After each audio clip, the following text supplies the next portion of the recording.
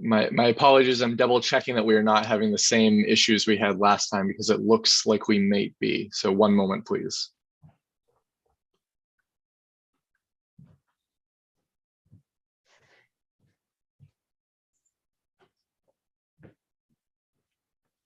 In the meantime, I have so many papers. Is there a specific LD number to this?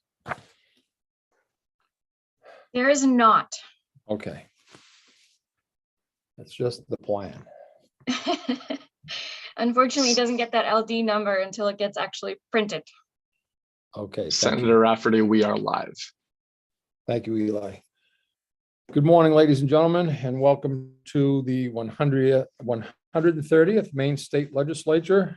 My name is Joe Rafferty, and I am the Senate Chair of the Education and Cultural Affairs Committee. We are here this morning to have a public hearing relative to the reorganization and the provision of services for infants, toddlers, and children with disabilities from birth to 6 years of age, and extend the age of IDEA eligibility to 22. That hearing will take place officially shortly. Prior to the hearing, we are going to be hearing from the Department of Education as they lay out their thought process before we actually have the public hearing. Prior to doing so, I just want to have an opportunity for each of the committee members to have a chance to introduce themselves. And I will start with my House co-chair, Representative Brennan. Thank you, Senator Rafferty. Good morning. My name is Michael Brennan. I represent District 36, which is part of Portland. Thank you. And Senator Woodson. Dave Woodson, District 33, State Senate, Northwestern York County. Thank you. Representative Crockett. Thank you, Mr. Chair. Good morning, everyone. Ed Crockett from District 43, which is part of Portland and part of Falmouth, coming to you from the beautiful town of Hamden, Maine. Thank you. Representative Dodge. Thank you, Mr. Chair. I'm Jan Dodge. I represent House District 97, which includes Belfast, Northport, and Waldo. Good morning, everyone. Thank you. Representative Lyman. Good morning, Representative Sheila Lyman, District 74, which is J, Livermore Falls, and part of Livermore. Thank you. Thank you. Representative McCray. Yes, good morning. Thank you, Mr. Chair. I'm Dave McCray. I represent District 148 up in the county. I'm coming to you from the beautiful city of Augusta at the State Complex. Thank you. Thank you. Representative Millett. Morning, I'm Rebecca Millett. Excuse me. I represent House District 30, which is most of Cape Elizabeth. Thank you. Representative Roach. Good morning, Representative Tim Roach, District 7, Wells. Thank you. And Representative Sampson.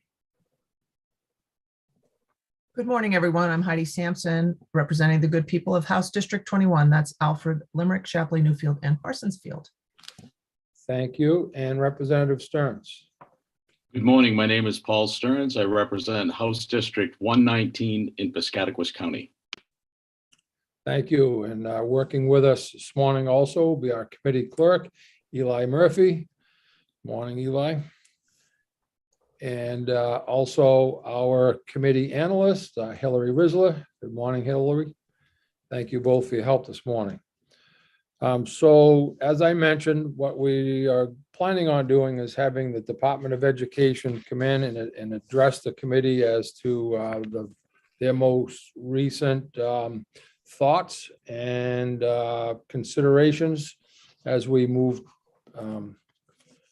towards our public hearing. Eli,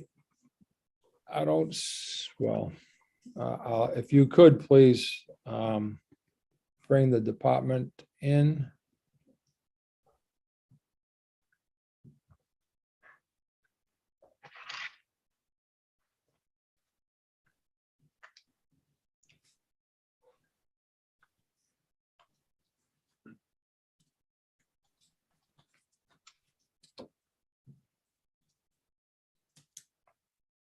Eli, as you're doing that, I think we might have YouTube issues.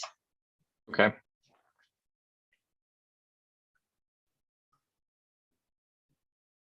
We can hold Eli for you to iron that out.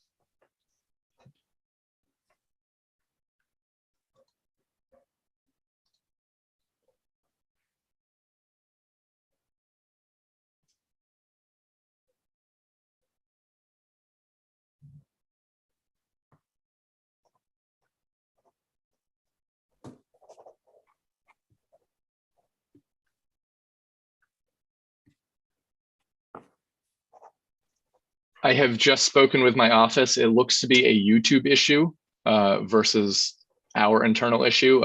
We're calling IT and we're going to hope to have that up and running as soon as possible. Again, my apologies for a few days of tech issues. And Eli, do they recommend that we wait until it's repaired? Would they join the meeting in process? What should we do? I think we should wait until that's repaired just so we're 100% public facing. Okay, Yeah. thank you. Thank you.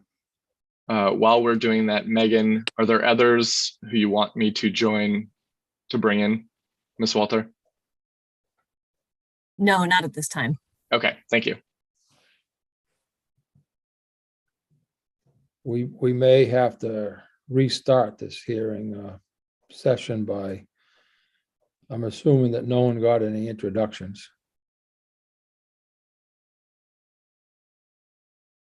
This will be take two. Senator Rafferty, do you have the list of people who have registered? I know it was sent out, but I can't print it. I was printing things this morning and everything went fine until I went to print that.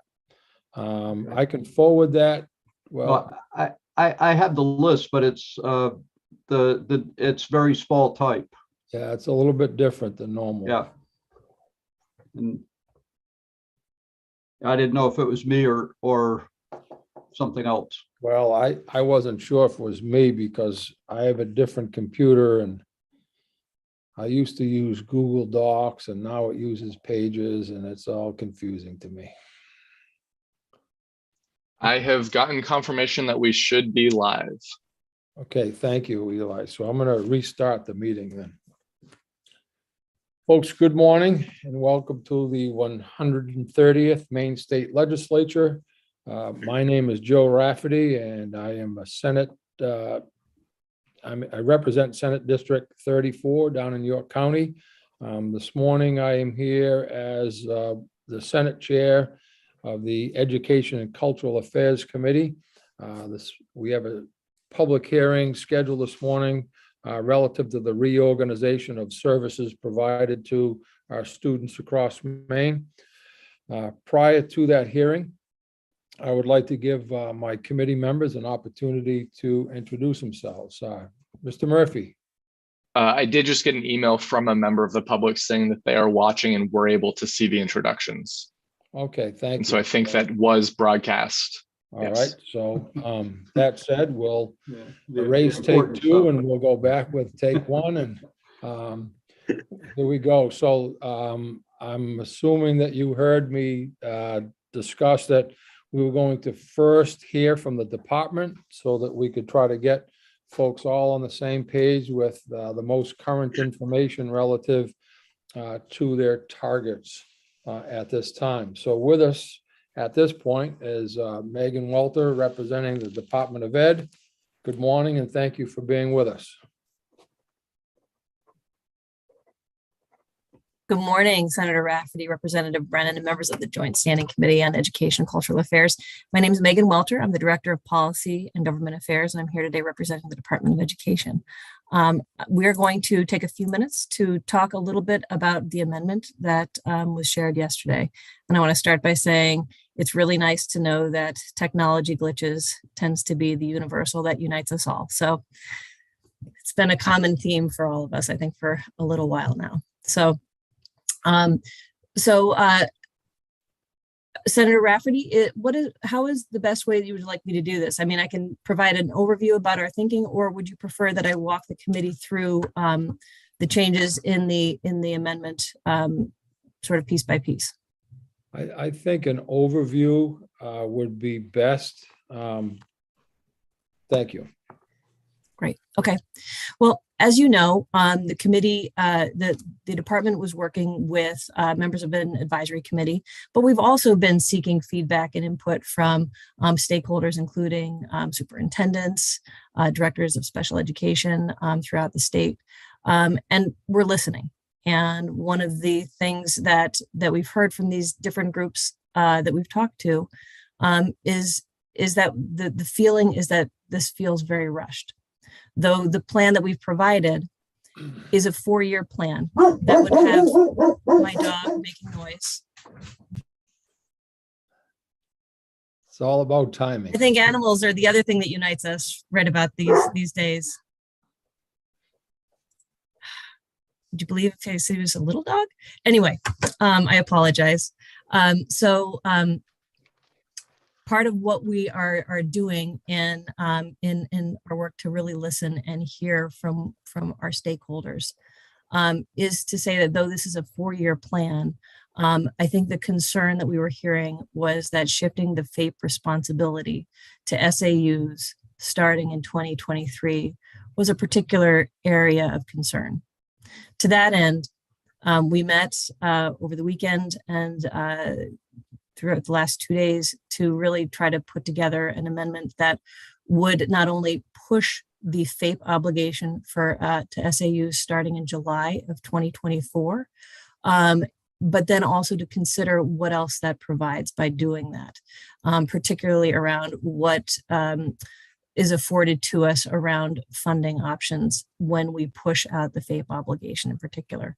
And so the two sections that change in particular are really around making sure that we are providing an avenue to support those SAUs whose hands are raised and are ready to move forward with either the assumption of FAPE responsibilities or to actually open a new pre-K program, and making sure that we had avenues and support to support those early adopters. So that's a section that's been added, as well as a section related to sort of how the funding would happen. So the funding portion that we had outlined in the draft that you had last Wednesday has been struck, and a piece has been added in there saying that the department will have a funding plan in place by January of 2023. So that's a little bit earlier than some folks would like. We felt that if we were going to push the FAPE responsibilities and ask our SAUs to assume FAPE responsibilities in July of 2024, in order for them to plan budgets appropriately, we needed to make sure that we had that funding plan in place and shared with folks in time for budget planning. So that's why the January 2023 date is in there. Apart from those pieces, the only other changes that have been made are really the change where it had said July of 2023, and those now have been changed to July of 2024.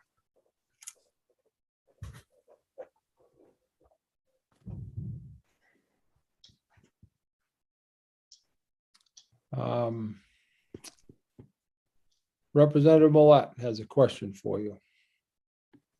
Thank you, Mr. Chair. How has this amendment been shared with interested parties? We provided it to the back to Hillary yesterday. She helped finally craft it and clean it up with us. And then I shared it. We pushed it out between Hillary to then other groups that where we could. It was posted within minutes of it being finalized and back to Hillary onto the CDS materials page on the legislature's website. And then it was emailed out to educational organization groups. I did email it to one of the chairs of the advisory, but now that I'm saying it out loud, I realize I did not email it to the entire advisory committee. Thank you. And can you point to me where in the amendment is the change in the date? I'm having a hard time finding it. Thank you. I'm sorry, the change of what? FAPE date. The FAPE date is sort of included throughout. So, my goodness, I highlighted just about every page that said that we made changes, and in terms of where the FAPE obligation is specifically stated, I believe that is on page, oh goodness. If you'll give me a moment, Representative, I can find that for you. If I may quickly jump in, I actually have it up on my screen and could pull it up if that would be helpful for committee members. Thank you, Hillary. Sure. So when I received this yesterday, I had a quick discussion with Ms. Welter about trying to make everything as clear as possible, but at the same time getting it out as quickly as possible. So what you'll see, it's hard to see, but anywhere that originally said 2023, you'll see the 3 is struck out and there's a 4 in the blue text. So that will be throughout. And then when you get down to the provision for the Part B, for the FAPE provisions, you'll see here, example, beginning July 1, instead of 2023, it'll say 2024. So it's in all of those places. And I can give you the list of the page numbers. Representative. Big one here is page, starting at the very bottom of page 12. Thank you.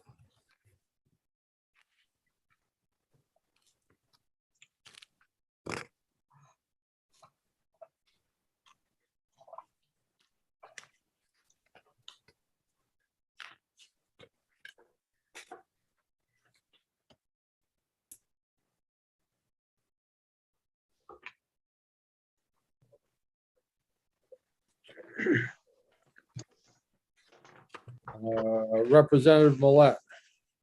Thank you, Mr. Chair. So in the original bill, there was 3 years between the transfer of FAPE and the expectation that all SAUs would have the Part B children under within their purview per se. Now it's down to 2 years. Can you explain the thinking behind that? Thank you.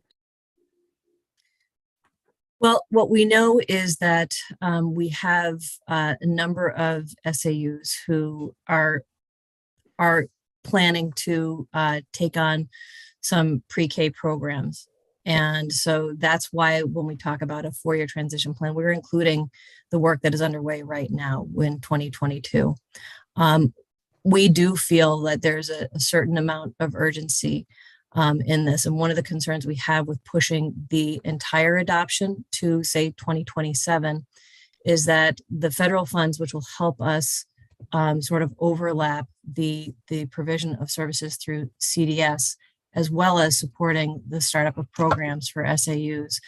Many of those federal monies expire in September of 2024. So we did feel that if we pushed it off, we had concerns that that we might not have as many SAUs reaching out and working with us So we wanted to sort of make sure that we had this plan in place. And our concern is that if we push it out another year, also it's essentially a 5-year plan, and so many things can happen in 5 years, and so we're trying to find that nice balance. And PCG in their report really looked at sort of a 3-year transition plan. But the members of the advisory committee, members of the department, felt like 4 years makes sense, kind of where we are right now.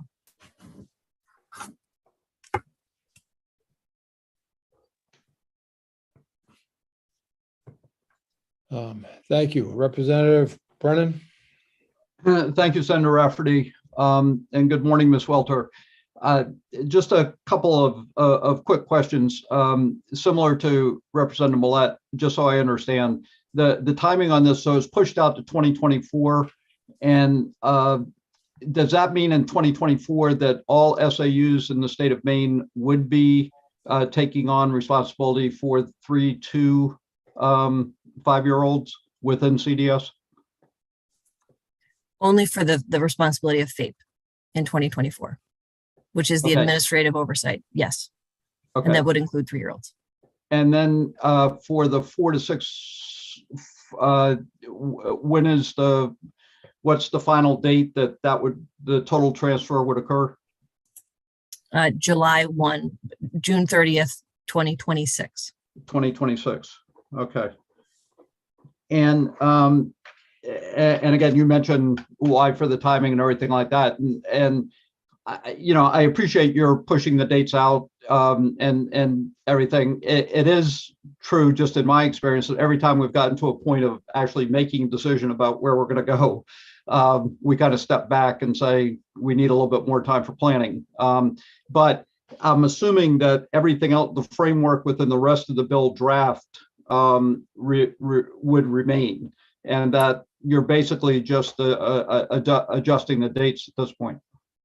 Correct. And what we also tried to do is capitalize on what that adjustment of those dates means relative to the funding in particular.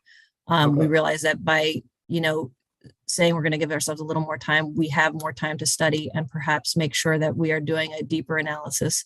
As we're setting up new programs, we'll be able to do a more sort of a deeper dive into what are the actual costs for brand new programs that are being started in different places in the state for high receivers as well as lower minimum receivers, in rural as well as in urban or suburban districts for SAUs. And this is my final question, but you mentioned that by January of 2023, you would have a funding package in place that would describe during this transfer period how the funding would occur. Could we, or if we were to ask for similar type reports on the staffing pension issue, eligibility, checklist of readiness and governance, would you be able to provide that within the next year? Yes. Great. So if we were to add those type of report backs specifically to those issues, that's something that the department would be able to provide. We would. Okay, thank you.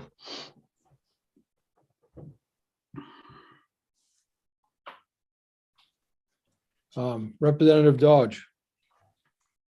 Thank you, Mr. Chair. Thank you, Ms. Welter, for being here this morning. My question, I have a couple, but this may not be the appropriate time, in which case I will hope the chair will say later, Jan, please. I had a question about the appointments by only the governor to the board. It's in section 7102.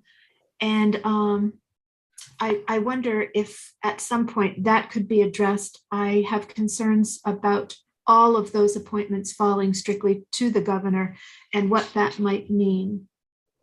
Should I ask my second question, Mr. Chair, or am I in error? No, I mean, that we can't, you asked for that to be addressed later. That's fine. Okay, thank you. And the other question is about also board membership. I wonder if consideration could be given or discussion could be had about expanding the membership of the board to include someone from DHHS with health insurance specific information and knowledge rather than just the commissioner. Again, for that federal funding piece that we have. Those are my two main questions right now, Mr. Chair. I'll yield to allow others to ask. Thank you. Thank you. Any other questions, folks, at this time?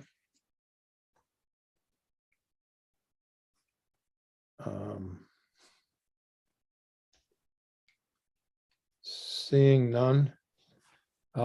So as we move forward this morning, Ms. Welter, and we get in, are you have more folks that'll be speaking at the public hearing, I'm guessing? I will be the representative for the Department of Education. Okay. We do have people who are prepared to speak in the work session if there are questions, though.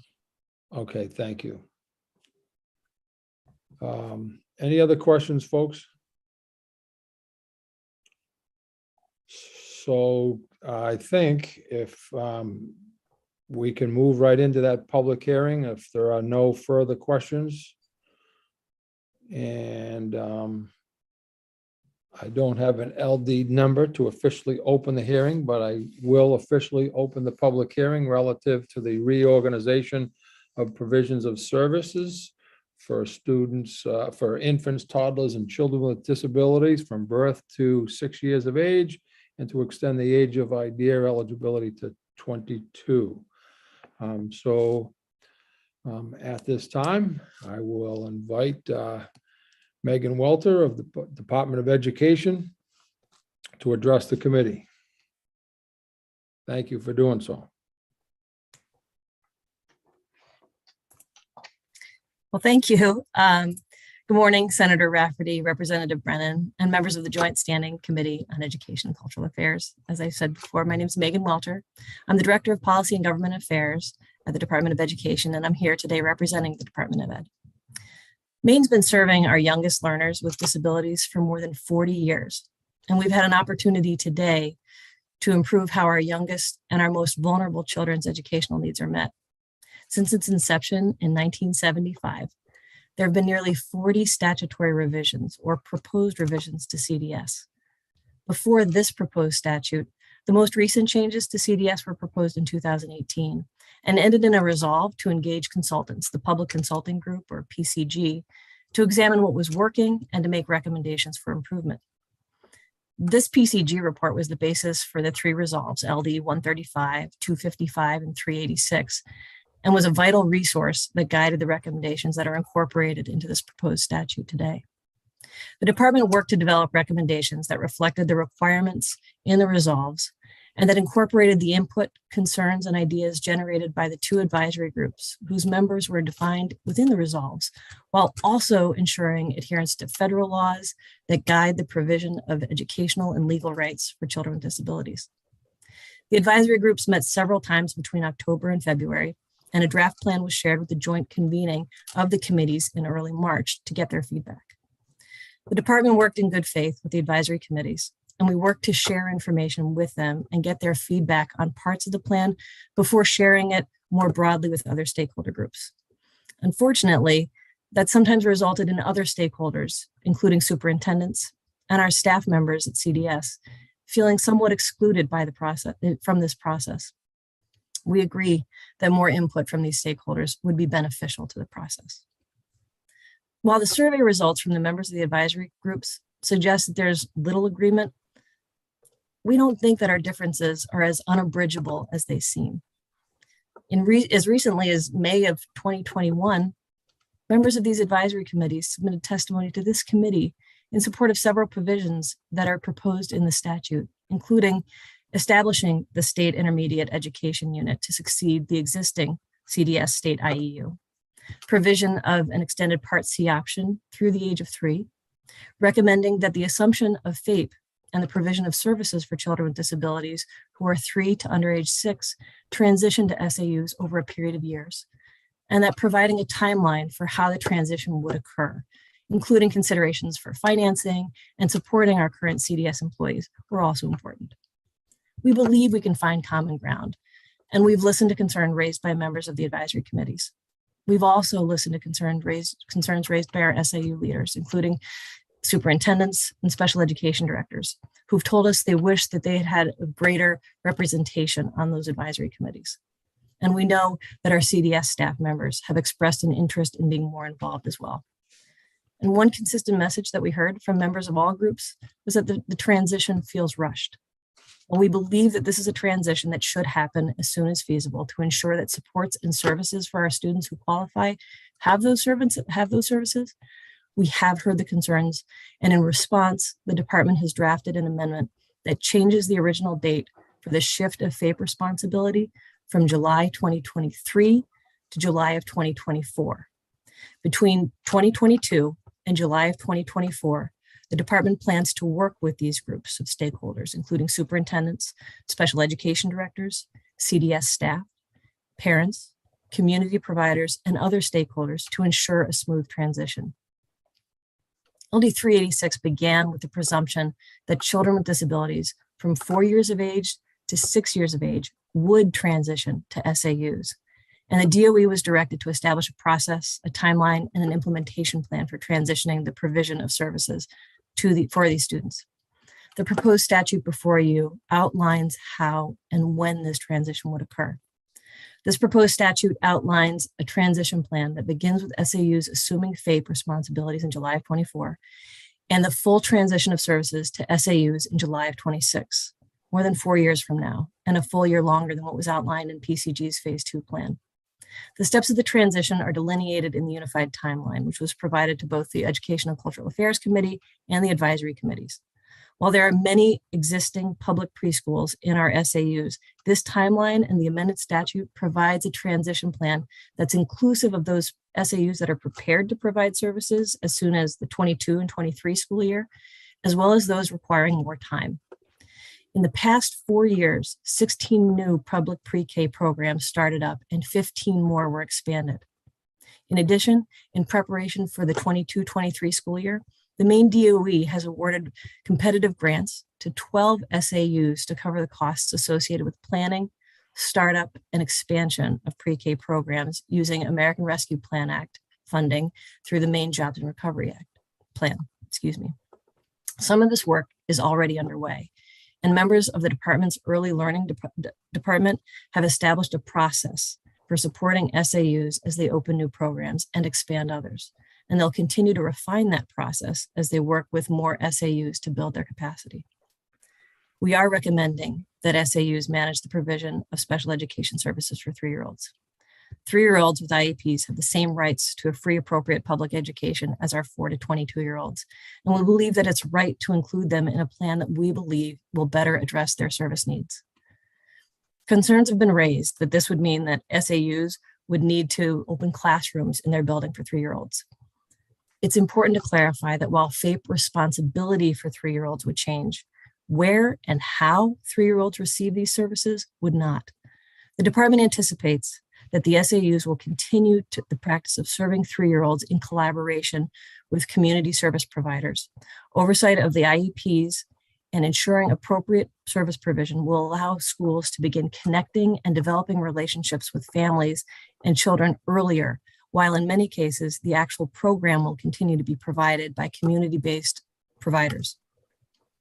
The CDS system would remain in place for a transition period through 2026, and SAUs would be able to access CDS service providers during this period. We know that this initial transition, as we build capacity for SAUs while also maintaining CDS, will require additional resources. And between now and September of 2024, the state has federal relief dollars that can be spent in support of this transition.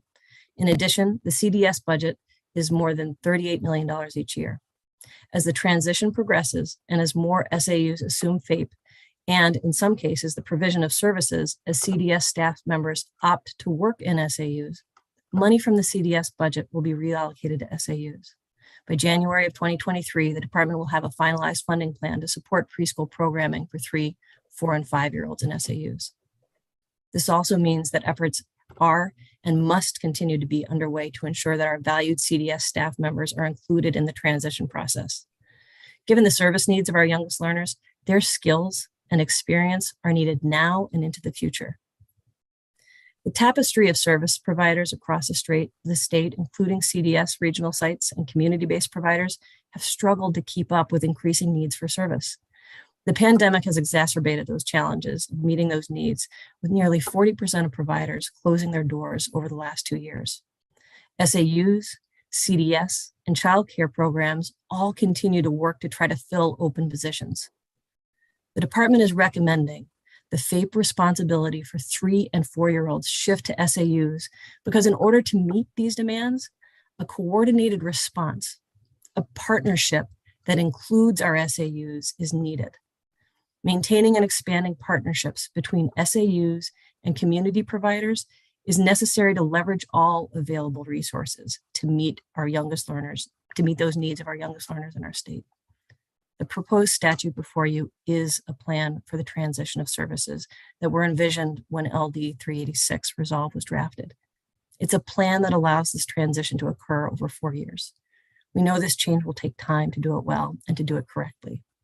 And we believe that this proposed statute provides a clear pathway for making the changes necessary to ensure our youngest and most vulnerable children in the state have the services necessary to address their diverse learning needs.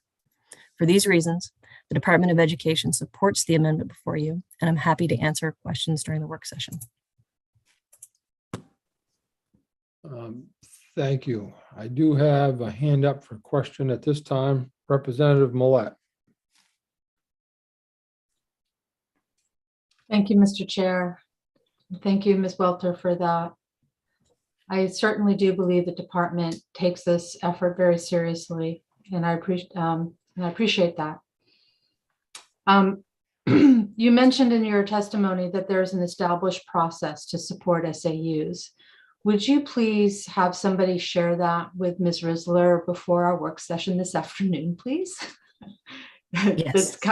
I know that's a lot to ask, but we're being asked to do a lot as a committee. So would really like to know what that process is, because I believe that that would inform what that support would look like going forward. You also said that there are 16 new programs, 15 that expanded. Would you please, for the work session, have information about how many of those are working with nonprofit, community, or private providers? And what process benchmarks were used to evaluate those SAUs' readiness?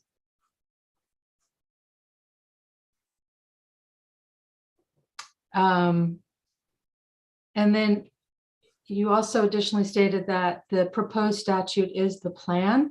So can you point to, excuse me, can you point to where in the proposed statute the issue of working with providers, private or nonprofit, is addressed, and where the required measurements of readiness are laid out? I think that's it for me for now. Thank you. Thank you. Representative Brennan. Thank you, Senator Rafferty. I just want to follow up more specifically on a question that Representative Millette just raised. Obviously, there's been a lot of discussion and angst about 3-year-olds and what would happen to 3-year-olds. And in particular, people are worried about transferring 3-year-olds to school districts with the idea that somehow they're going to end up in classrooms, or they're going to be taken out of the current service provision that they have. You mentioned in your testimony that 3-year-olds that you anticipate and would anticipate that superintendents and school districts would continue to work with those service providers and ensure that 3-year-olds continue to receive service in the most appropriate setting. And if you could amplify on that just a little bit more to try to address some of the fears that people have. And also, secondly, relative to Representative Millet's question, do we need to more specifically address that in terms of a best practice within the legislation, or would you be advancing best practices to superintendents to reinforce that philosophy? Point of clarification, is that something that is set for the work session? It's a question for the work session? Yeah, it's separate from the work session. Yes. Just if you could address that now. Okay. So your question about amplify sort of how partnerships would occur, and if there is a series of best practices already in place related to that.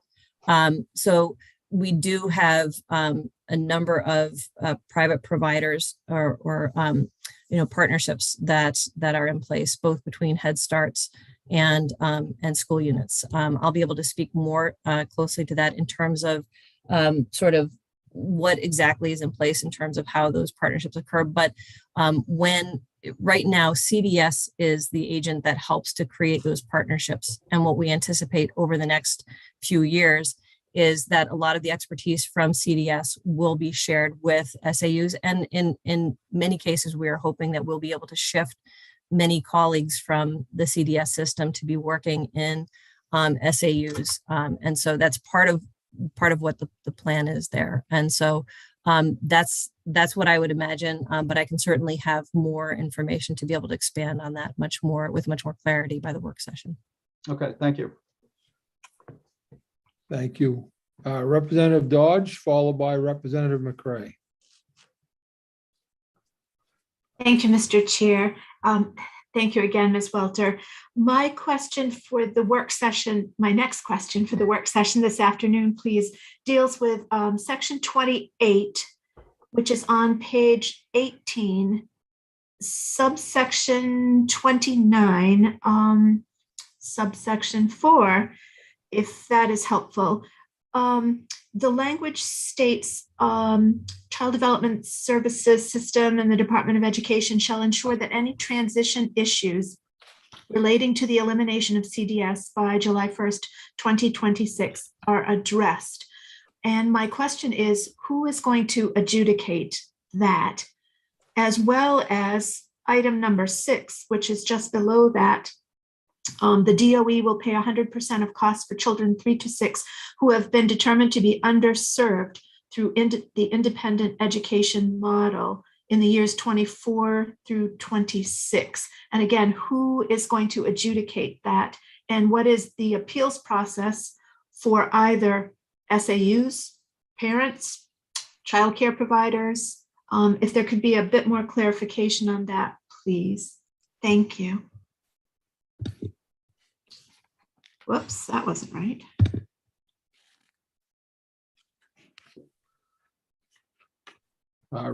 Representative McCray, please. Thank you, Mr. Chair. I see Ms. Welter is making notes, so I'm going to wait. Okay, anyway, my question is, I come from a rural part of the state, and a number of years ago, because of declining enrollment, et cetera, it became easier for us to put in a pre-K program for a multitude of reasons. But anyway, I'm assuming that was like basically 4 and some early 5-year-olds. Are there any districts that are SAUs that are servicing 3-year-olds and their service needs at this point? And therefore, would this new statute affect all schools?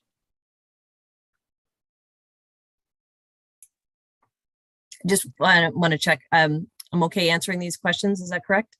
Yes. Oh, please. Yes, Okay. Yeah. Okay. Okay. So yeah. I'm trying to just be trying to figure out what's going for the work session. So what I can tell you is that I do know that of at least just off the top of my head, one SAU that will be providing services starting next year. I believe there are a few others, but I'd like to have that information for you with more concrete examples by the work session. Yes. Just quick follow-up to clarify that. So as far as you know right now, no SAU is providing services at this point. Therefore, this statute, even for the early birds in the program, will be new. The 3-year-old part of it. I'd like to be 100% sure about that. My understanding is that right now there are services that are programming that is being provided, but it is through a contract through CDS and not being provided independent of CDS.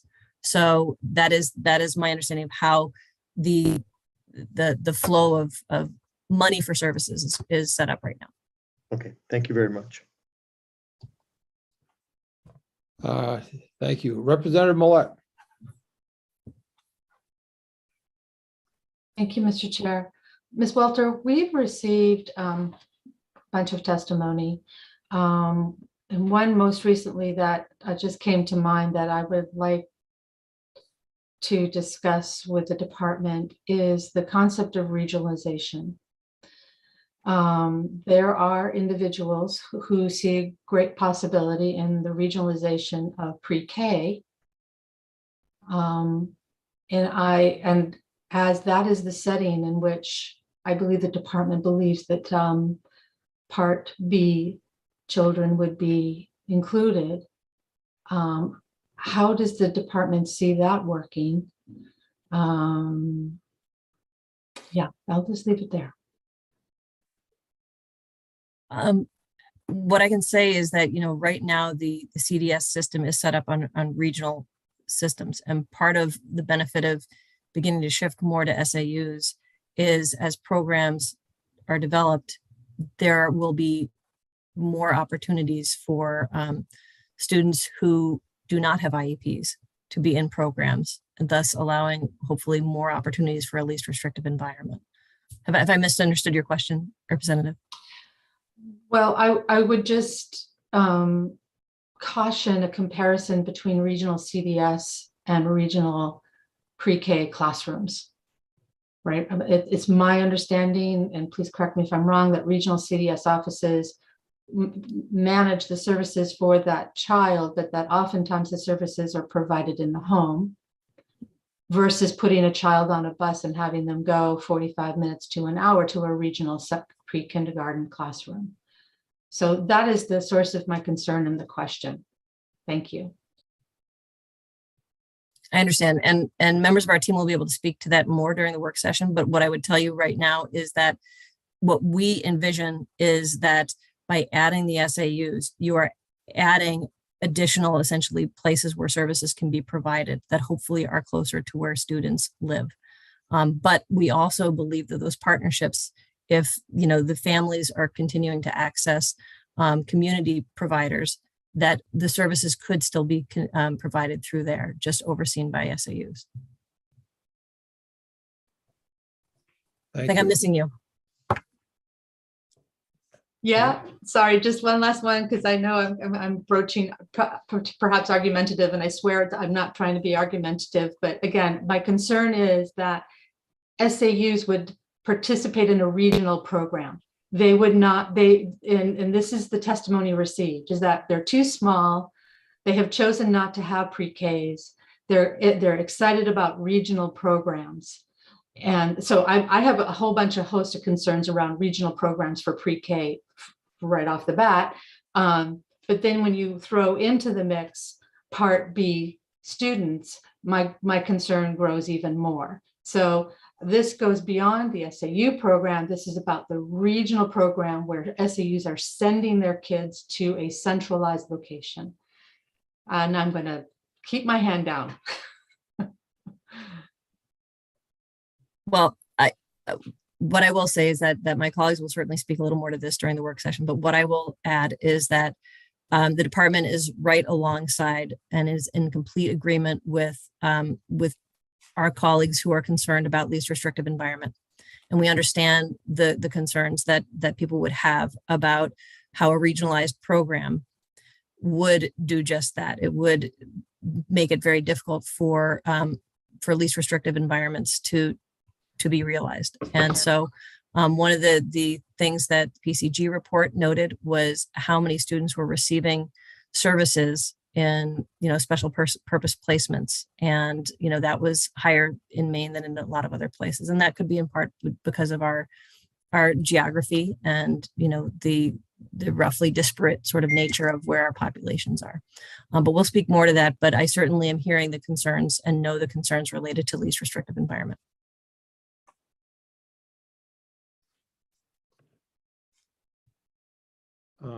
Other questions?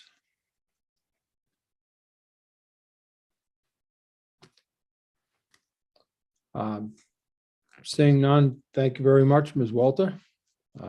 And we will, I know there was a lot coming at you there, but we'll try to do that work session sometime this afternoon. Thank you very much. Mr. Murphy. So I think the best way for us to go forward is if I could have anyone in the attendees list who is intending on testifying in favor of the proposed legislation, could you please raise your hand now?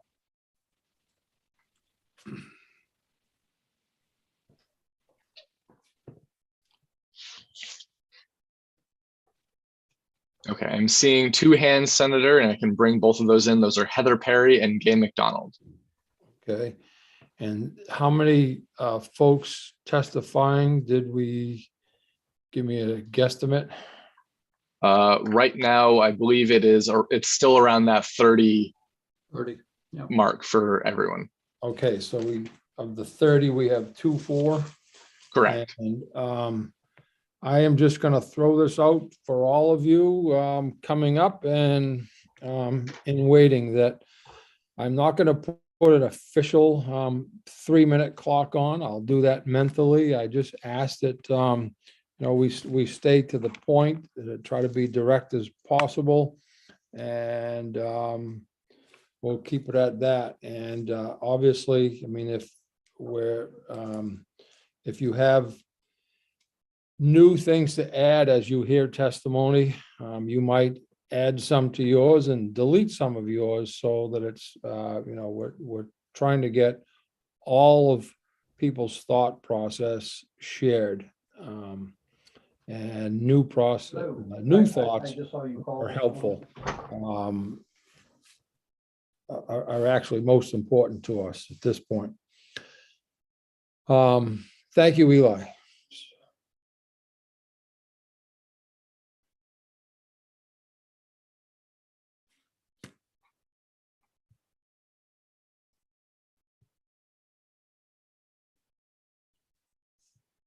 So, my screen's moving. We can begin with Heather Perry. Thank you very much.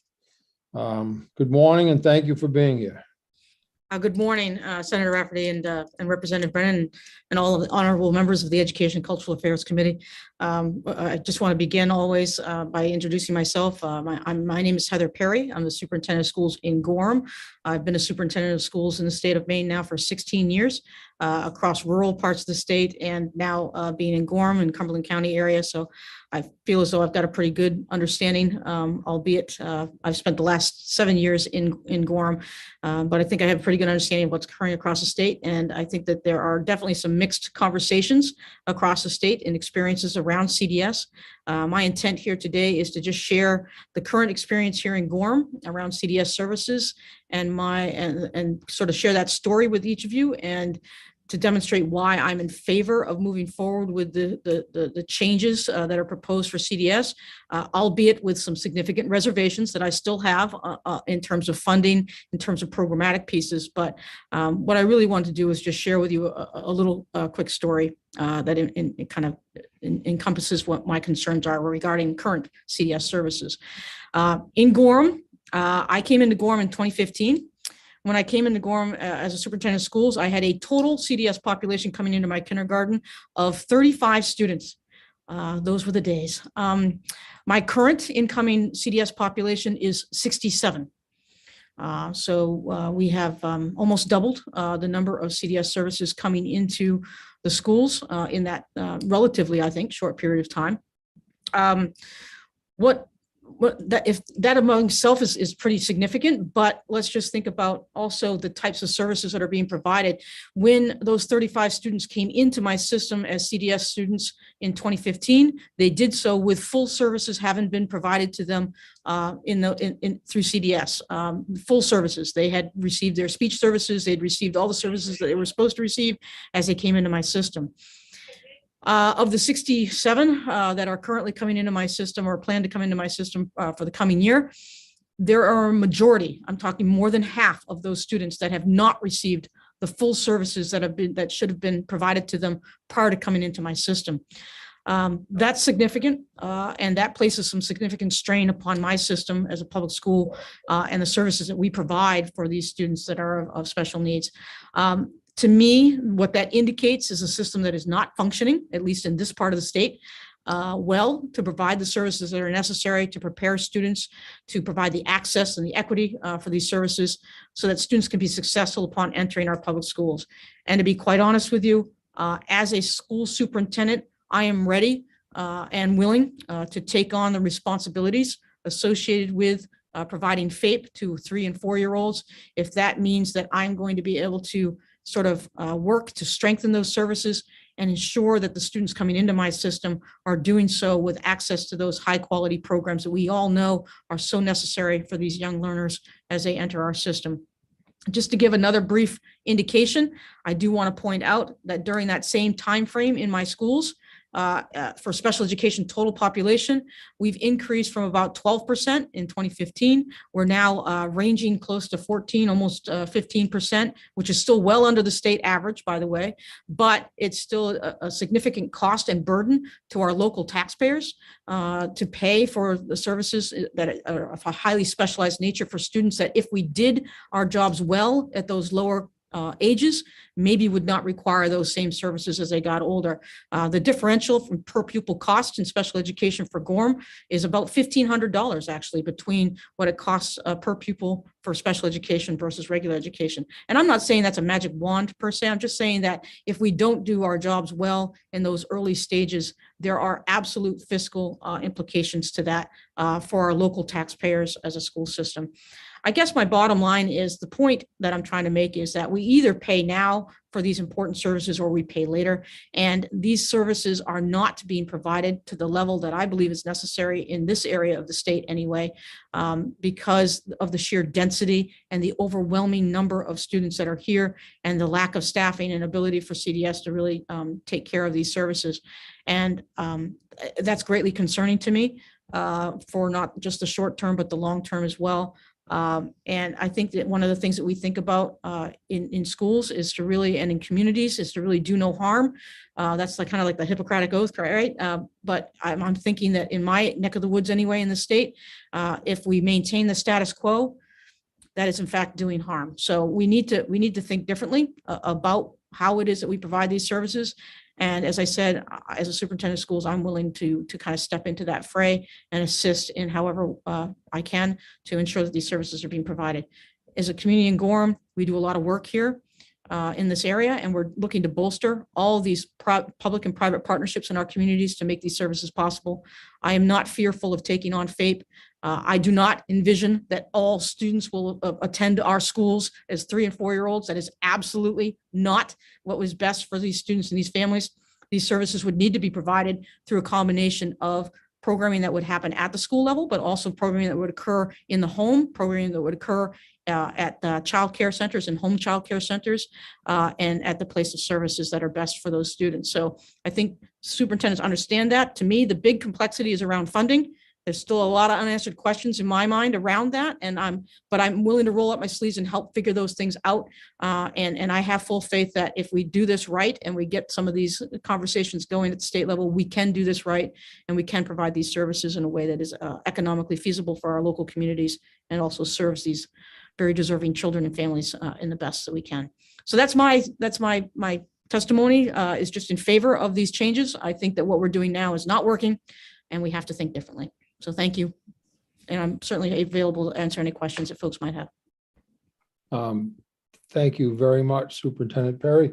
Representative Millette has a question. Thank you, Mr. Chair, and thank you, Superintendent Perry, for coming forward. I certainly find your enthusiasm invigorating and palpable. I have so many questions, and I don't want to pummel you with them. But I'm kind of used to it there, Senator. If you'd like to, feel free. Well, so I love your can-do attitude, but you know, what I'm hoping to understand is how we make this equitable across all districts, right? Because not everybody is a Superintendent Perry. But so in my mind, you said not all students would receive programming in schools. Some would be in daycare. Some services would be in the home. Yes. How do you envision deciding which students receive services where? I would think that you would have to operate that through a very similar process that we currently do with identification of individualized education plans for students, that you would utilize that same process. It's already in place, where you would talk with a team of individuals that know those students and families the best, and the team of professional service providers that would be providing those services. And you would make decisions based upon the individual best needs of those students. That's what we do in special education. That's what we do in CDS services for these individualized education programs. And I would see that basically being the same. It just might require a little more conversation. If I may, Mr. Chair, a couple of follow-ups? Yes. Okay, great. If a child is in a pre-K program, childcare program, yes, and receiving services there, yes, and the family is satisfied, yes, and we transfer FAPE to the schools, you guys get this child, will that be honored? Again, it would go through that process of meeting with the families, developing relationships, and making those determinations based upon each of the families. And it would be very similar to IEP processes, where families are at the table, service providers are at the table, everybody's at the table making these decisions based upon the best needs of our children. And I would say that, much like in CDS Part C services, that the focus at those age levels does need to shift a little bit more. And I'll be honest with you that in the past, we've not done a great job of doing that in public schools. In Part C, the focus is very much on individual families and their choice. And I think that we would do well if we were to take on some of those same philosophies and beliefs in this Part B conversation as well. And so again, I see this as an opportunity to actually strengthen some of those programs and maybe make for a transition that's better for our students overall. So that's not such an abrupt kind of change in philosophy between the public schools and those earlier services. Can you think of a way that we as a legislature can memorialize that in statute? Can I say frankly that I'm not sure, because I don't know how the legislature does those. I mean, that's kind of the role of the legislature, right? Is to figure out how to memorialize that. I think that that absolutely is intent. I think that what you need to do is be very, very clear about the intent, the vision, and say what you mean. If you are thinking that in a Part B program that the emphasis needs to be placed on families, write that language in, and be clear about that. Make that statement, and I think that could be honored. You know, I know I put you on the spot. I was just hoping against hope that you'd be like, yes, I do. I have no magic wand in language. No, I'm sorry. That's okay. I'm going to keep asking for magic wands. My last question, and thank you for your patience, Mr. Chair. Do you happen to be one of the 16 new programs, or one that has received a grant from the department to help with any sort of planning or transitioning? So I'm glad you asked that question.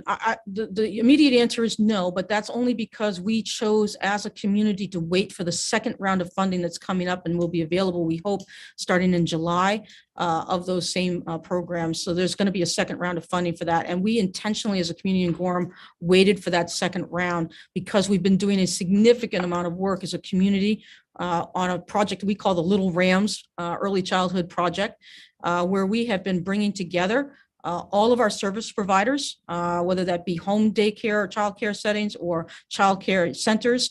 Also, we've been working with Maine AYC. We've been working directly with kindergarten teachers and Baxter Memorial Library. Our municipal folks are on this committee, where we're creating a vision for what we want our early care learning opportunities to look like for birth to age 5 in the community of Gorham. And we're just about ready to put some plans on a piece of paper. And our hope is that we'll have that finalized in time to be able to be well prepared to put together an application for an expansion of 4-year-old programs here in the community of Gorham. I will tell you that right off the bat in Gorham, we do not have the facilities to house even a portion of our 4-year-olds, let alone 3-year-olds.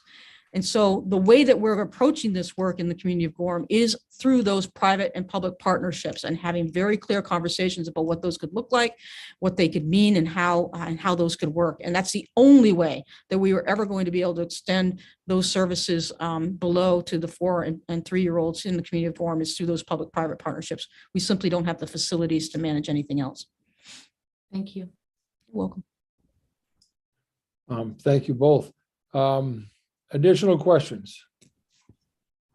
Seeing none, Superintendent Perry, thank you very much for being with us this morning. We appreciate your testimony and your experience. Wish you the best moving forward. I'm sorry, Representative Stearns, did you have a question? I would be remiss if I didn't ask one quick question, and that would be, Superintendent Perry, doesn't 7 years go quickly? My goodness, 16 years goes quickly there, Mr. Stearns. I remember meeting you very, very quickly that my first year on the job in Greenville. Again, I thank you every time I see you for your mentorship, but 7 years goes very fast. Thank you, Paul. Thank you both.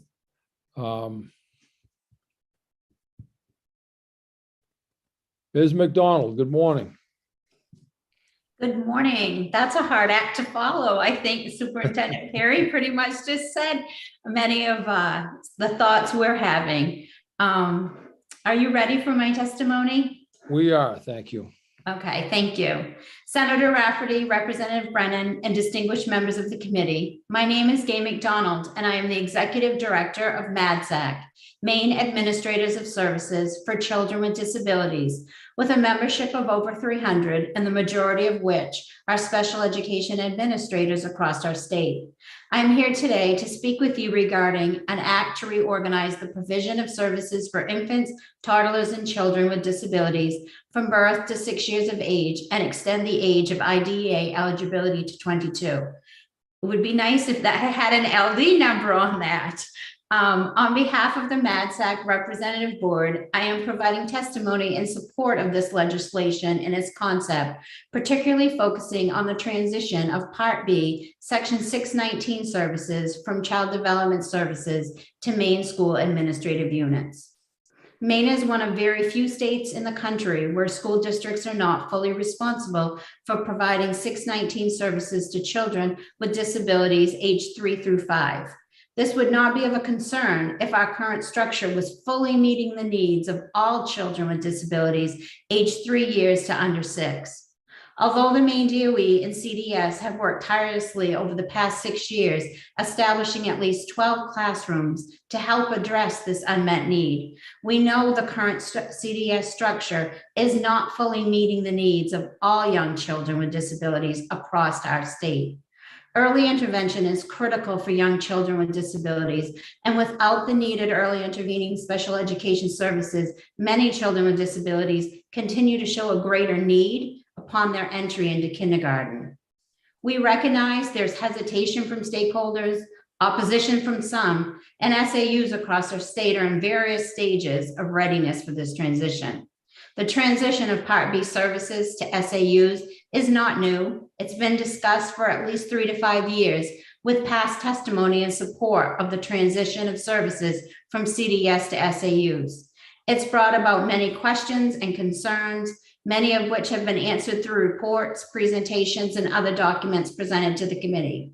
Because of time, I will not speak individually to each of these, except for to say that special education administrators are well-versed in IDEA, hold expertise in the area of special education, and have devoted their careers to advocating for and supporting children with disabilities.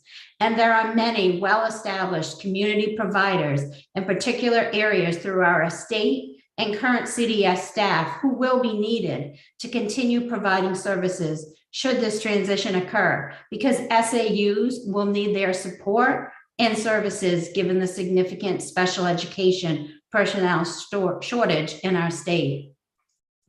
As the committee works through this piece of legislation, MADSAC would like to highlight a few barriers for consideration: the lack of universal pre-K in Maine, the lack of the expansion of Maine's special education teaching certificate 282 to pre-K, and the lack of statutory language regarding the provision of FAPE under Part B, Section 619 for children receiving services outside the SAU's catchment area.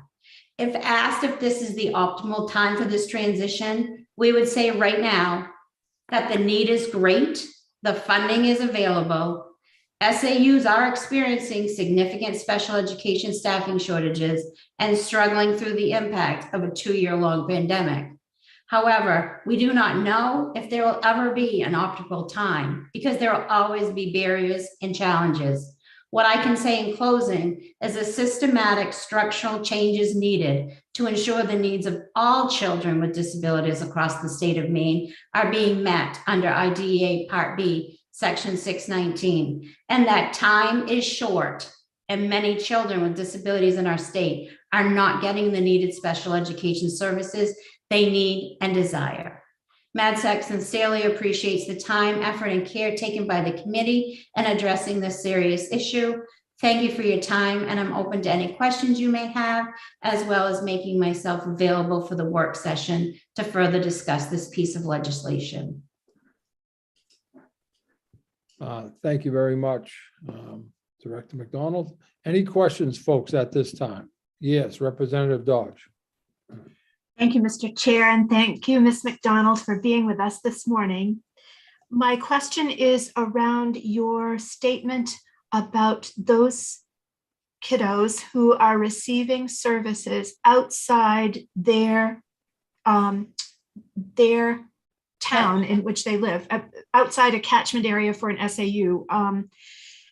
I wonder if for the work session this afternoon, if you or someone could please mesh that concern with the current superintendent agreements that exist for older kids and what we need to make sure we provide in language to make sure that we address that to meet family needs and to balance the needs with the SAU also. Thank you. Thank you. Any additional questions? Yes, Representative Millette. Thank you, Mr. Chair. Thank you, Ms. McDonald. Can you, oh, I lost you on my screen. I just found you again because I always like to talk to the person. Okay. Can you address some concerns that we have received around the new administrative requirements of providing services to Part B students? There are some districts that have expressed concern that their special education directors are already at max, their administrative offices are already at max. And so where does MADSEC see the capacity for these districts to take on this whole new population? Thank you. Thank you for the question. And you are right, we have numerous conversations about this. I was a special education administrator up until June 30th of this year before taking on trying to fill Jill Adams' shoes. So that has been a long-standing conversation about our concern for special education administrators taking on more. I will say that right now, there are many special education administrators that are driving vans because they don't have van drivers for students. So that capacity, it is a tax system, but what special education administrators are saying around the state is, we know we're short-staffed. We know that we are struggling to provide services, but we deal with struggles, challenges all day long with our current children, kindergarten through 12, and are figuring out ways to make sure that they get the services they require, because it's frankly not an option for them not to get the services. And what special education administrators are seeing is the children who are not receiving those the early intervening services, they're coming with a greater need, which is in turn putting more stress on the system because they haven't had their services. So now they need to try to catch up for those services, or they have a greater need. So it's kind of in that situation of, we understand that there are certainly strains in the SAUs right now, but special ed administrators know children deserve their services. They have a right to those services, and we need to help provide those services so that in the long term, they all have their early intervention. Thank you. Representative Millette, you have a follow-up? I do. Thank you, Mr. Chair. So Ms. McDonald, I appreciate, again, the palpable and willingness to try to make this work.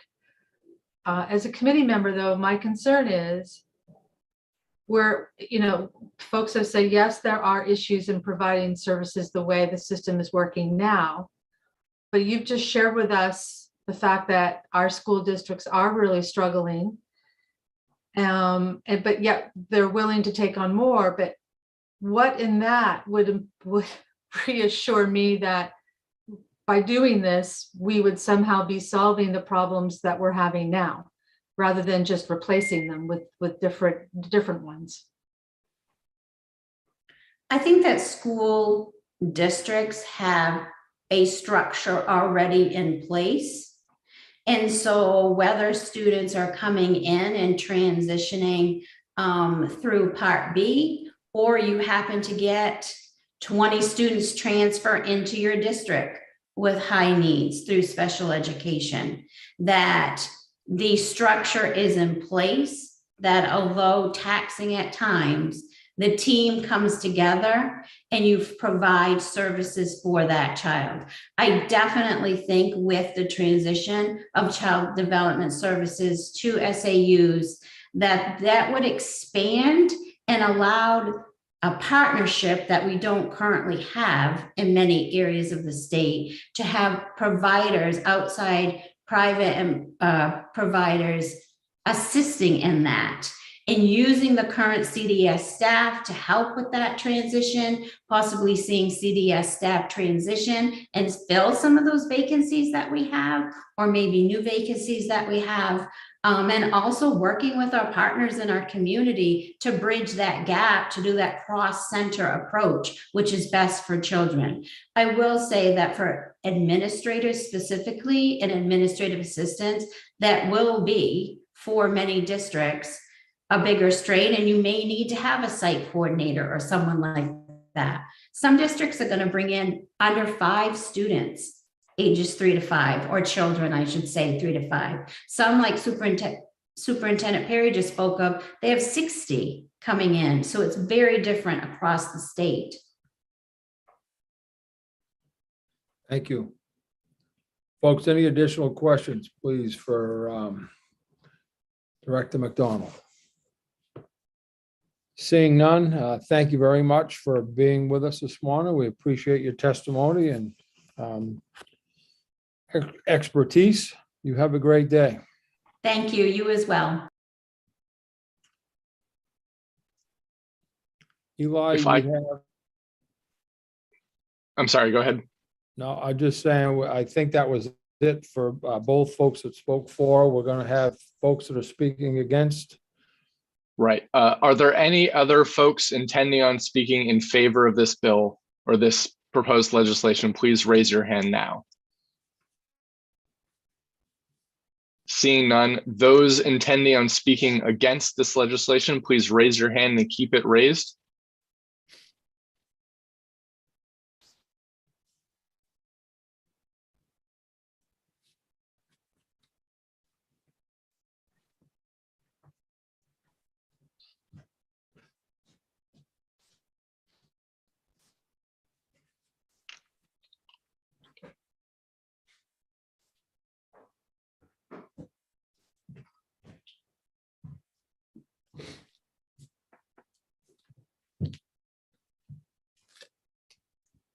Thank you. Senator, I'm seeing, looks like about 10 who are intending on speaking against this legislation, and I can move some of those in now. Sure. Thank you for doing so.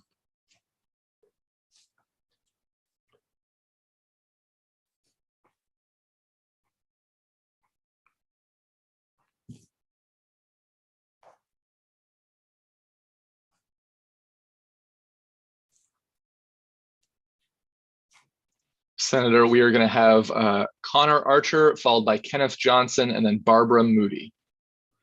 Thank you very much.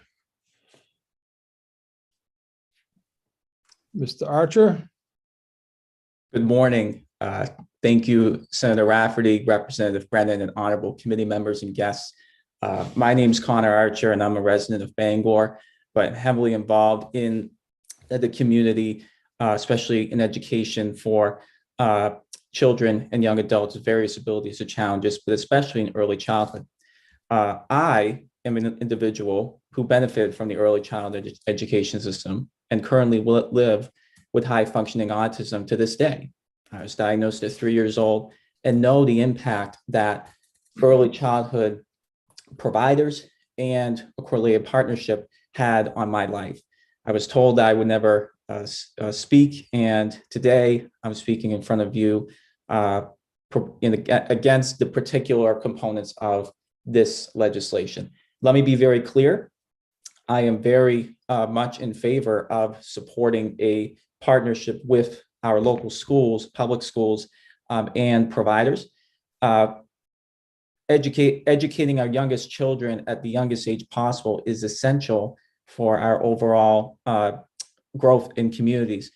Our youth is ultimately our future, and it's important that we invest the right plan for our children. The concerns still that I have with this plan, some have been clarified, which I really appreciate the DOE coming in this morning and elaborating on and clarifying those. Concerns really come down to staffing and manpower at certain schools in rural parts of Maine. There are many school districts I've had conversations with, special education directors, case managers, and even teachers, part of my network, who are deeply concerned about the already taxing days that they face due to COVID-19. Although it's important for us to be able to provide equal access to all children, it's also important to put together a sustainable plan that is going to ultimately succeed for the next 20, 30 years and beyond. We need to be able to think about this strategically in how we put statutes possibly in place that providers are supported in addition to the SAU supports, so that way we are able to continue fostering good partnerships and relationships.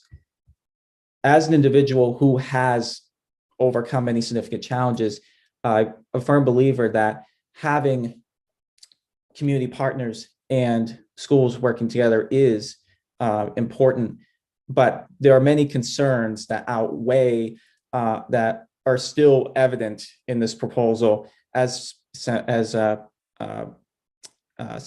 Representative Millet has mentioned repeatedly, and I share those same concerns. But I'm a firm believer that we can ultimately work those out. However, in this piece of legislation, my recommendation is we need to take a step back, really analyze the landscape of what this legislation is going to involve, and most importantly, really brainstorm and come up with a sustainable solution that involves providers and those that have been in the trenches for nearly 4 decades, some that have really helped, that really developed and helped the CDS grow the CDS system back in the 1980s. And that's something we want to keep in mind too, because those are the ones in the trenches every day who know the world of early childhood and development of young children. I appreciate your time, and as on behalf of individuals working with young children with disabilities, and as an individual living with autism, I encourage you to take that step back, take the time, really evaluate all that you've expressed and that's coming, that will continue to come in, and make a clear decision that is going to support providers and private partners, because we need them to continue doing this work. And without them, there's going to be a huge gap for Maine families, and no one wins in that situation. Thank you for your time. Thank you, Mr. Archer. We do have a question from Representative Stearns at this time. Thank you, Mr. Chair. 2 very brief ones, if I could. Mr. Archer, first of all, thank you for being here this morning with us. And I heard you say that we really need to take a step back and make sure that many of the details of this proposal are thought through. In that regard, would you be in favor of the extended timeline that's being proposed this morning to bring more people to the table on that? Absolutely. I'm a firm believer that involving providers directly and really trying to make it convenient to have them involved is essential. There are many providers, as you may know right now, that are currently in session at programs, and there are many that would like a seat at this table, and that have felt that they aren't currently. And I think there's definitely an opportunity for that to happen, but I definitely feel better knowing that the timeline has been pushed out to get more answers, so that way we can create a sustainable plan that lasts for years to come. Thank you. Mr. Chair, a quick follow-up? Yes, sir. Thank you. I'm going to tee one up for you, Mr. Archer. Regarding the lack of staffing for working with our youngest and most malleable minds and bodies, our youngest population, would you concur that whatever the agency is that's overseeing the paperwork, if you will, or administration, that we need to do a better job of providing pipelines for people to get into that line of work, so that we address those problems as early as possible? Absolutely. And as I said earlier, early childhood is the foundation of a child's development. If we invest at a younger age, we actually are going to potentially see great rewards down the road, more likely great rewards at translating into more individuals going into the workforce, having great opportunities in life. And they will ultimately help us create more, safer and well-rounded communities. And that's what we ultimately want. But definitely, we need to figure out better ways to support those who want to get into the profession. But due to the way the profession is currently structured right now, it's not always the most enticing. It takes very dedicated professionals who want to do this, who they don't think about anything else but wanting to serve Maine's youngest children, regardless of abilities, so that way they get the start that they so need. Thank you, sir. Thank you. Any other questions of Mr. Archer at this time? Seeing none, sir, thank you very much for being with us this morning. We appreciate your testimony, taking the time to do it, and your continued commitment to the children of Maine. Thanks Thank you very so much. much. Take care. All right, I believe we had, next up is Barbara Moody, and I'm sorry, I have that wrong. I have the order was Kenneth Johnson and then Barbara Moody. I'm sorry. Mr. Johnson. Good morning, Senator Rafferty, Representative Brennan, and other distinguished members of the Committee on Education and Cultural Affairs. My name is Ken Johnson, and I am Superintendent of Schools for AOS 77. That's a collection of 9 towns in the Eastport area. And I'm also president of Superintendent's Region 3 here in Washington County. I'm here today to offer a testimony against this proposed legislation. Many superintendents in Washington County and other rural areas of the state oppose this, and they have some concerns. CDS has had difficulty attracting staff to meet the needs of these identified students. The school districts also have had the same struggle trying to attract staff to fill their existing vacancy. This struggle has been amplified in recent years with the COVID crisis. And I would say, truthfully, in the rural areas, it's always been a struggle filling staff vacancies. So we're very concerned about that. Some school districts don't have the physical capacity to take on more students. And also, you know, it's a question of not just space in some cases, but appropriate space to meet the needs of these students. Central offices, much smaller in the rural areas. You know, my own staff, we're running on a skeleton crew here. Central offices don't have the capacity to take on the reporting requirements that would certainly follow with the CDS students. Special education directors are at their supervisory capacity now. Many superintendents are also concerned that in the first 2 transition years, as we've heard already, the Department of Education would implement a reimbursement model, which assumes that school districts would have the necessary cash flow to upfront costs. I would respectfully point out that if your budgets are much smaller to begin with, there's only so much money you could front.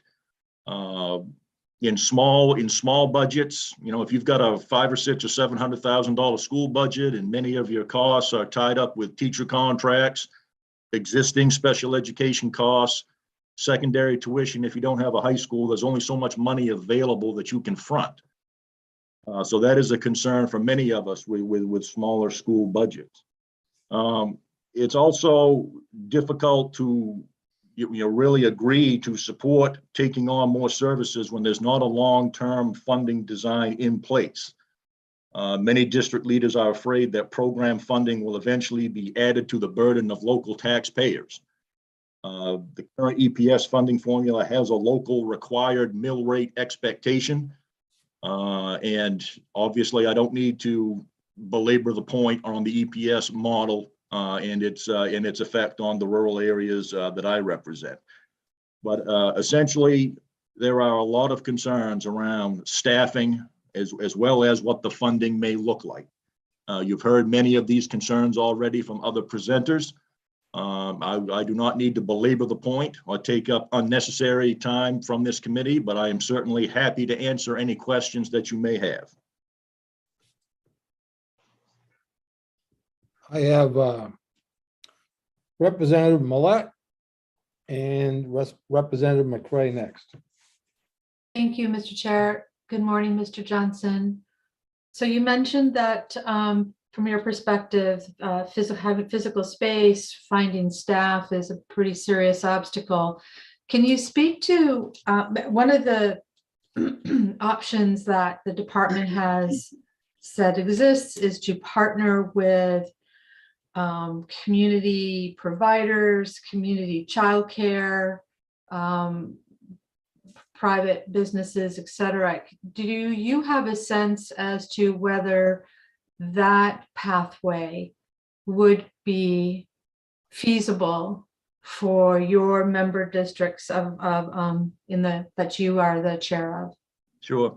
I have reservations about the feasibility of that approach for the rural areas, simply because we are an underserved part of the state to begin with. There are very few daycare providers, many of whom in my part of the state are, bless their hearts, that's a private family who has obtained a state license, and the daycare facility is in their home.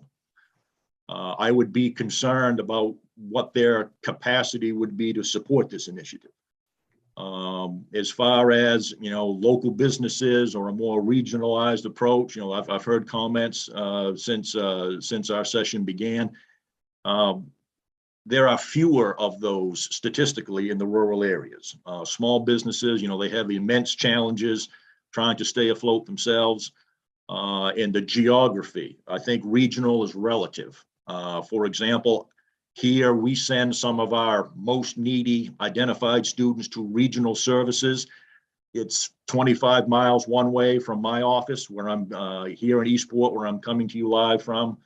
But I also have students that are transported 50 miles daily in some cases for regional services. So I think regional is relative.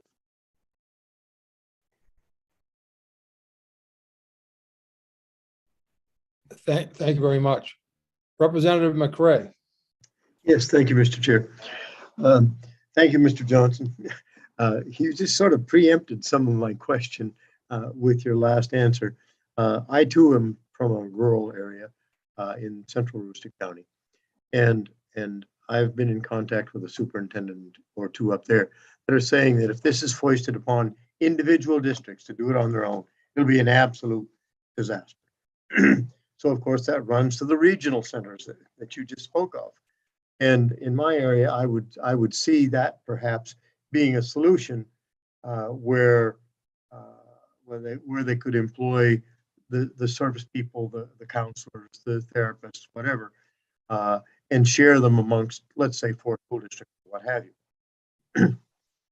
But then it gets to be the travel 50 miles. Okay, we're not sending anybody to a regional center that's 50 miles. It's 18 to 20 miles. But it is a solution for some of the problems that rural districts have. So would you see that as more palatable, having centers that can employ these people, more palatable than trying to find them yourselves for each of your schools?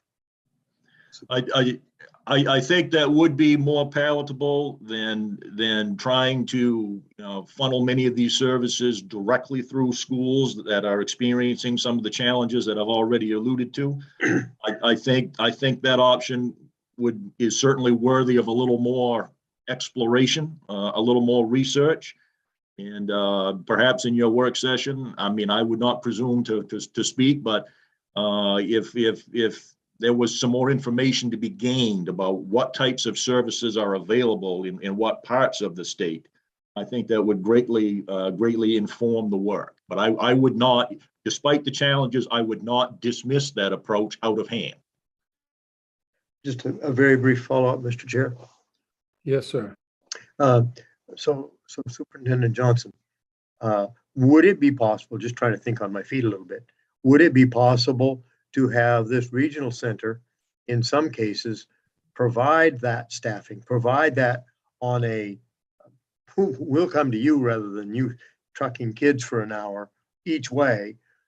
Does that happen, or could that happen, do you think? I think it could happen. In my immediate part of the state, I think that sort of approach happens only very little, simply because we are such an underserved part of the state. If, for example, if I need advanced counseling for a given student, that's a contracted service that we've contracted with area hospitals in the past. And if you're curious, there are only 2 hospitals in Washington County. One's in Calais, one's in Machias. But and that gets to the point that I made about regionalization. But I think could work. I don't want to dismiss the idea out of hand, but there are some existing challenges, I think, immediately in front of us. Okay, thank you very much. Appreciate it. Thank you. Senator Woodson, please, followed by Representative Millet. Thank you. And I would like for the work session to have the department address some of these concerns that seems to be repeatedly brought up, such as funding and staffing and private sources, et cetera, to help clarify and hopefully relieve some of these concerns. Thank you. Thank you. Representative Millet. Thank you, Mr. Chair. Mr. Johnson, your exchange with Representative McCray prompts me to wonder what the difference is between a regional CDS office providing services to students versus this concept of a regionalization of services for school districts. Can you help me understand what you think would be the critical difference, other than that the schools have the responsibility of FAPE versus CDS?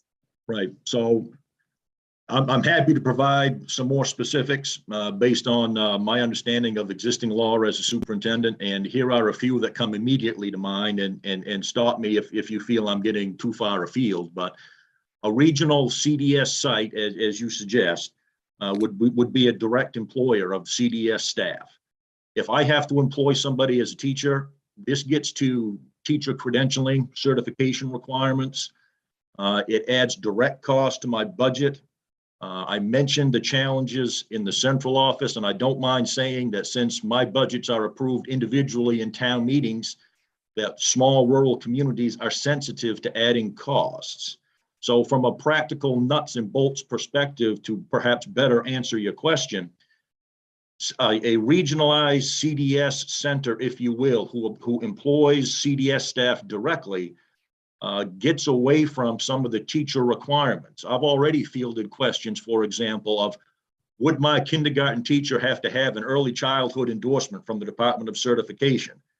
And would therefore that teacher have to go take college classes again, which have a cost that are going to be borne by the local taxpayer? And you can see how that conversation flows from there. So I think it matters how those services are organized, I think is the best way for me to explain it. If I have to organize it through the school, then we are playing by all the rules that go along with an existing teacher.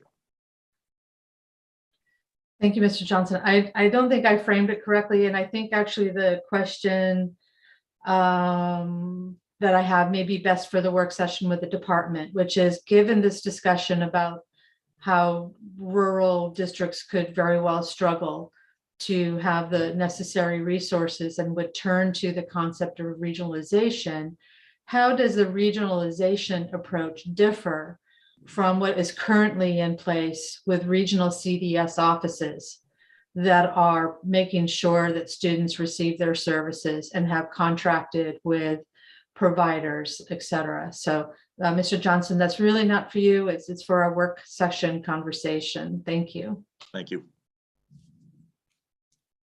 Thank you. Any additional questions?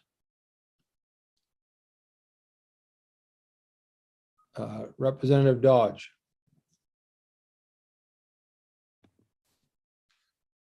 Thank you, Mr. Chair. My question is also for the work session, if that is where people believe it is most appropriate. And I can't find in my notes right now about the language about the assessment piece of what services are currently available statewide, and if that was included in the newest draft of the bill. But in our discussions over these past few years, we have talked about we need to know what we have before we can move forward effectively. And so I hope someone will be able to address that question, particularly as it relates to what we're discussing now about regionalization, but just in general, statewide, and what provisions we need to put in statute for that, please. Thank you. Thank you. Any other questions, folks, of Mr. Johnson at this time? Seeing none, sir, thank you very much for your time with us this morning. We appreciate you being here and your experience as well as your concerns. Thank you. Have a good day. Next up is, I believe it's Barbara Moody. Good morning, everyone. Or maybe close to afternoon. Senator Rafferty, Representative Brennan, and all the members of the Education and Cultural Affairs Committee. Thank you for hearing my testimony today. I'm going to go a little off script. We have sent a written testimony from the Head Start, Maine Head Start Association directors. But I am the Director of Child and Family Services at Midcoast Maine Community Action. We serve Head Start and Early Head Start and home visiting programs for children in the Midcoast region, all the way from Brunswick to Whitefield. I'm not going to repeat all the same objections from others who are testifying against this particular statute, but I will say that many have echoed the concerns of the Midcoast, the main directors of Head Start programs. The timeline it has been adjusted, and I'll need to bring that back to our association to discuss that. But we have many other objections as well, including the incompleteness of the plan. It is not planned out well enough for people to be able to determine whether this will be beneficial to children with special education. I might mention just a little bit about my background because it kind of makes a difference in terms of my perceptions. I was a special education teacher for 18 years, and then I worked for the Department of Education for 7 years as well, distributing professional development funds throughout the state.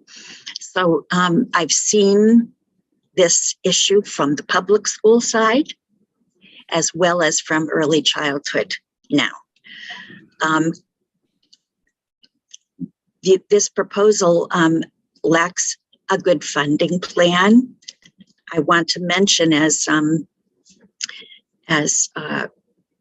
was just mentioned by the previous speaker, if the SAUs take on these services, then they will have to pay the staff salaries and compensation that is equitable.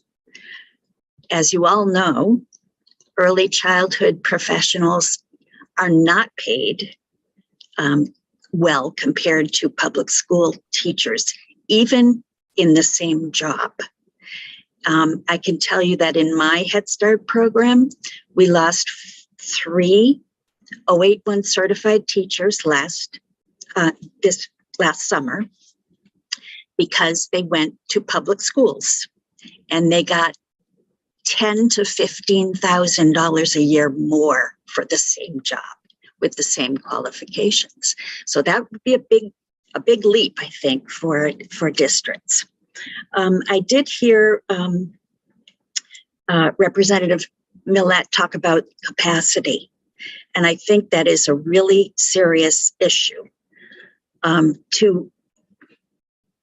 To assume that the SAUs are the only ones who are competent to provide these services or be in charge of these services, I think is not fair to those of us in early childhood education and to those in CDS who have their profession working with these children. Why are all the children not getting the services they need before public school? Staffing. And we know that SAUs are having the same difficulties with staffing. Were they to assume the responsibility for children 3 to 5? I don't see any evidence that they would have more opportunities to increase staffing than we already have in early childhood. It is a problem that's across levels of education. Ms. McDonald from MadSec talked about the structure being there for special education services and for early childhood education services. The structure, there is a structure already there in early childhood education services. The bottom line, I think, is that partnerships must happen, but I don't think we need a statute to make partnerships happen.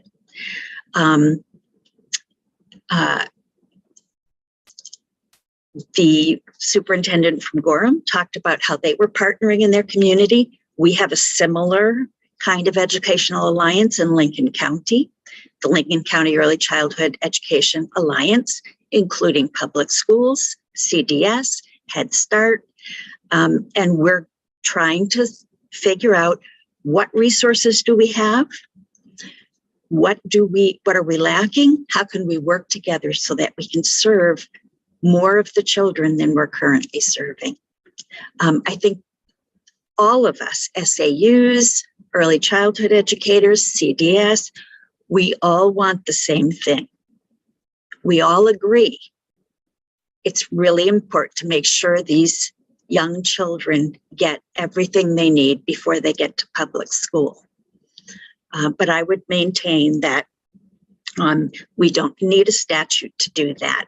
We could use support in doing that, and we could use, perhaps people sharing models of how they are doing it.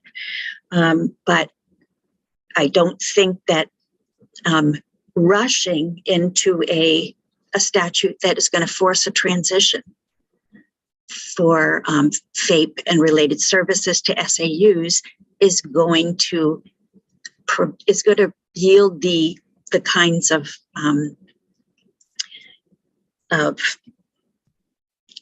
changes that we all hope for.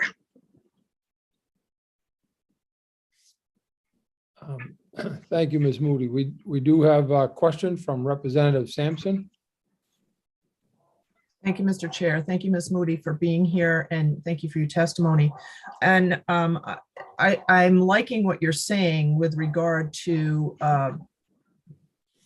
independently building collaborative efforts in your local area.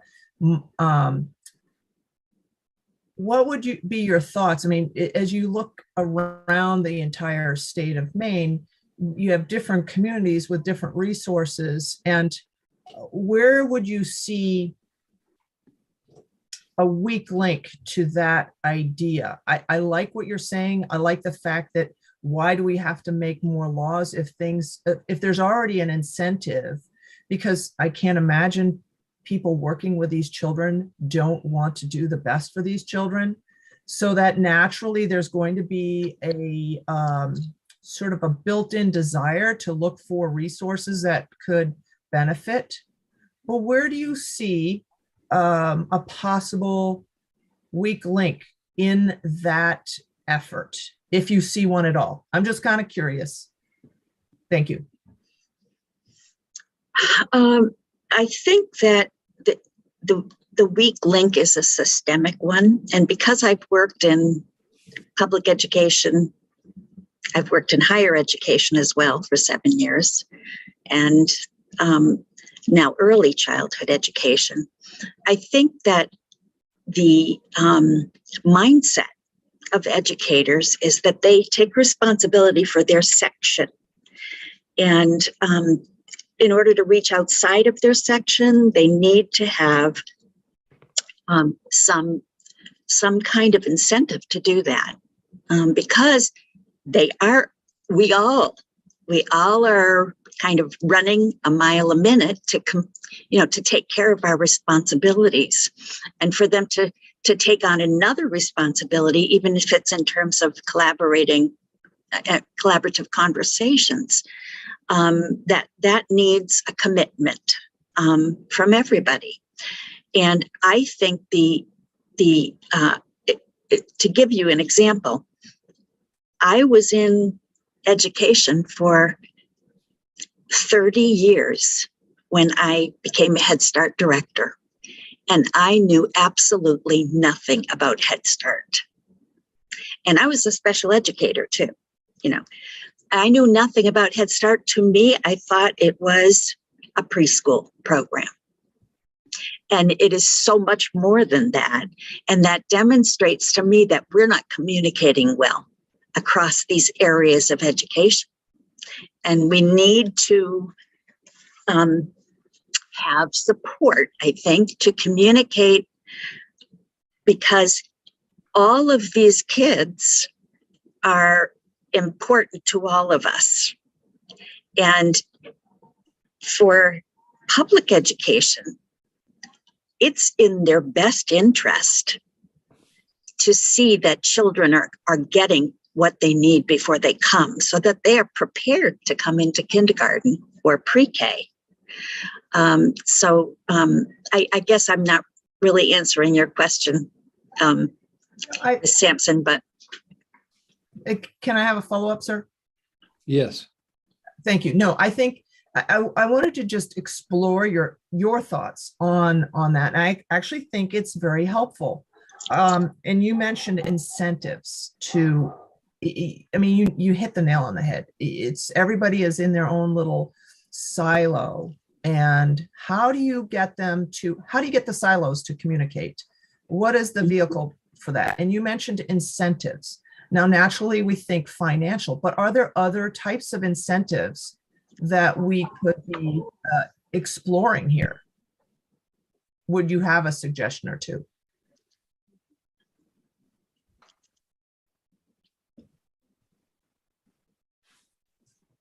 That's to you, Ms. Moody. Yes, I know that. I'm just thinking.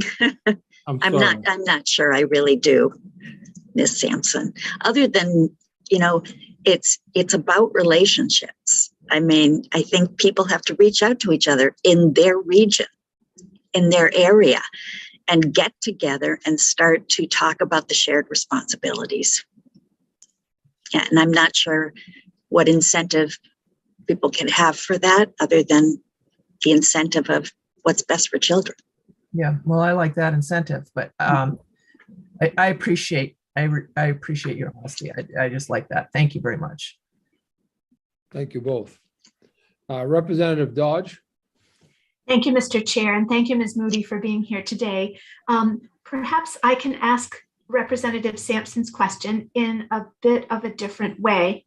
Could you tell me to what extent your regional kindergarten teachers and special education staffs in the regional SAUs have a chance to talk with, collaborate, consult with your Head Start programs, please, prior to a student entering an SAU? Thank you. Sure. As many, and I believe all Head Start programs in the state we have public-private partnerships.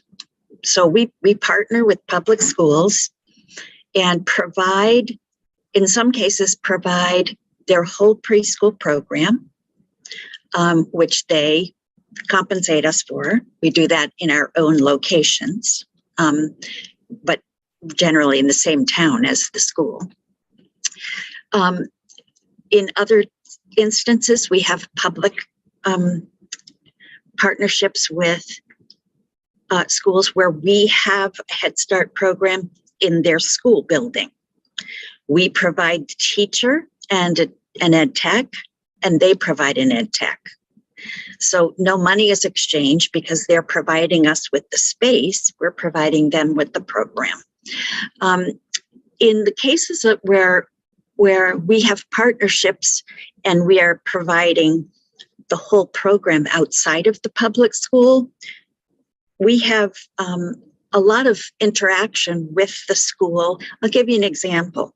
We have we have a partnership with SAD 75, that's the Topsom School District. And we have a classroom, a Head Start classroom off their campus. They have a preschool classroom in one of their schools. We worked together with the assistant superintendent and the principal of the school in Topsom. And we had the teachers trained together. We adopted one of their curriculums. It was Building Blocks curriculum, which is a math curriculum. They adopted our curriculum, which was the OWL at that time. Now we use PK for me, which is an adaptation of the OWL. So we met together. We meet with our partnerships generally monthly to talk about what are the issues, what do we need from each other. We do screenings together. So when there is a screening date for preschoolers, our staff goes to the public school and we all work together to do the screening. We look at all the students who are applying and determine which ones are eligible for Head Start services. And we don't have to take all of them and isolate them. In some of our classrooms, half the kids are Head Start kids, half the kids are not Head Start kids, and they're all together. A follow-up, if I may, Mr. Chair. Yes. Thank you, Ms. Moody. This is just a yes or no question, please. Is there any pushback at the SAU level on the time that is allotted for you to work together? Please. Thank you. No. Thank you.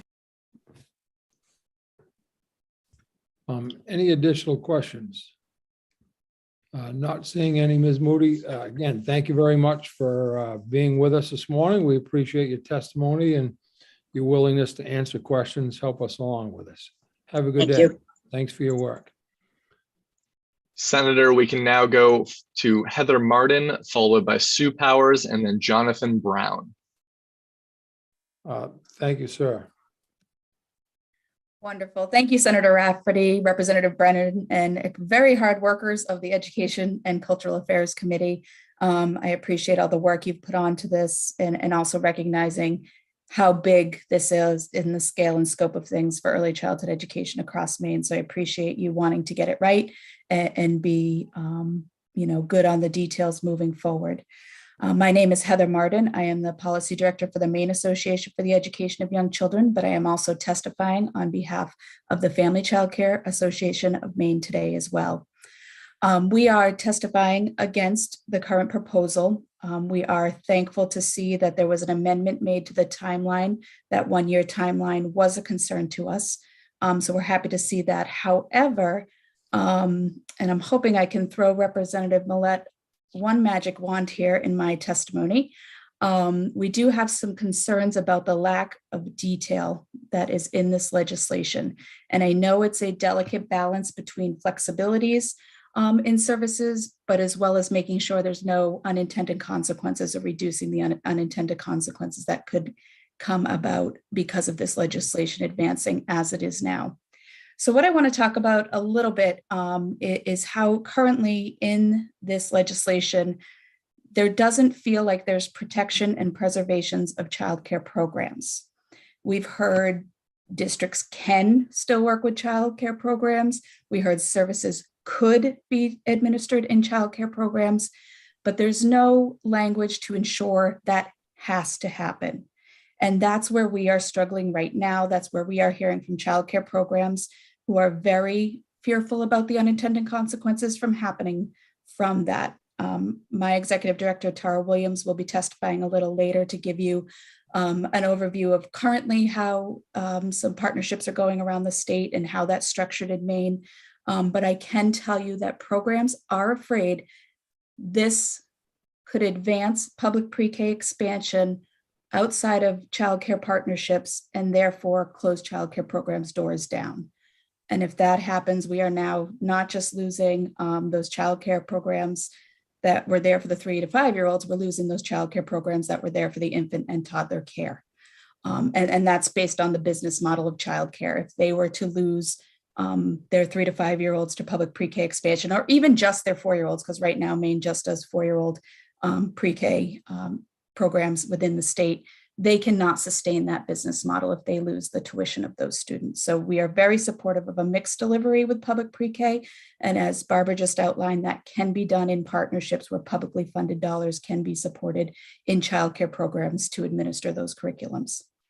So I think one recommendation I really want to talk about here going forward that I would like you to consider in the work session actually comes out of a PCG recommendation in their report, which includes the needed planning, funding, facility, policy changes, and workforce issues in order for those SAUs to be ready to begin to oversee the provisions. I was part of the advisory groups for LD 255 and LD 386. And something that I felt was lacking throughout that, where I wasn't allowed to insert the experience that I felt I was supposed to bring to the table, was this plan of how this was going to go and the level of detail so that we could comment and say, oh, I think that would be helpful, or you know what, we actually didn't think about the consequences that this could cause over here. So I heard Representative Millett ask for that established process, how to support SAUs through this transition. And we just haven't heard the level of steps that need to be taken. So in our written testimony, this is written out, but I'll give just some highlights of what we feel should be done going forward, is that there needs to be a development of a community needs assessment for each SAU so that they can use that to think about all the areas they need to think about. Some superintendents are not going to know to think about who are the childcare programs in my community. Some superintendents are not going to know to think of, how am I communicating with my local healthcare providers, who might be the folks that are helping with early identification and those type of things. If we could have a detailed community needs assessments that guide those SAUs in how to do that. And within that, I would hope that we could establish a transitional task force to help create that community needs assessments. So there's a multitude of voices coming together to say, did you think of this? Did you think of this? Did you think of this? And from that, then SAUs can really have a guiding document to say, okay, well, here is my implementation plan. Because I think one thing we haven't talked a lot about is communication. Childcare programs, mainly across the state, don't know this potentially is coming. And while our organization speaks with a lot of childcare programs, and we've been trying to get that information out, it's certainly not something that every childcare program in every corner of Maine knows is happening. And those childcare programs serve students with developmental disabilities. I was a childcare educator myself for over 20 years. I had students with developmental needs in my classroom. I helped identify students with developmental needs in my classroom, and I had service providers come in. And being an educator in those classrooms and having service providers come in, it's not just beneficial to that one student, it's beneficial to your whole classroom. I, as a teacher, was learning from them. Other students around were learning from some of those practices coming in, and I could implement it as a whole classroom, strategies, whether it was a speech skill that I could incorporate into my practice because one student was working on a certain speech skill, or other varying pieces of their developmental progress. So it is really important that through this statute, we have that protection and preservation of childcare programs. I really think the community needs assessment is going to need time. We put roughly in there an estimation of a year to be able to go through that community needs assessment. It's going to need facilitation work, which means it's going to take funding to help SAUs do this. And another recommendation we were having was that a transitional task force be developed not only to help develop that community needs assessment, but to also help review SAU's implementation plans from that community needs assessment. I think those are the pieces where those checks and balances come that ensure that we aren't doing harm and ensure that we are, reducing those unintended consequences as much as possible. And I also did want to touch upon, I really appreciate Representative Sampson bringing up, what are the incentives? Because sometimes that is the tricky part as we look at this system of partnering and collaborating, that birth to 8 system within our communities. And it's so important. And we heard from Superintendent Perry that it's successful. It's happening in her school district. That's why she's ready, because it's happening. But that's not happening in every school district. And that's where we're at right now. Because that is not happening in every school district, that's where those unintended consequences are going to come in. Superintendents who have already developed relationships with their childcare programs, their community providers, they know who their healthcare providers are, they know who their libraries are, all those pieces, they're already in that system to know who I need to talk to when these plans are coming.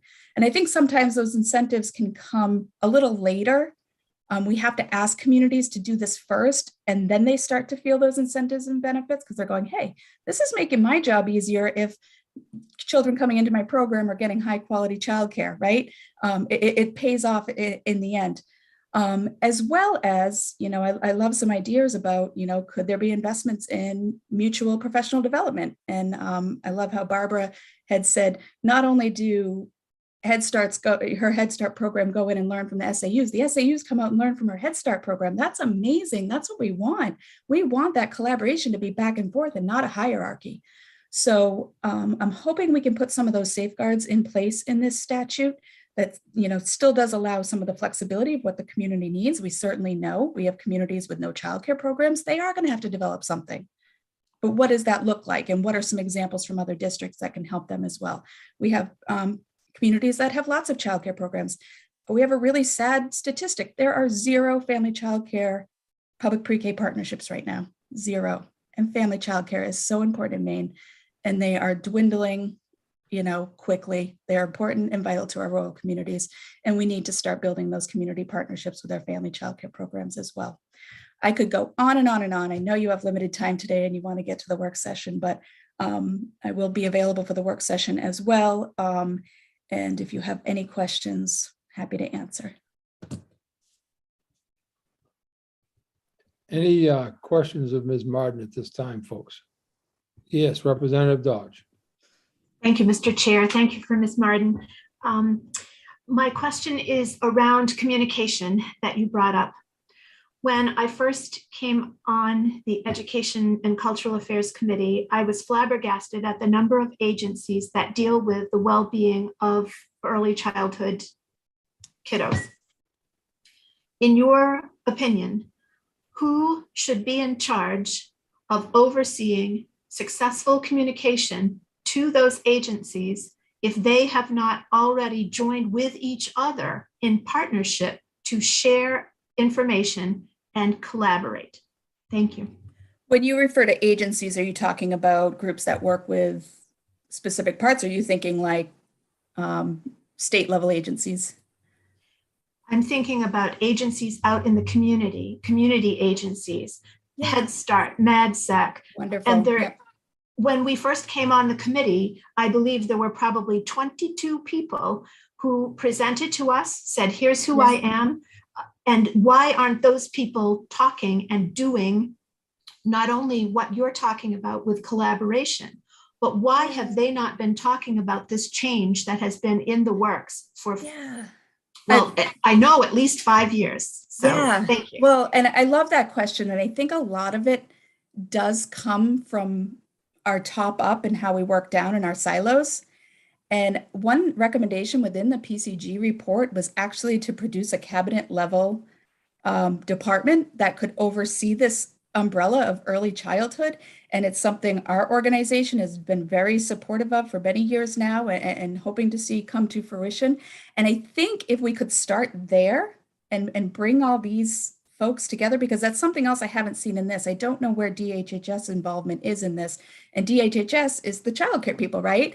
And, and DOE has the public pre-K element, yet, we just want to make sure that coordination, collaboration is there as well, because it involves everything. It involves funding, programming.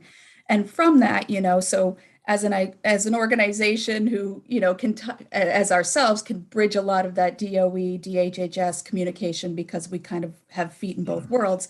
We do our best as a small nonprofit to get that out. But I think it does have to come from the top down so that, as departments are hopefully working together, that it would be DHHS, oh, could you get these out to your DOE folks, or DOE, to DHS, could you get this out to your, DHHS folks? Because I think we have room where we can grow and strengthen here. And I think the PCG report hit that nail on the head, that communication could be better if this was bridged under one department.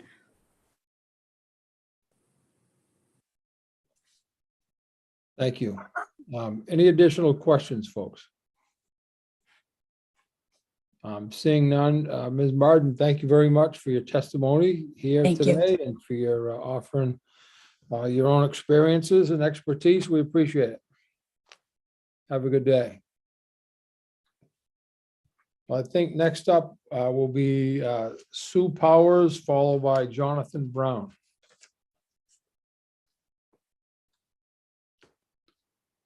I believe you're muted. I am. Good morning. Good morning. Thank you, Senator Rafferty, Representative Brennan, and distinguished members of the Education and Cultural Affairs Committee. My name is Sue Powers. I am an early childhood consultant for the Maine Community Action Partnership. I am here today to represent Maine Community Action agencies who administer 9 of the 11 Head Start programs in the state, and to express some of the concerns that are in the proposal related to timeline and the involvement of partnerships and other community partners in the process. I appreciate the clarification and the changes that were made by DOE and announced earlier this morning, but there remain some concerns that I'd like to bring forward, as well as some information for you to consider in the final plan. I am a 20-year former Head Start director who has worked collaboratively with CDS in Aroostook County to design and develop a very successful special education delivery system within the local Head Start agency. The model continues to operate today successfully in 4 community-based programs across Aroostook County, providing a continuum of services to successfully prepare children with special education services to transition on to kindergarten. And I'm happy to say that most of those children do learn the skills and strategies necessary to be successful within a regular education classroom when they do enter kindergarten. This model took time to build and involved input and work from many community partners. Taking time, looking at community needs, and planning with community experts allowed us the opportunity to build a system that continues to result in children's success.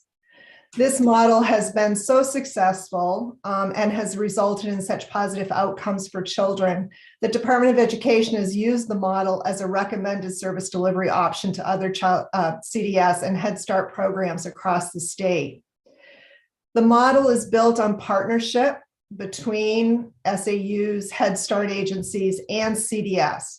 The partnership is an agreement that the child will be served in the setting providing the LRE and providing for the family needs for full day services. Working families are able to be involved in making the choice of the LRE for where the child's placement is, and they are considered in the decision-making process. These community placements allow parents a place where their child can receive their educational placement as well as full-day childcare in one setting. Transitions, as we know, can be very disruptive to the day of all children and can totally undo the day of a child with special needs if they are transitioning too often among providers and facilities. Superintendent Perry talked about partnership, and I loved what she said. Unfortunately, I'm not confident that all superintendents understand how we see partnerships work in the delivery of preschool special education services. Earlier, there was a question about a pipeline for training for the ECE workforce. In Aroostook County, we've been working with CTE programs to build that workforce by moving Head Start classrooms that are in partnership with public school and CDS. We've been moving those classrooms into a couple of CTE programs where we're building a sustainable plan for future workforce for ECE, the ECE workforce. We ask that any plans that you make give parents, service providers, and school enough time to prepare. I've been through this process as a community provider, and I know that to have a smooth process for families and children, there needs to be a full assessment of services needed, community providers available for partnership, and also a funding plan and a workforce plan. Safeguards for existing CDS staff and programs serving students with developmental disabilities need to be in place. Continued relationships with CDS employees will benefit and support transitions of children to a new system. We have a highly skilled and talented workforce in our current CDS staff. And please have safeguards in place for those staff members. Seamless transition of services with community-based programs will support early childhood best practice and reduce child transitions. A plan for continued community partnership to allow parent choice of where their child receives their services is very important. Children receiving their special services in the least restrictive environment will result in the least transitions, which is important in meeting the needs of our very youngest children. Earlier, there was a question about incentives, and I would just like to talk a little bit about that. Heather mentioned shared training resources going back and forth. So community partners training with SAUs and SAUs pre-K staff training with community partners with Head Start programs. There is a preschool partnership operating in Aroostook County where the SAU and Head Start share resources completely. The Head Start classroom is located in the SAU, and that collaboration has resulted in Head Start eligible 3-year-olds being able to attend that program. I think this is a huge incentive in that these 3-year-olds have the opportunity to have 2 years of pre-K. And in many cases, those are children that are at risk or do have current IEPs.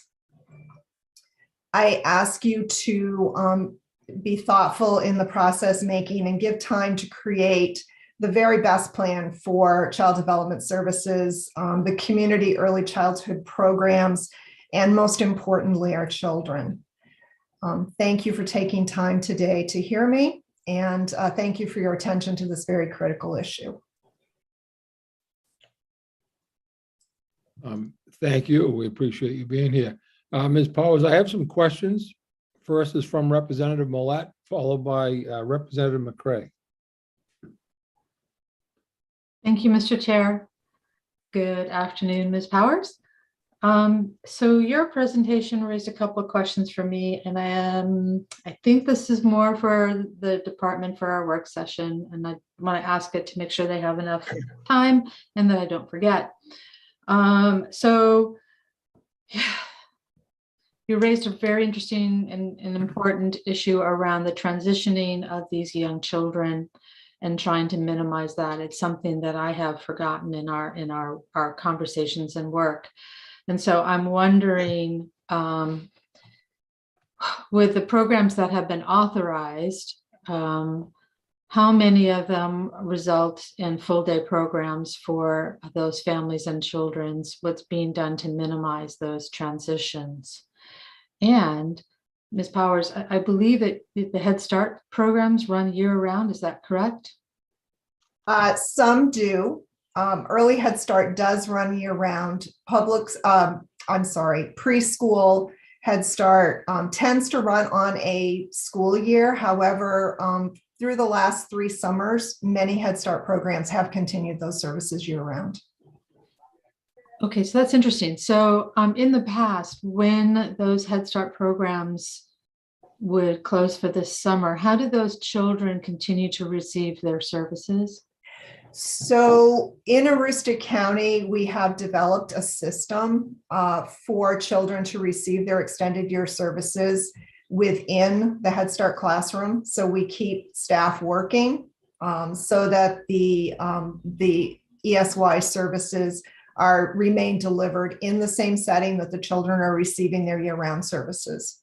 That is a system that I believe is transferable to other programs.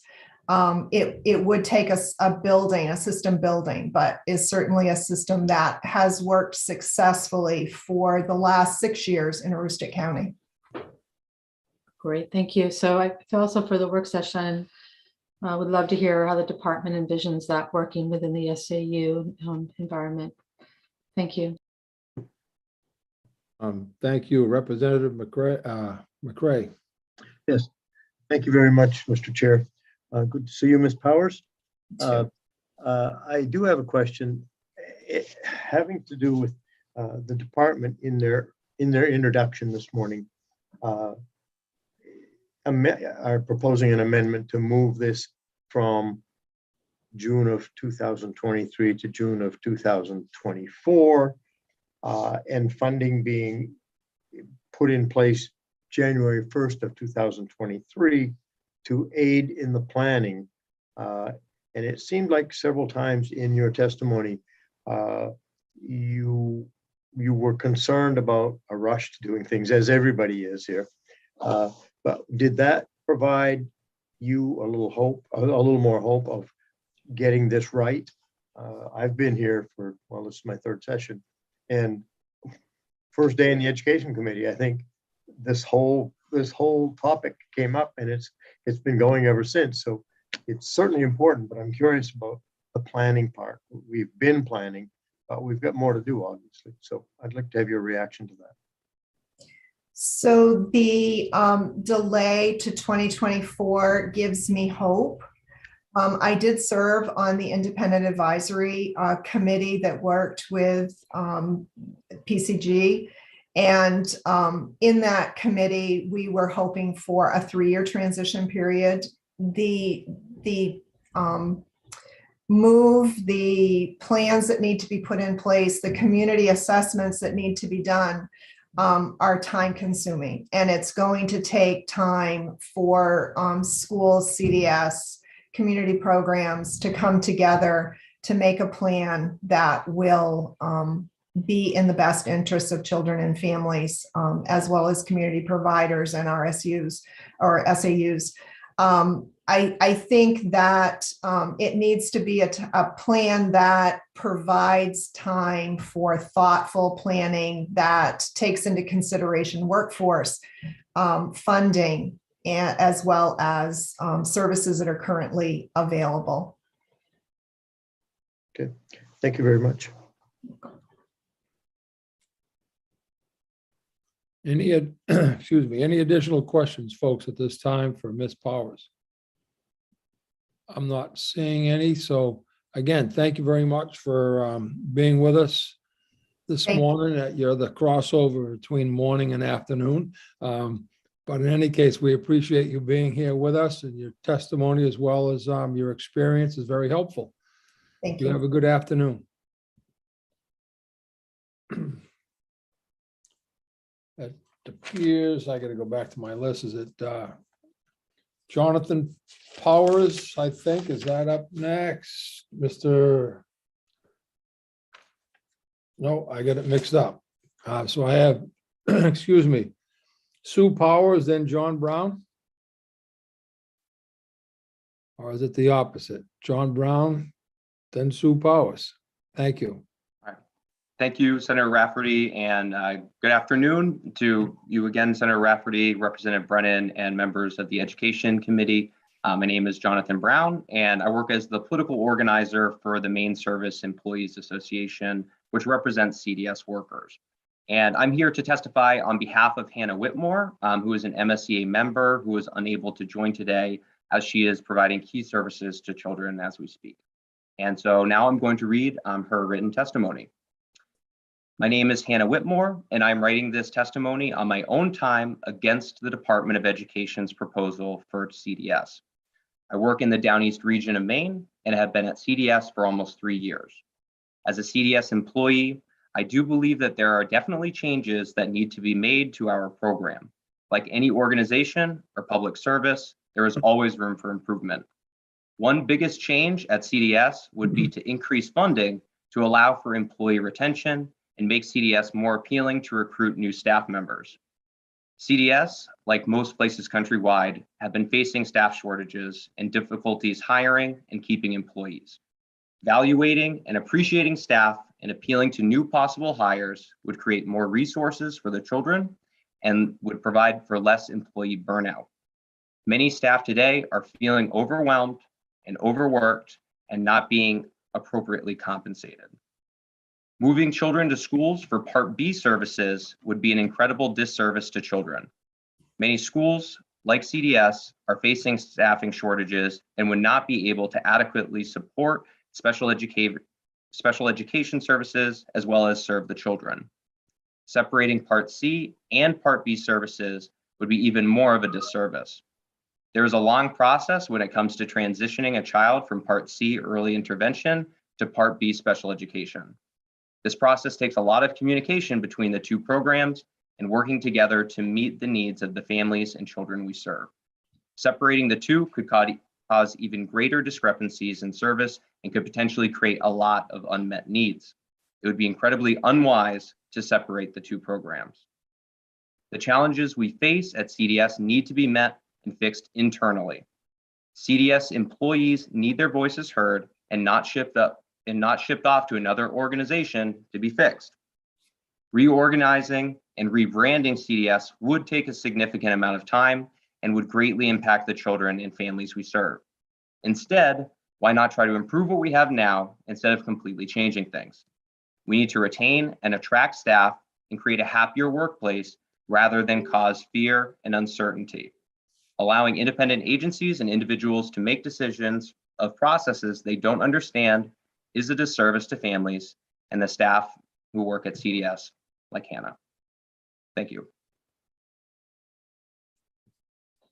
Thank you. Do we have, excuse me, any questions of Hannah through Mr. Brown or perhaps of Mr. Brown? Mr. Brown, could you just, because you introduced yourself, and what was your role?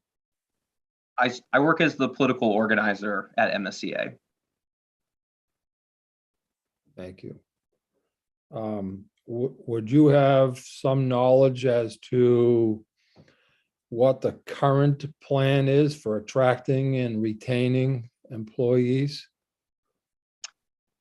I would not feel comfortable speaking to the specifics. I understand that a lot of folks in state services, including CDS, are undercompensated, as was reflected in Hannah's testimony.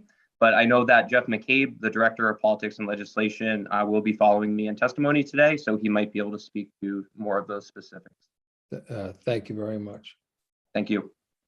I'm not seeing any questions at this time, so thank you. And thank you, Ms. Whitmore, for your testimony. We appreciate it and know that it's difficult to be here during a work day. So thanks for getting your testimony heard.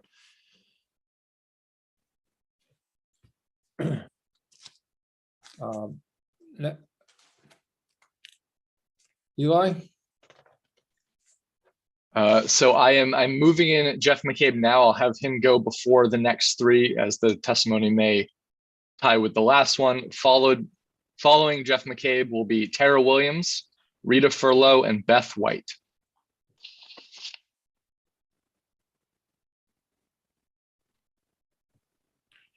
Good afternoon. I was being teleported over, so I think I'm up. Is that correct? Yes, Chair sir. Rafferty? Yes. Thank you. First of all, before I start, I did want to thank the committee clerk for juggling this this hearing today. I know that this is not sort of the normal setup and the normal registration, and I think it's important that we all recognize his work today. So thank you to the committee clerk. Senator Rafferty, Representative Brennan, and members of the Committee on Education and Cultural Affairs. I am Jeff McCabe. I serve as the Legislative and Political Director for Maine Service Employees Association, SEIU, Local 1989. We are a labor union representing 13,000 workers here in the state of Maine, including the 340 workers at Child Developmental Services. You will not hear my dog barking today, but you will probably hear our 9-month-old in the background. we are coming out of a COVID quarantine, and his 13-year-old brother has returned back to school, but here we are. We're surviving 2 years into a pandemic. You've probably heard from many folks from CDS via email. We had hoped to have many of those workers join today and provide testimony, but changes in their leave policy and short staffing have prevented them from being here and providing testimony directly to you today. CDS workers have a difficult time getting leave during the day as they do essential work for our great state of Maine. Despite those obstacles many CDS workers have on their personal time, written testimony provided you with email input on how to improve the CDS system. And I hope that you'll take the time to listen carefully and to maybe ask them key questions about the essential services that they provide to so many folks and so many families and so many children from newborn to age 5 as they help children transition into the educational system.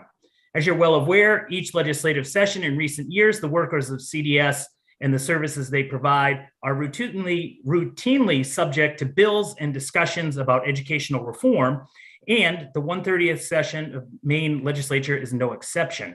However, these bills and discussions of late, regrettably, have become nothing more than a vehicle to propose the elimination of CDS in its entirety, and that the state proposed transfer of the responsibilities for delivering these types of services onto each and every public school district here in the state of Maine. I wanted to make you aware that CDS workers are watching, they are listening, and they're increasingly engaged in their contract bargaining. The question that came up recently in regards to improving their working conditions was touched upon by a committee member, and CDS workers typically negotiate and work under a 2-year contract, but currently CDS is proposing that these workers work under just a 1-year contract, and that is what's being offered right now, rather than the typical 2-year contract. CDS workers in both bargaining units are working without a contract currently. Their current contract expired December 31st, 2021, and they are currently negotiating an agreement with management. The major issues are really at this time focused sort of around wages. You are well aware of a proposal in the supplemental budget to provide additional funding to CDS. That would be for not only salaries associated with workers that work under the MSCA agreement, but it would also cover managers as well at CDS. Some of that money that's proposed in the supplemental budget is for the current year, and some of it is for going forward. So those are just some of the issues. For the record today, and for those listening, we want to say to the members of the Maine legislature that we often don't show enough support for CDS workers. We don't thank them enough for those workers who provide those direct services to children in the state of Maine, often in areas of the state that are underserved. We did appreciate the comments today by DOE in recognizing the work that the CDS workers do, as well as their lack of involvement in this process. What is before you today is a major shift. We view this as a mandate. We view this as something that has several issues unresolved, such as retirement, funding for this change, and we have a great deal of concern. Today is March 23rd. We are less than 1 month away from the legislature's scheduled adjournment date. A massive supplemental budget is proposed and pending before the legislature, and it is vital to think about timing, capacity, and public input on such a massive undertaking. You have a massive amount of work before you, completed by the management of Department of Education and the management of CDS. But yet there are so many questions. As I sat here today, I jotted down a number of questions, and I'll stop reading from my testimony and I'll jump around a little bit. The committee has asked some very engaging questions. The presenters before us today have done an outstanding job describing the areas of the state that they come from. And I was motivated to reach out and ask some people in our area. I reside in the community of Skowhegan, and I'm very engaged in the greater Somerset community. And I reached out to folks from our local Head Start just to check and see what the availability of space was. I know that for us, we are struggling as a family to find childcare for our infant child, but that continues right up through preschool, Head Start, and other services as well. And when I asked the woman today in regards to Head Start in our area, I said, how's the waiting list these days? And she said, well, it's incredibly long. We're encouraging families to apply, but it's just incredibly long. Recently, I reached out to a local school board member to discuss this proposal. And I said, what are your thoughts? And he was very supportive of the proposal. And when I asked, what will we do with these children? And he said, well, in the future, we're going to build a new school. And in the future, we're going to have an educare center. And I said, but what are we talking about for those facilities? And they said, well, we need to raise money for not only that school, but that educare facility as well. So it's, these things are just not lined up, and there's just not places for these children right now. So I do hear in this conversation, a real interest and passion to move forward, but I also hear a number of assumptions. I hear folks from school districts and elsewhere suggesting that these folks from CDS, that are the workers, many of them longtime workers of CDS, are just interested in somehow moving forward and becoming part of a school administrative district. And that just does not add up with the conversations that we're having. I did also want to say that we've really appreciated working with the advocates for children and as well as some of the private providers in the last month. We've met with a number of folks just to discuss the work that our folks do, CDS as it stands, and the CDS that we would like to see in the future. So with that, I would encourage you to read our testimony that we've provided as an organization, and I'm happy to take any questions. And I would suggest before the committee move too far along in the work session, if there are going to be conversations around retirement, I would ask that you would involve Maine PERS in those discussions. Those are the experts in the field, and that's really who should be answering the questions and designing any language that's associated with retirement going forward. So with that, I'll skip the last 2 pages of my testimony and take any questions.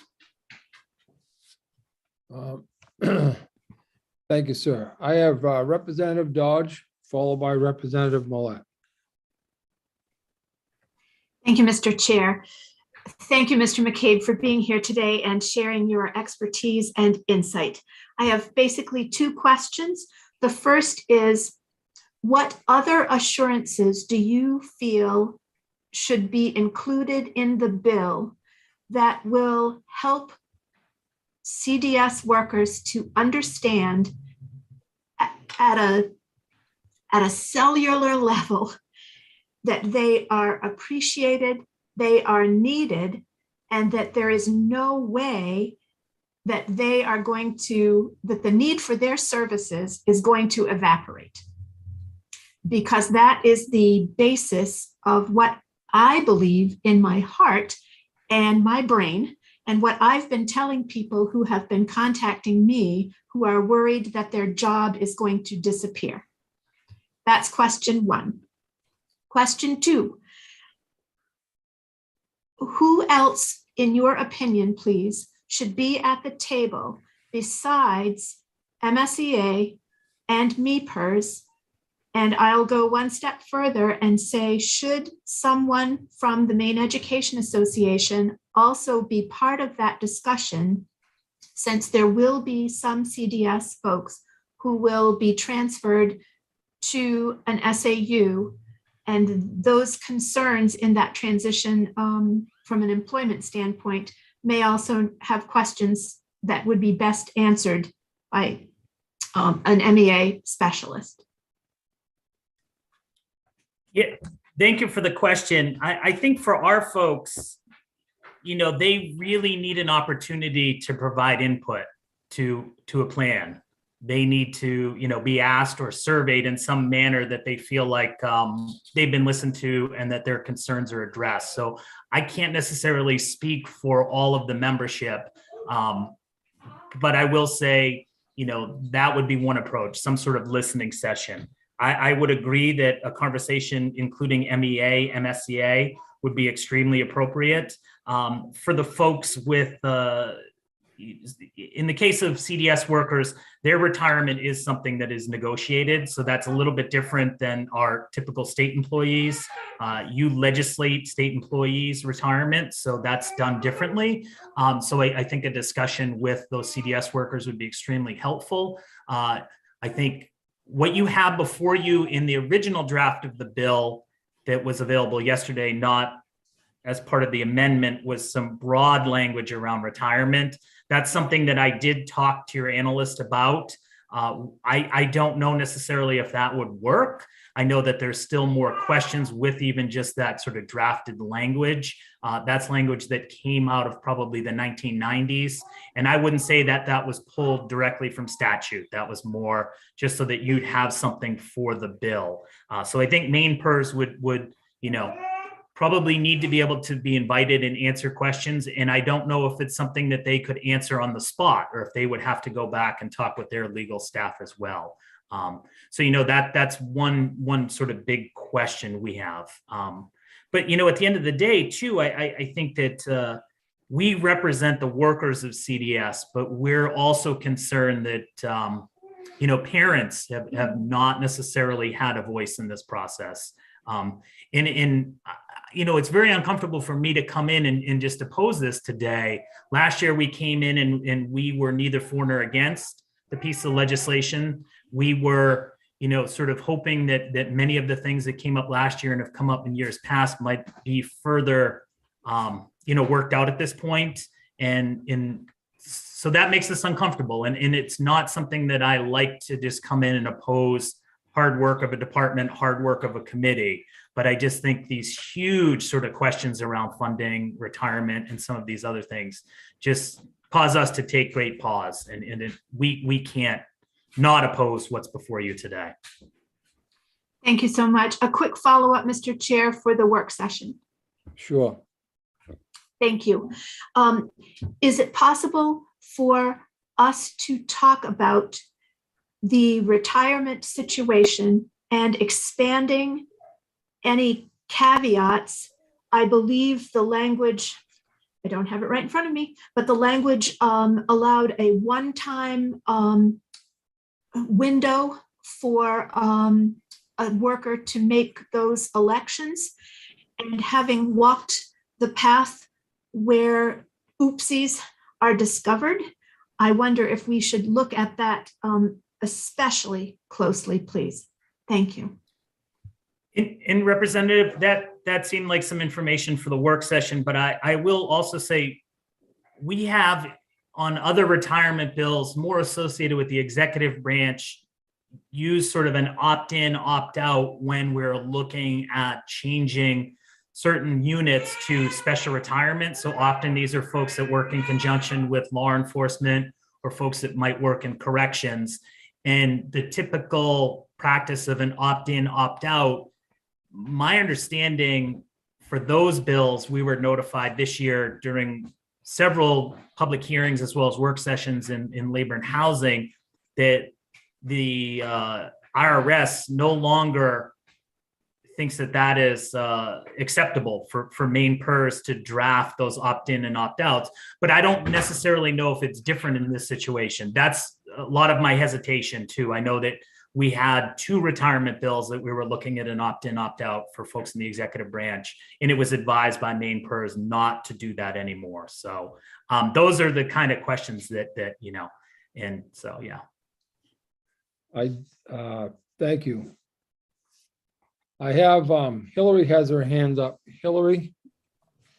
Thank you. I know I don't normally jump in during public hearings like this, but I did want to take the opportunity to, because as Jeff McCabe mentioned, I had reached out to him and I had been reaching out to Maine PERS on some of this retirement information. And for the work session today, I actually do have revised language directly from Maine PERS regarding the retirement issue. So I just want to let you know that.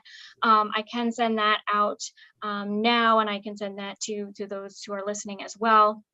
And I do know that Kathy Morin from Maine PERS is available for the work session. She was planning to be available on Friday because that's when we thought originally we were going to do most of the work session. I literally just emailed her now to say, if we go into today, can you be here? So I'll let the committee know when we get there whether or not she'll be available today. And if not, she could certainly be available for Friday for any further discussion on this particular issue. So I just wanted to give the committee that heads up as we move forward. Thank you. Representative Millett. Thank you, Mr. Chair. Good afternoon, Honorable Jeff McCabe. Good to see you. 2 questions. Has has CDS been surveyed at any point in the last several years over this discussion around possible changes? Thank you for the question. We have not surveyed their entire membership directly on this. It was not something that was part of our bargaining survey. Our bargaining survey that was sent out was really focused on wages and benefits for these folks. We've continued to, sort of not ask them this question directly. We do hear from a number of folks. You've heard from a number of folks, and those are the folks that seem most engaged on this issue.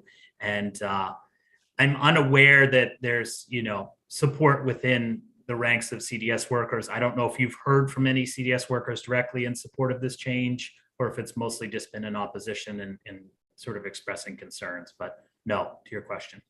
Okay. So we are hearing from a number of Part C CDS employees, which I'm surprised at a little bit, just because the kind of changes that are currently being discussed are not nearly as extensive as Part B. And so I was hoping you could help me understand a little bit better where their concerns are coming from. Yep. And did you need to hear from folks more in Part B? Is that part of that question, or just your? No. I'm just saying I was surprised that folks that were identifying as Part C staff had been emailing us with it seems to be, because it doesn't say they're in opposition. I'm just trying to figure out what it is that they're trying to communicate to us. And I can get some more clarity. I think that, folks are concerned with transitions mostly, and they feel that those transitions can be, complicated at times. And, I think that they are concerned with Part C, Part B being in different entities or different agencies and what that would look like. So does that kind of clarify it a little bit for you? It does. It does. Thank you. Yeah, thank you. And, it's every time that we meet with these folks, and I know we had an opportunity, I see Rita Furlow, and Rita and I go back a ways, but, we've had some conversations with our folks, CDS folks, with Rita, with Nancy, some other, key advocates. And I think those conversations were fruitful conversations. And I feel like the CDS workers and many of the advocates were on the same page on so many areas and moving forward. But I think the big thing was just sort of slowing this down a little bit and getting more insight. So, yeah. Thank you. Representative Dodge. Thank you, Mr. Chair. I apologize for raising my hand again, but this has brought another question to my mind. And the Honorable Mr. McCabe, if I may ask you about just this question about the intersection of the concerns with the Part B and Part C staff. An earlier testimony, I believe, referred to the endangerment of one program with the pulling of another program out. So if we move part of this to SAUs, is there something we need to know about the funding that's going to negatively affect the remaining services? And is this at the root of what some of the concerns are? We have not had conversations directly, or I have not, with workers at CDS on the funding, moving forward. I think that we hear from workers at CDS every legislative session about issues with funding. That's not a new issue. That's something, I look to Representative Stearns, who has, sort of talked about the issue of funding on special ed services and has tried to figure out billing and so many other pieces. So we have not necessarily focused on that piece. One of the things that our folks have talked about is the fact that the staff can talk to each other and they can do a lot of collaborative planning. And some of that planning might be planning that doesn't necessarily, get put down on paper, but it allows CDS workers to have conversations about how to plan for, individual children, individual cases, because they, and that may be collaboration that occurs sort of outside of, standard workload and standard IEPs and other things. And I think that that's something that our folks are concerned that won't be as seamless with, school districts. And it was interesting, I did listen to the testimony today, and it's clear that some districts may do a better job of that collaboration, and that some of it, doesn't necessarily need to be in statute. And I also did hear a lot of conversation today about how it's clear that districts could probably work more and closer with CDS if CDS had sort of the appropriate funding, the appropriate resources, and, support from the legislature moving forward. So, it's an interesting thing. I think that, what we have now could work better. It could work better with school districts. It could work better with the private providers as well. So, I think you heard from some of the childcare folks as well that, want to do more. So. Thank you. I'm not seeing any additional questions at this time, Mr. McKay, but thank you so much for being here. We appreciate your testimony and your time with us this morning. All right. Thank you. And I'll be watching the work session, and I'll be available if any questions come up today. So thank you all for your time. I appreciate it. Thank you. Next up, I believe we have Rita Furlow, and we have, where am I? And then Tara Williams and Beth White. Thank you.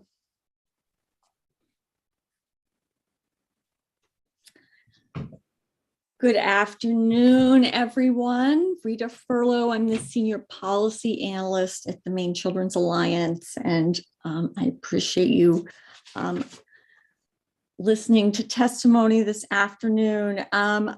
I am hoping that you have my testimony, and also hoping that you have a document which I think you received perhaps from Nancy Cronin, which a number of us worked together, a number of us who participated in the two stakeholder groups to create a number of issues where we felt we were in agreement and thought that you should look at some of those issues. So I hope that you'll take a look at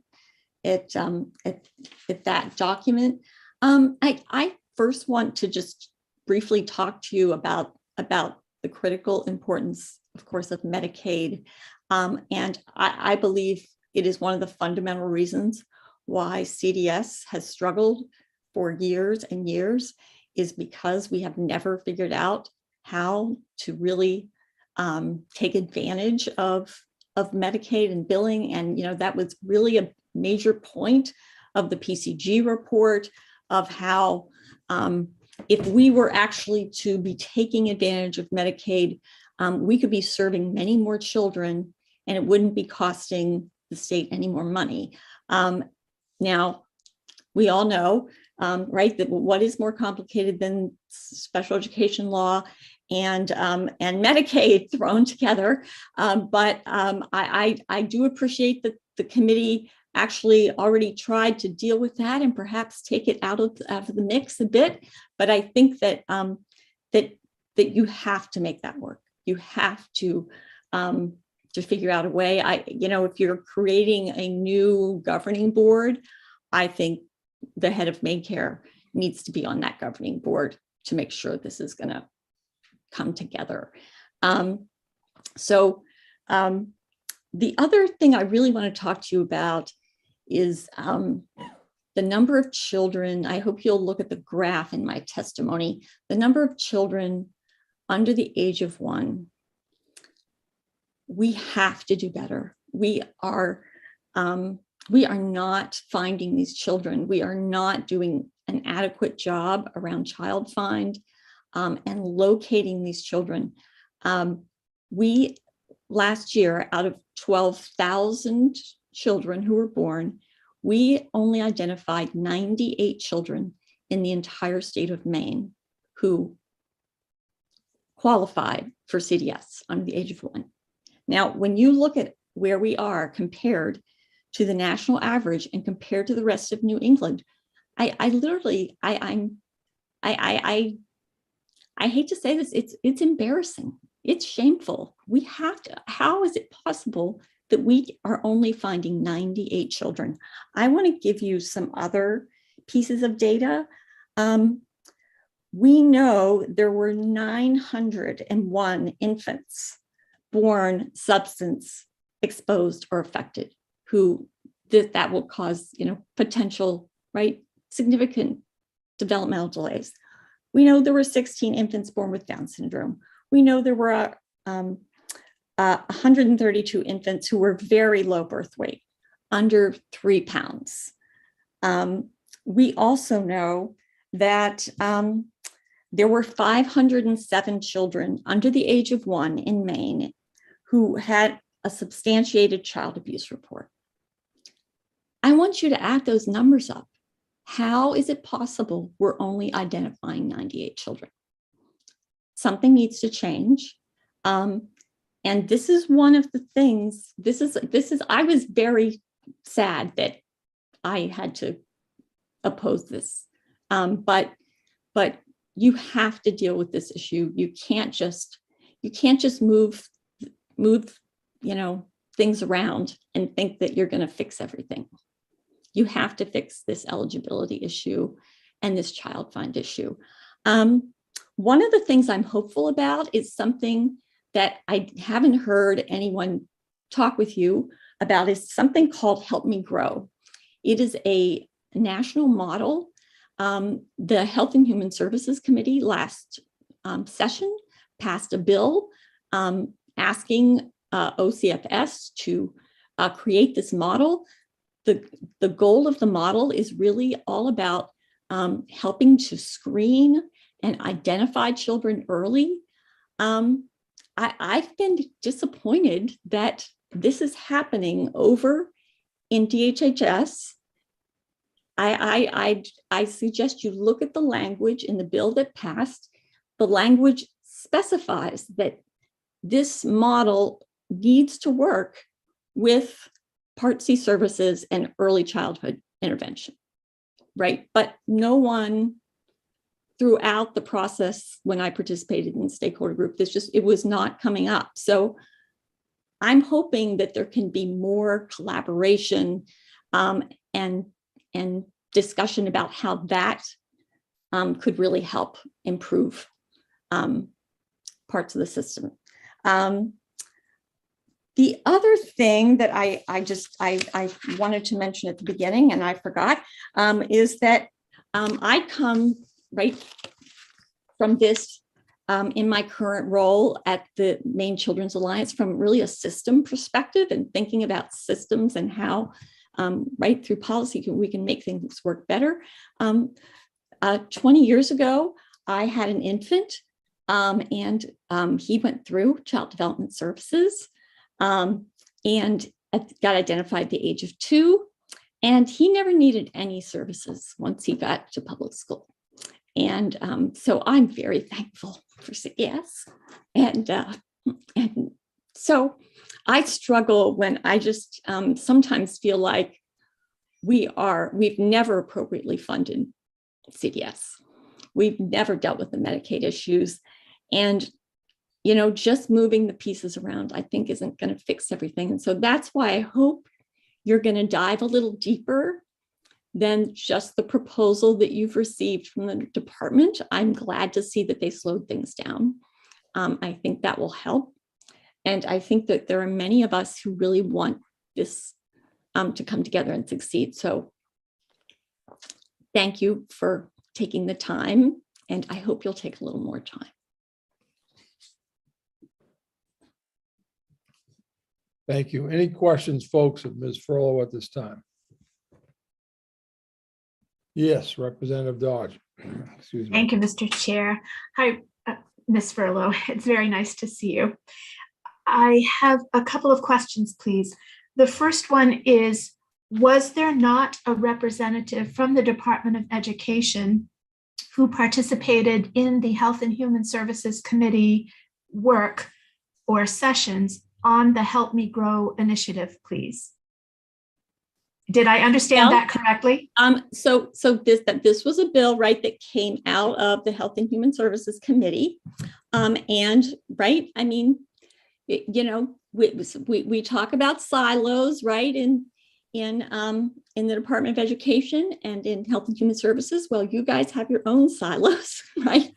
So you don't necessarily know what's going on all the time over in Health and Human Services, right? So this is a bill that that passed last session.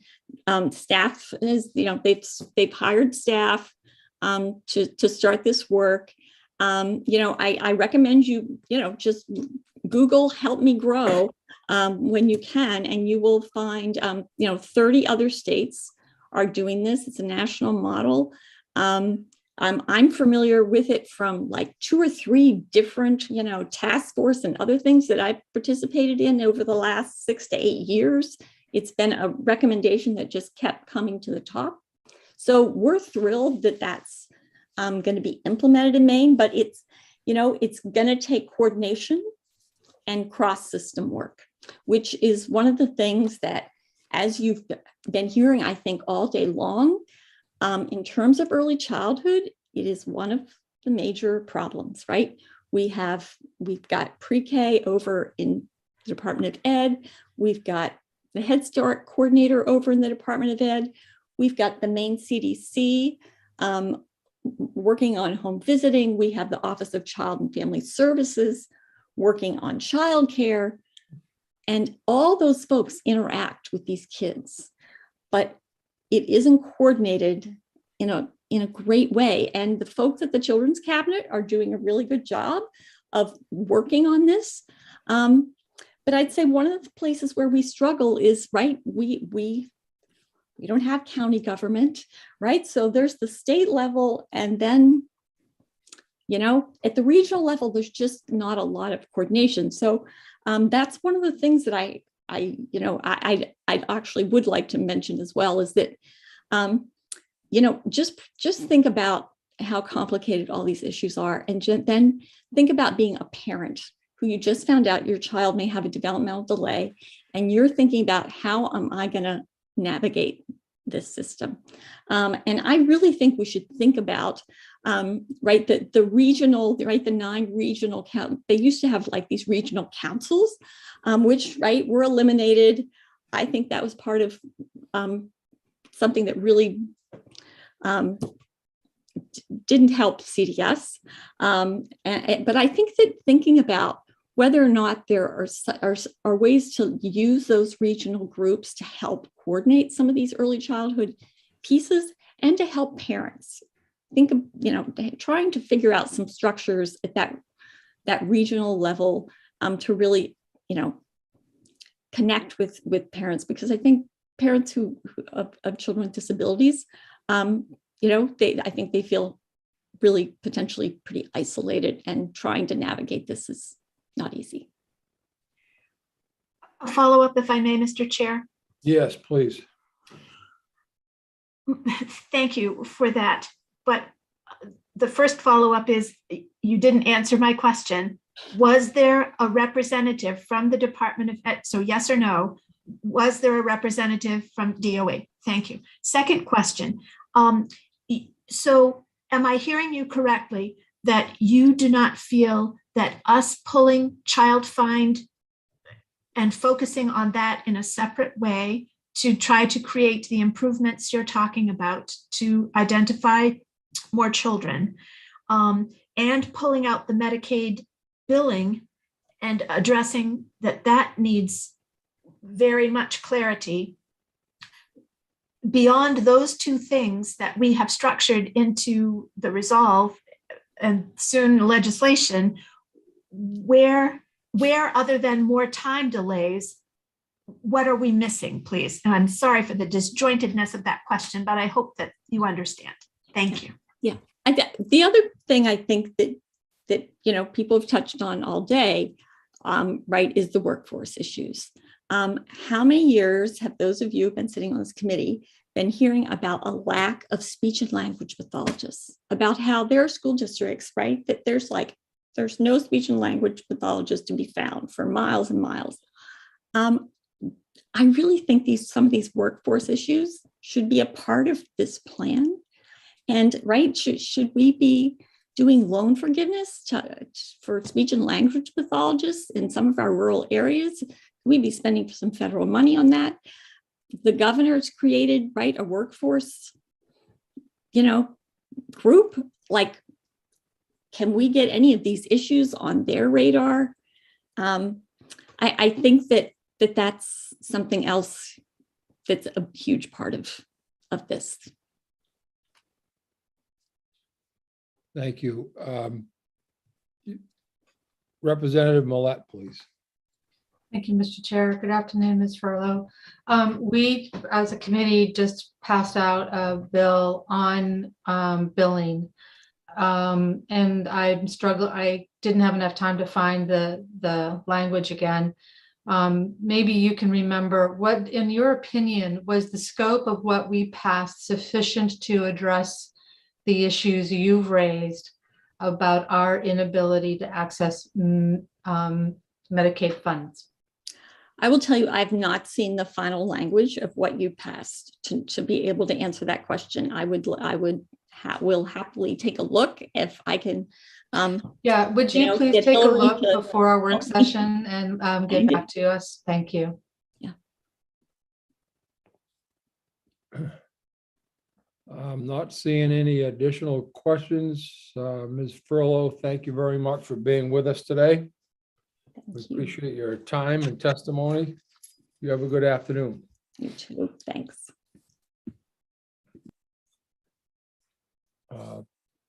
Next up is Tara Williams, and Tara will be followed by Beth White. Thank you. Good afternoon, Senator Rafferty, Representative Brennan, and distinguished members of the Education and Cultural Affairs Committee. My name is Tara Williams, and I'm the Executive Director of the Maine Association for the Education of Young Children. And I'm here to just expand on a couple of parts of our written testimony that we submitted in opposition to the proposed changes, collaborative testimony with the Family Child Care Association of Maine. I think while we're appreciative of the new timeline, the number of months or years doesn't matter if we don't do this well. And so I hope you'll take a look at a couple of the key recommendations in our testimony, and I'll highlight quickly a couple of things because there's been a lot said already today that I don't need to repeat. But I have learned over many years of teaching and leading in the early childhood education space that there are often unintended consequences for children, families, and early childhood educators when policies are put into place that are not grounded in knowledge of child development and early learning.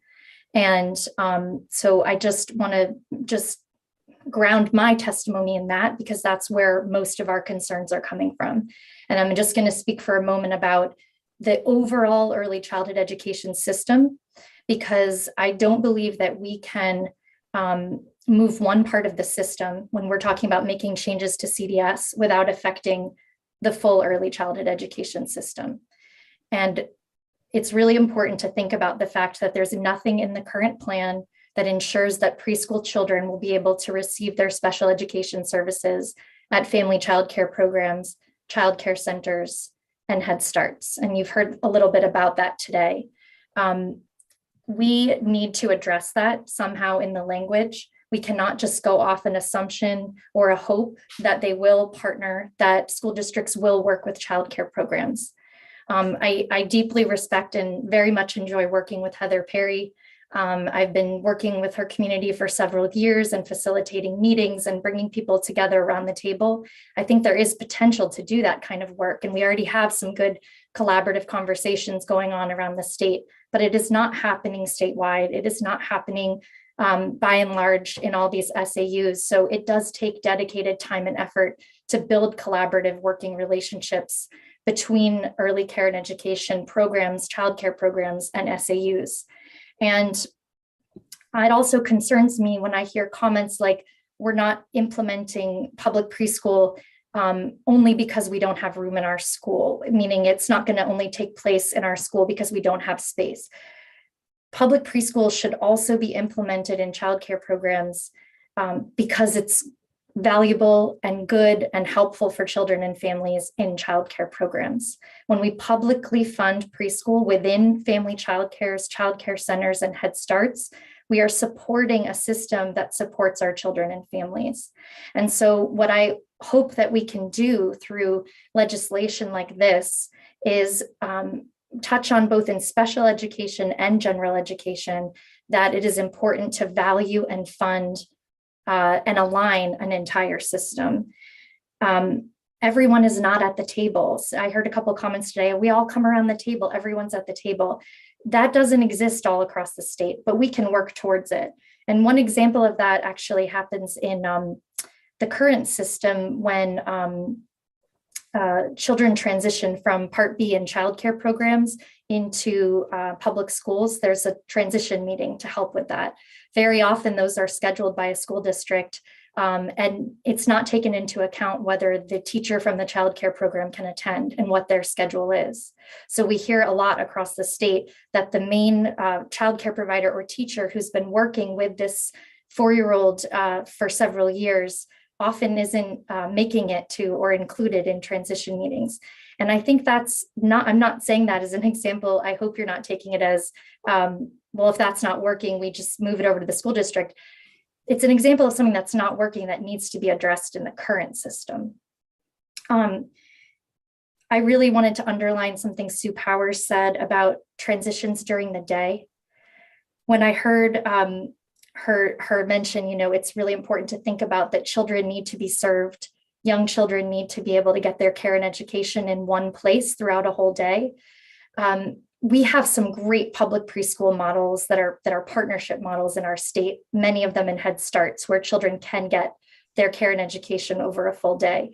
But that is actually not the majority of what's happening. The last data that I saw, and I'm sure the Department of Ed can get you this updated, was that 70% of our public preschool programs in Maine were half day and part week. And that is exactly not in line with the 70% of children under age 6 who have all parents in the workforce. So I don't want to see us investing a lot of federal ARPA dollars into expanding a current public pre-K model that is not serving the needs of children and working families in our state. I'll just close with two of our key recommendations are that we follow the PCG report's recommendation to look at governance structures, and they asked our state to look at how to bring our early care and education programs and services under a cabinet level department with good coordination. So I would, Maine AYC is recommending our state explore that. And our other recommendation is that one of our other recommendations is that childcare programs have the ability to apply directly to the Maine Department of Education to receive public funds to be a publicly funded preschool location, so that we would have a more equitable mixed delivery system. And I'm happy to answer. Oh, and my last thing, sorry, there was Gabe McDonald mentioned at the beginning, these systemic structural issues.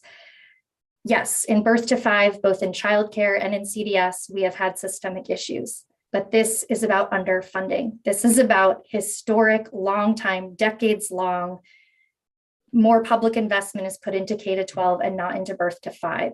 So when we have massive workforce shortages in childcare and in CDS, that's where we look. We have to compensate people professionally and give them good benefits to solve workforce shortages. And just moving a system is not going to solve the birth to 5 issues that we have. We need to solve what we have currently. Thank you. Thank you. Representative Brennan, please.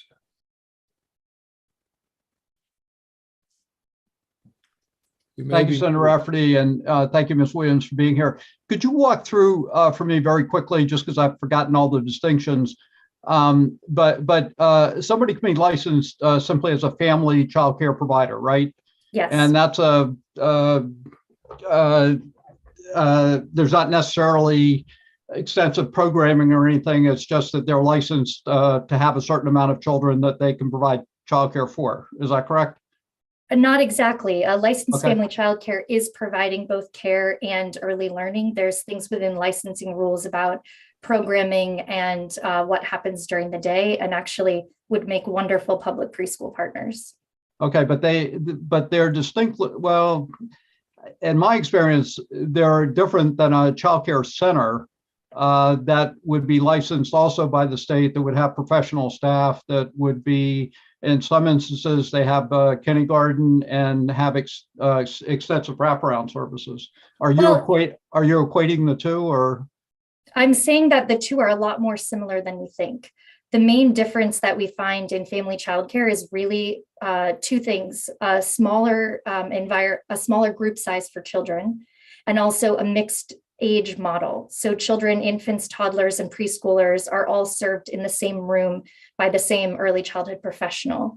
But it's actually, I think, just confused and misunderstood across the state that we're getting some higher quality or more focus on learning in centers versus family childcare. We have many high quality family childcare programs in the state, and children in all high quality early learning programs, whether they're in elementary school centers or family childcare, are learning through play and exploration. And so sometimes it's just us as those early childhood educators helping to show others when they come and say, oh, it looks like the children are mostly just playing, what they're learning through play, and how they're receiving those services. Okay, but you're not saying that family childcare and childcare centers are comparable? They are comparable, yes. Okay, well, maybe we'll have a further discussion about that. I would love to talk more about that sometime. I wouldn't necessarily agree with that, but okay. And then finally, I won't put a percentage amount on this, but obviously a significant amount of childcare in the state is offered by that's unlicensed and unregulated. And so I'm assuming that you're not talking about that in the configuration here. I'm speaking here about licensed childcare programs, whether that's at a YMCA, a Head Start, a center, or out of a home, family childcare. So yes, just to clarify. Okay, thank you. Any additional questions, folks, of Ms. Williams this afternoon? Seeing none, we want to thank you for being with us, for your testimony. It's very helpful, and also for your patience. I know it's been a long morning / afternoon, but thanks for hanging in there. Next up is Beth White. Hello. Hello, Senator Rafferty, Representative Brennan, and members of the Committee on Education and Cultural Affairs. My name is Beth White, and I am the Member Political and Legislative Coordinator for the Maine Service Employees Association, which represents CDS workers. I'm here today actually to provide testimony on behalf of Tammy Talbot, an MSCA member who is unable to join this hearing because she's out in the community providing services to children as we speak. So I'm going to start reading her testimony now. My name is Tammy Talbot. I'm a service coordinator at the First Step site in Lewiston. I've been with CDS for over 20 years, starting my career at the CDS preschool in Farmington right after graduating college. I have worked in the Farmington, Portland, and Lewiston sites and have observed many changes over the years. I believe in the work that we do and the changes we can make in children's lives at very young ages. I've seen the progress that can be made with early intervention services. I've also seen the struggles of families and children who have not had the benefit of our services over the years, due in part to low staffing and long wait lists. CDS has always had a hard time retaining staff, and that needs to change. We need staff members to feel valued and cared for by management. We need pay that is equal to what other agencies similar to ours offer in other states. We need to be able to take care of our staff and allow them to take care of themselves and their own families. For too long, we have given everything we have to the parents and the children we work with, only to go home tired, stressed, and underappreciated, which makes our own families suffer. When I think about moving CDS services for 3 to 5-year-olds to the public schools, I worry how that will impact the level and the quality of services that those children will receive. Right now, we struggle to find enough providers to fill the IEPs. Public schools have the same issue. Over the years, I've come to know many public school employees. They are also understaffed and don't have enough time in a day to take care of anything, often working at home at night long after the school day ends. Most school therapists have caseloads that are already too high and too hard to manage. How will they incorporate even more children into their schedules? And when would children 3 to 5 years old receive their services? In the middle of the school day when other children are already scheduled and can't be moved? Would they have to go early before school starts or later in the day? How would a therapist handle that? You can't ask someone to see children for therapy from 7 a.m. to 6 p.m. every day. I know many of the therapists that currently work for CDS have no desire to move to a school setting simply because of those concerns. How would children get to and from school for services as needed? We already have a bus driver shortage across the state, and it's not fiscally responsible to send a bus, even a small bus, to pick up one child to bring them to school and back home. What happens if the bus is late and the therapist has another child coming in or has to attend an IEP meeting? Who watches over that 3-year-old? We have an amazing system right now at CDS right now that helps transition children from our Part C program to our Part B program. Because we are together, we can work as a team with the family early on so that there is a seamless transition between programs. Having a Part B staff member in the office that we can talk to, could bring to a home visit, and could meet with the therapist is so beneficial. Once Part B is moved to the schools, that personal connection is gone, and the school staff will not necessarily have the time to give these children and families. CDS needs to stay intact as it is. We are a successful program staffed by people who love their jobs and the families and children we work with. We struggle because of things out of our control: funding, pay, flexibility, working more than 40 hours a week consistently without compensation. These are things that can change and continue to make CDS a beneficial, successful, and important program in the lives of children with special needs in Maine, birth to age 5. Thank you. Thank you. Any questions, folks, of Ms. White? I know she's speaking for Tammy Talbert, but any questions? Seeing none, thank you. We appreciate you being with us and for your testimony. It was nice of you to make yourself available to help Tammy out. Thank you again for your time. And I believe Eli, is Ms. Haskell a last testimony, or? Senator, we have Tiffany Haskell, and then if there are any other members in the attendees list who are here to speak against the proposed legislation, please raise your hand now. I see one more, and that is Nancy Cronin, and so I'll move her in as well. Thank you.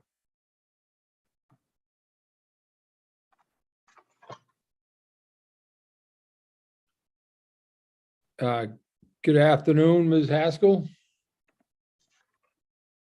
Good afternoon, Senator Rafferty, Representative Brennan, and distinguished members of the committee. I've decided not to read my testimony in an effort not to be redundant with any of the concerns that you've heard today. And so forgive me for jumping around just a tiny bit. I would like to recognize that the department has pushed back the timeline. I think that that's, an important step to do, and concerns, however, still remain. In the areas, for example, I thought it was absolutely wonderful. Superintendent Perry shared with us all the incredible work going on in what we could call their community needs assessment. And she said that it was literally the only way to make it work, was to do that work, to put in the time, to ensure that the community understands what's already happening in their community, what the needs are in their community, and to work very collaboratively to make that happen. Although she's clearly skilled and eager, they did not take advantage of the funding that was available because they weren't ready. And I don't think that there's been enough focus overall in this process about the importance of that concept of readiness. We've heard from speakers who were in support, recognizing as well that people are at various stages of readiness. And even those few who spoke today in support continue to recognize the importance of community partnerships and funding. On the community partnership side, I would just like to mention that another important player in the whole system of care that needs careful thought are our special purpose preschools, serving the most challenging of the kids that we provide services to, including those with significant, autism and related disabilities. And one of the things about the importance of that community partnership piece is also in our Head Start programs and our childcare programs, and the issue of parental choice and having services outside of the catchment area, but also the entire interweaving of the supports that are in place for kids in those most intensive settings, where all of their complex needs can be met within one setting, from the medically necessary full day services and the assurances around that, and also including, of course, specialized instruction and a wide variety of therapies that occur in that intensive setting. So that is on the continuum of services, and it's clear that folks recognize that kids with those intensive needs will continue to, in some cases, need that higher level of service. But I would reiterate the request and the concern around the importance of ensuring that those community needs assessments and partnerships are at the forefront of a plan that helps us move forward. The area of funding has been reiterated as a concern as well throughout the day. And I would just reiterate that as well. I thought perhaps there was something on the table around some particulars, and it seems like with the most recent update, we've gone back to just the sentence that says we'll make a plan. And I don't think that that provides enough assurance for the citizens of Maine and for really understanding what this will entail. You know, the delay in the timeline was referenced in terms of allowing us to dig in more to what the actual cost will be. But I would argue that this legislative committee asked for that to be brought to the table already, and we haven't seen that yet. And I think that remains an important concern. I think I'll stop there for now. Thank you. I do have a question from Senator Woodson. Thank you. Ms. Haskell, I don't believe you identified yourself and where you work or who you represent. Oh, I am sincerely sorry for that. I have been the co-chair of the LD 386 Advisory Committee. I work as the clinical director in WABAN, overseeing a wide variety of services across the lifespan. I am a special ed director who oversees our preschool programming, and I apologize for that. No, I knew that, but I think it's important that others do also. So thank you. Yeah. Ms. Haskell, so going back to the, I know earlier, we heard in Gorham, a lot of these community, excuse me, they organize all their community resources, and it seems like everyone was on board. Has there been some kind of a template or a guidance developed in terms of bringing those folks together? No, not through this process to date. It's to me, it's one of those critical components of a readiness assessment, which doesn't yet exist. And this committee asked for benchmarks and targets to be outlined and shared before any transition occurs, as well as during, to see how things are going. And those don't exist to date in terms of looking at those and having schools work with those before the committee could agree on a transition plan. But no, not the community partnership piece, which I think is critical. And I also think it addresses a wide variety of the concerns that every single person today has spoke about. That process could address that. Thank you. I see that Representative Millette has her hand up. Thank you, Mr. Chair. Actually, this is just a way to note for the work session with the department. Definitely wanted to learn more about their recommended statutory or otherwise mechanisms for making sure that these children do have continued access to medically necessary services, as Ms. Haskell has raised, and as well as I'm gonna brutalize this, and Ms. Cronin's gonna laugh. It's the ESPDT. It's an and I cannot remember what that stands for, but I know it's important and it's required and something that we haven't been talking. Yeah, right. But what does that stand for? Early periodic screening, diagnosis, and treatment. Okay, so that's why I don't remember it. Thank you. So yeah, we're going to need to talk about that in the work session. And I also totally spaced. I wanted to ask Ms. Williams how long she has been working with the Gorham School Department on that effort. So Ms. Williams, I suspect you're listening. If you wouldn't mind just sending us a quick little email, letting us know how long you've been involved in that process, I'd be most grateful. Thank you, Mr. Chair. Thank you. Any other questions, folks, at this time? Thank you, Ms. Haskell. We appreciate you being here and your continued efforts with trying to solve this, the address and reach some kind of a direction in terms of the concerns. Appreciate you being here, and you have a good afternoon. Ms. Cronin, I believe you are the last person to testify today. So, Senator Rafferty, Representative Brennan, distinguished members of the Education Committee, thank you very much for hearing my testimony.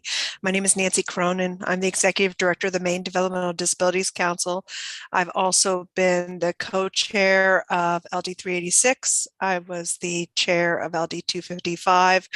I was the chair of the PCG Advisory Committee that worked on that. I'm also the chair of my local school board, Fayette Central School. I'm not going to read everything. I am going to say that I'm still on the edge of opposed to this and neither for nor against. The bottom line really is that we need to answer some more questions before we move forward. That is really what it is. Some highlights of what I've heard today and what I wanted to say is, unfortunately, without putting guidance in writing about who SAUs should work with and how they can work within the community, then I'm afraid that local businesses and childcare and providers will be harmed, and I think that schools will be harmed as well. We hear that the department says that the community will be utilized, but there's not a process to do that. I really want to encourage that one action this committee considers is taking some of the funding that exists right now and fund local SAUs to do a readiness assessment of their own and submit a plan to the department. Include within that a community canvas to say who's in your community, bring people together, put a little bit of money into stipending some time to bring people together to say what is in my neighborhood and what is the practicality of this. If we're going to move people to move 3 to 5 year olds to the local, let's have them talk about it and support that. Money exists right now that's not going to exist in 2 years.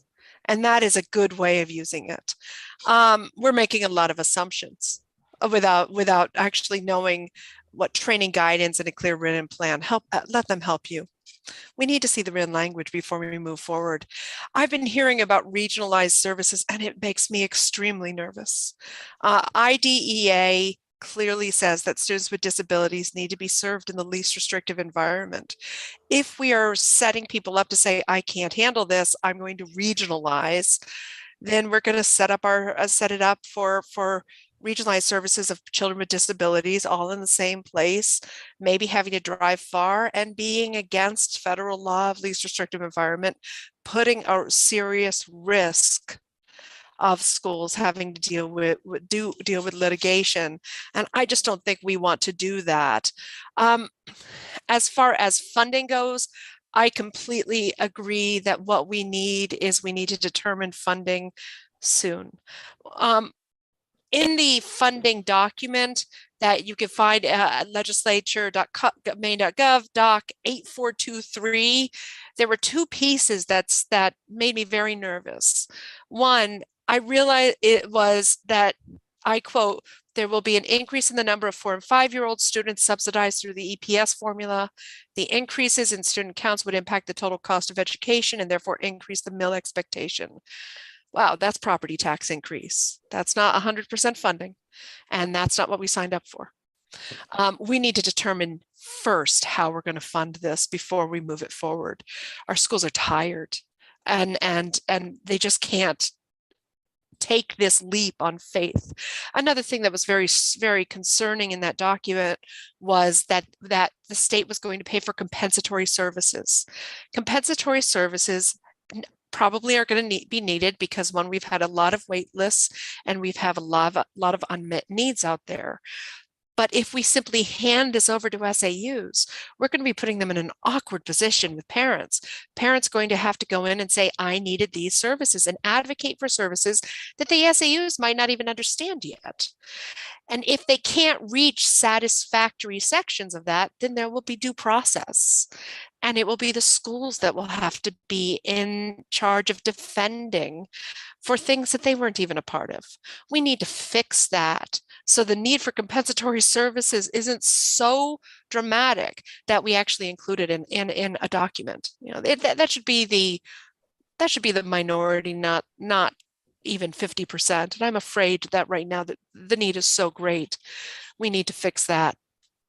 I really want to encourage us to think about creating an early childhood special education task force to go over for the next 3 years, not an advisory committee in the way we've had it, because an advisory committee provides advice. What I would like to see is a working group that includes many of the members who've been on the advisory committees. I would hope to have MDDC as a part of that, but we also need schools, we need DOE, we need child care, we need a bunch of other people there, and then have that group kind of do an oversee partnership, because part B 619 is really a community school partnership activity. And I think that's what's really been seen. If we only look at this from a K to 22 model, and by the way, I have no problem extending anything to 22. I think that's wonderful. We need to do that. But if we're looking at these 3- to 5-year-olds through this lens, we're going to miss something. And I'm afraid that schools, putting on my school board chair hat, the people who voted me in are going to say that this is a new mandate, an unfunded mandate. And please send this back to the drawing board to require a clear, comprehensive funding structure and plan before you move things forward.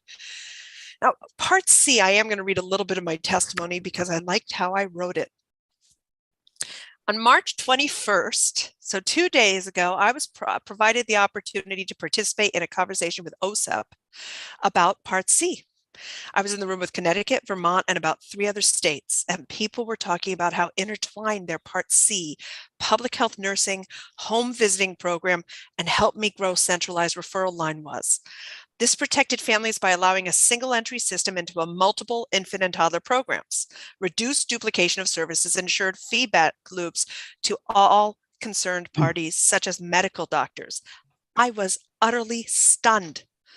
Maine isn't doing these things. Although the programs exist in HHS, we have home visiting, we have public health nursing, we have we're starting to build Help Me Grow. But to my knowledge, DOE nor CDS nor DHHS has worked together in any of these things. How many of these children receive home visiting and Part C at the same time? I was surprised to hear how in some states home visiting couples with Part C. So when you're not eligible in Part C, you're getting services in home visiting. And we're making sure kids, especially families, substance abuse affected families, are connected, or children with severe medical issues. I was shocked. I can't believe that nobody, including me, even thought about these other programs. It's clear to me that we are in a serious silo. We're disconnected from other infant and toddler programs, and we're disconnected from the way Part C is done in most other states. I really think we should consider a study to decide who should be a lead agency. Now, everything is in DHHS, Help Me Grow, home visiting, public health nurses. For our 0 to 2-year-olds, there's a whole process that is happening that we've not even considered. And it's staggering that we didn't include it. So please consider a resolve to study who should be the lead agency for Part C.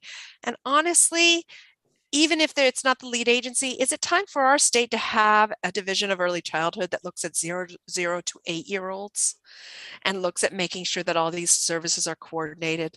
Maybe Part C stays under DOE, maybe, and we have a division of early childhood to make sure everything is really connected, because we are putting a tremendous amount of money in this in efforts of all these different pockets, and they're uncoordinated.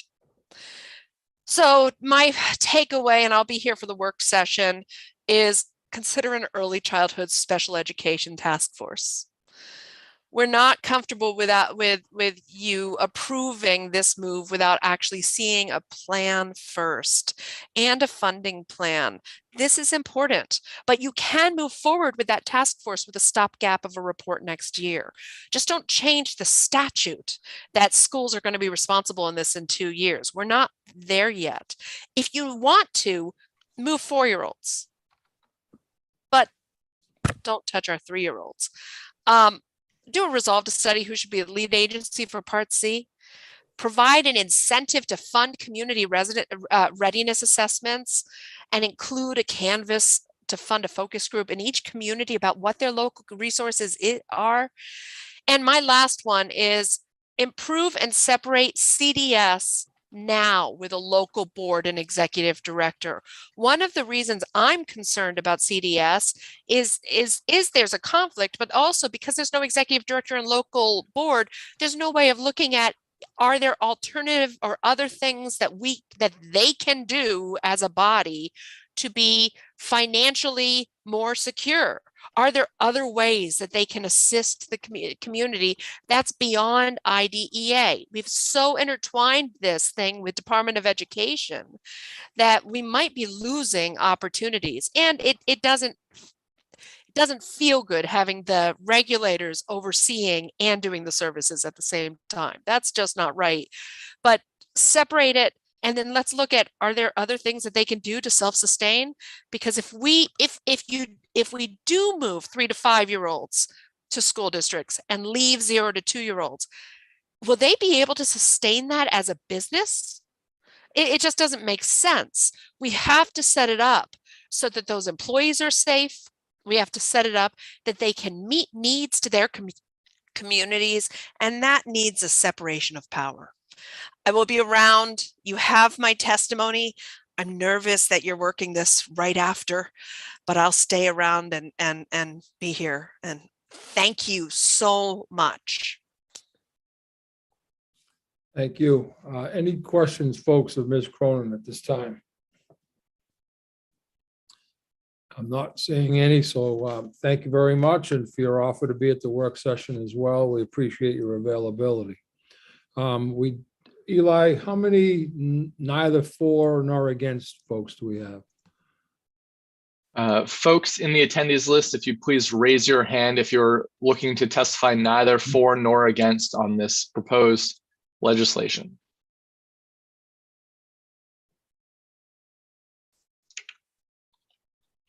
One moment, please.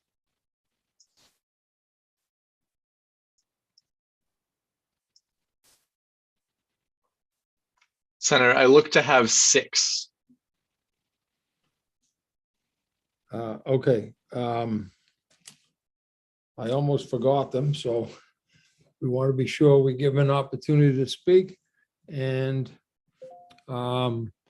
you can take them in any order. I'm not sure there's a preferred order, just because you went by hand raising. Oh, okay.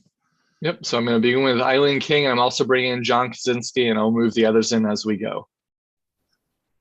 Thank you very much.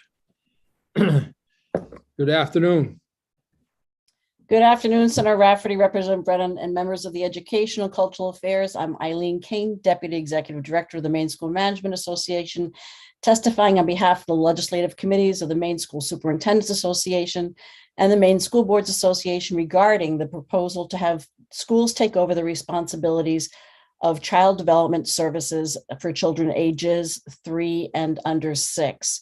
I would like to start by saying that the Maine School Boards Association voted neither for nor against this bill, and the Maine School Superintendents Association would not take a position, but wanted to raise issues that need to be addressed before they can take a position. I, again, will not read the testimony because all of our points have been brought up. Obviously, the shift does put a burden on school districts that do not have the staff to take over. Obviously, we have the staffing issue that is a staffing issue for CDS. It's still going to be a staffing issue for schools. Maine Care, also another concern is that many districts do not use Maine Care billing because it's difficult to navigate, hard to understand, and time consuming. Some districts, such as mine when I was superintendent, that began to use it, I stopped because it cost more to bill than I was getting reimbursed. And until that billing is simplified, that avenue will not be beneficial to many districts. Senator Millett asked about the bill, I think it was 1775, and that basically directs the department to develop a comprehensive system to support school districts in seeking reimbursement for Maine Care eligible services, and also directs that they have suggested legislation by November 2nd of 2022. I know superintendents would be very eager to be at the table to help weigh in on that legislation to help more districts access that money for our students. Address staffing. One of the things that's brought up by superintendents is a concern about their school district's liability if they're not able to offer FAPE for these children. Right now, as you've heard, school districts are struggling with staffing with the students that they already have. We talked about the intent to run funding for school-based CDS through the funding formula.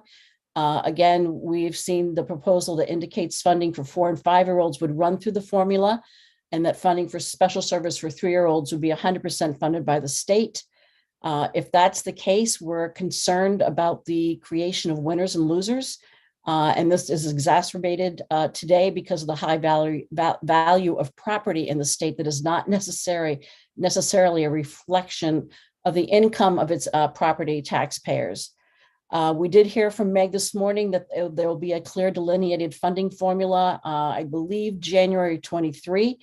We need to know that how funds will be awarded. We have questions about what covering special education 100% means and how that will be determined. Other concerns are what will happen after 2026 when the federal funds are no longer available. Will these costs then become 100% of the responsibility of the district? One of the concerns across the board was the plan provides that schools will pay their special ed costs up front and then be reimbursed by the state. To what level? How is that determined is still a question. Smaller districts are very concerned about cash flow if they must pay for services up front and then wait for reimbursement. This is a valid and real concern, as we've seen districts need to take out loans while waiting for reimbursement for their ESSER funds to cover their general expenses and payroll. Other questions that have not been addressed is how will superintendent agreements be dealt with? For example, we have parents that have their child in a program that's not in their hometown, but rather in a community where they work. We anticipate those parents will want the children to stay in that district where they're already enrolled. As you know, superintendent agreements, once that child is transferred, that child becomes a resident of the town where they've been transferred to.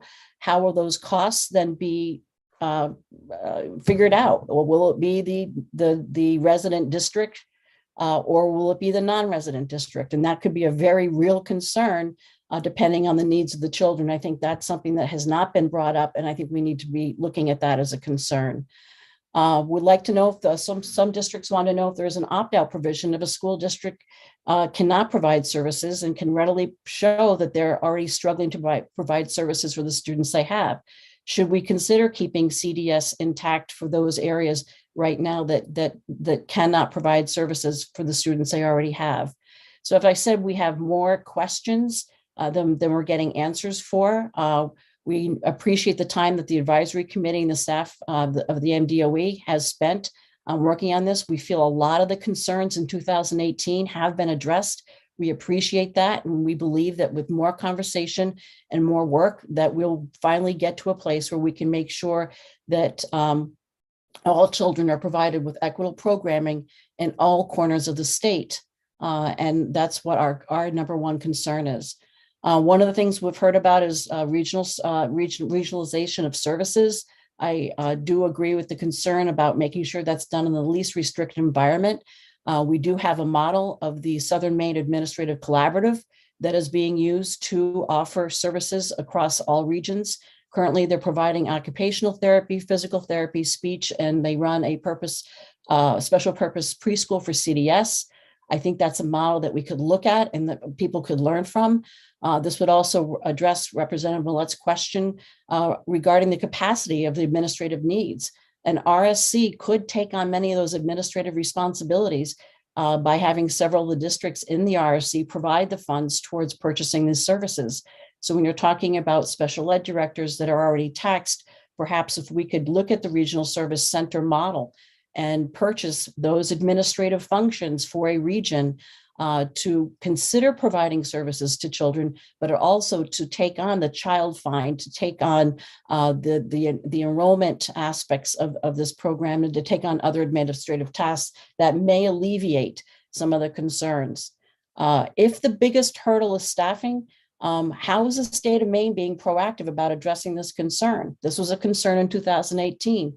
Are there financial incentives for those students who are in or who are thinking about entering the fields needed to address the staffing shortages to provide services? And this could be, something, financial services in exchange for so many years of service in the area. Telehealth, and I know there are probably a lot of people cringing at that concept, and I don't know enough about it, but where would telehealth be a consideration? We need to think out of the box.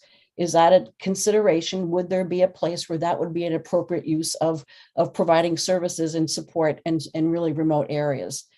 So those are the questions we've had from our Maine School Boards Association and the Maine School Superintendents Association, and I'd be happy to answer any questions that you have. And I talked as fast as I could. We do have a question from Representative Millet.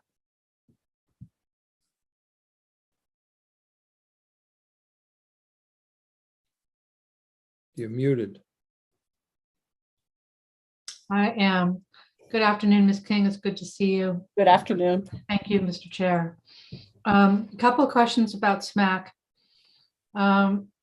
You say it has a special purpose private school. I believe they're providing, and I'm talking about 30,000 feet up, but I believe they're providing services. Let me go back to my notes in a private school, in a preschool setting. I don't believe it's I misspoke when I said special purpose private school. I do know they have a preschool setting that they do provide services for year round. And is this preschool for the local districts in that area? I believe there, yes, is for the local district in their area. And I believe they're also providing services for students outside of that area.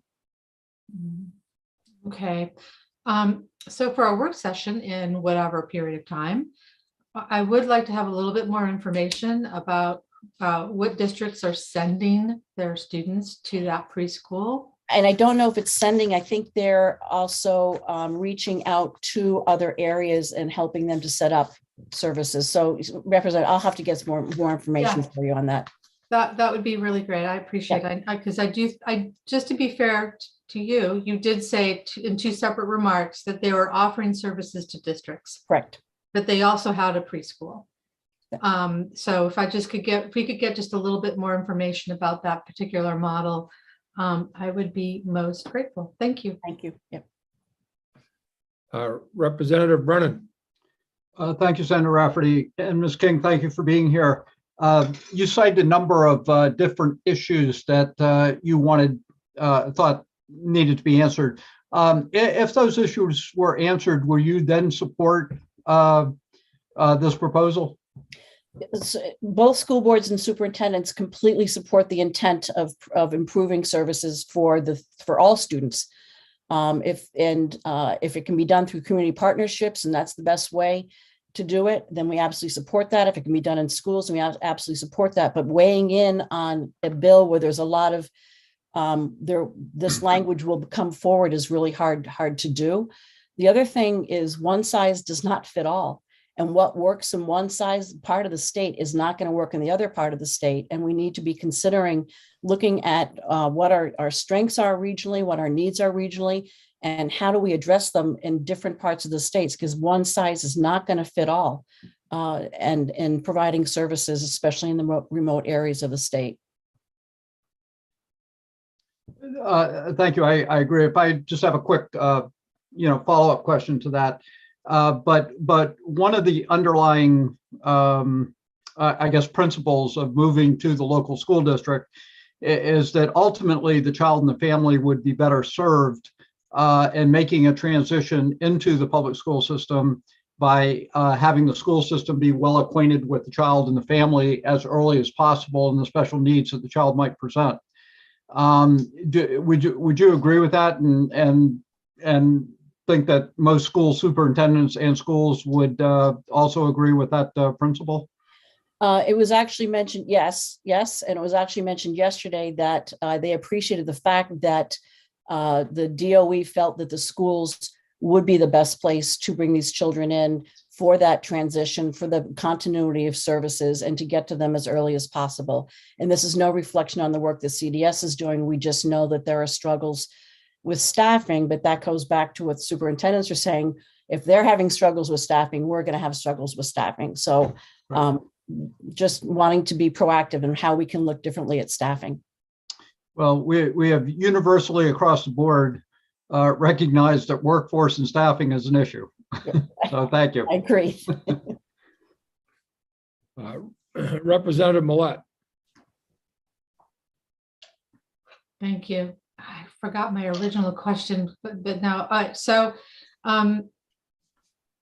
Ms. King, when folks are talking about how bringing students into the SAUs would help with the transition to kindergarten, how would you see districts dealing with balancing that? And you kind of touched on this with your very insightful superintendent's agreement issue. How do you balance that with families that have established relationships with, whether it's a child care center or another preschool in another community? How do you see that working? I'm going to go back to what Dr. Perry said this morning, is we really need to look at the IEPs. We need to look at the what decisions are made, what's best for those students. We need to have all day long. We've heard about relationships between the schools providers and the community providers. So I see that, it's not one size fits all. We need to look at individual settings and situations and the ability to provide services, and once again establishing those relationships between the school, the parent, and the private provider or the daycare. The superintendent agreement is one that's going to have to be really looked at.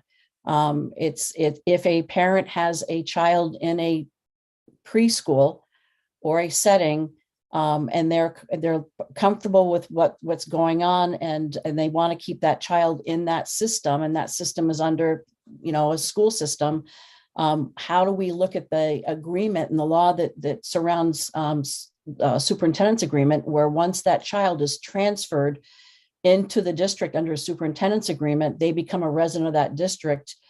How do you address that with the taxpayers, where you're funding a child from another town? And I'm not talking about minor. We did this here all the time when I was a superintendent. We had students coming and going, but they weren't high cost placements. But how do you reconcile that with the taxpayers when you're paying significant dollars for a child doesn't live in your town, but you're also trying to support the parents? So I see that as being a real struggle. Thank you. And I just remembered my original question, which is, we have heard some suggestions around performing community assessment, needs assessments. I would add that if that were to happen, it also should be community needs and resource assessments. Do you have any thoughts upon that recommendation? I think that's a place that all school districts should be going to right now to look at as we have this conversation.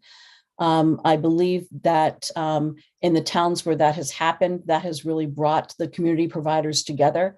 They really are able to brainstorm what they have in place, what they don't have in place, what the needs are of the children that they have. How do they address those holes that they don't have resources for? We did that in my school district, and I think it gave a tremendous support system for families, for providers. It created relationships between all the providers, regardless of whether you were a private provider or a preschool or a YMCA or a school department.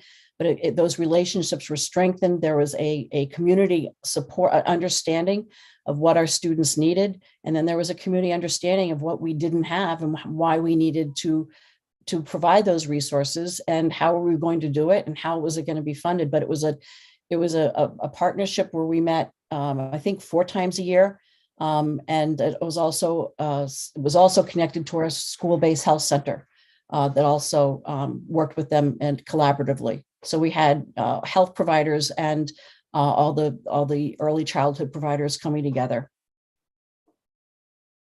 So that was a yes. Sorry.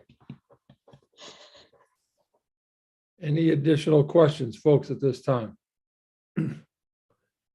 Ms. King, thank you very much for being with us today. We appreciate your time, and most importantly, your valued testimony and information.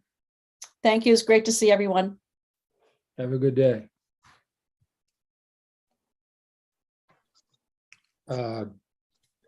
We have John Kaczynski. Good afternoon. Senator Rafferty, Representative Brennan, other esteemed members of the Education and Cultural Affairs Committee. My name is John Kaczynski, and I'm here on behalf of the Maine Education Association to testify neither for nor against the proposal before you regarding CDS. First and foremost, I just want to recognize the CDS employees who continue to do the work required to help kids and families. It has been 5 years that this committee has debated this program, and there have been several years of trying to figure out the best pathway forward. Yet the dedicated and hardworking people in CDS continue to do their best to meet the needs of kids and families, and I just want to recognize them, certainly. I want to agree with what Tara Williams said a little bit earlier. I saw the amendment from the department pushing back the year pushing back the date by 1 year, and that makes good sense. But the deadlines seem less significant to me than, are we building the overall scaffolding necessary to ensure a successful transition of this program? And our concerns about mandates being passed on schools are not unfounded. Many of you remember the proficiency-based diploma mandate, the many years of work that went into that, only to find it unworkable and later repealed.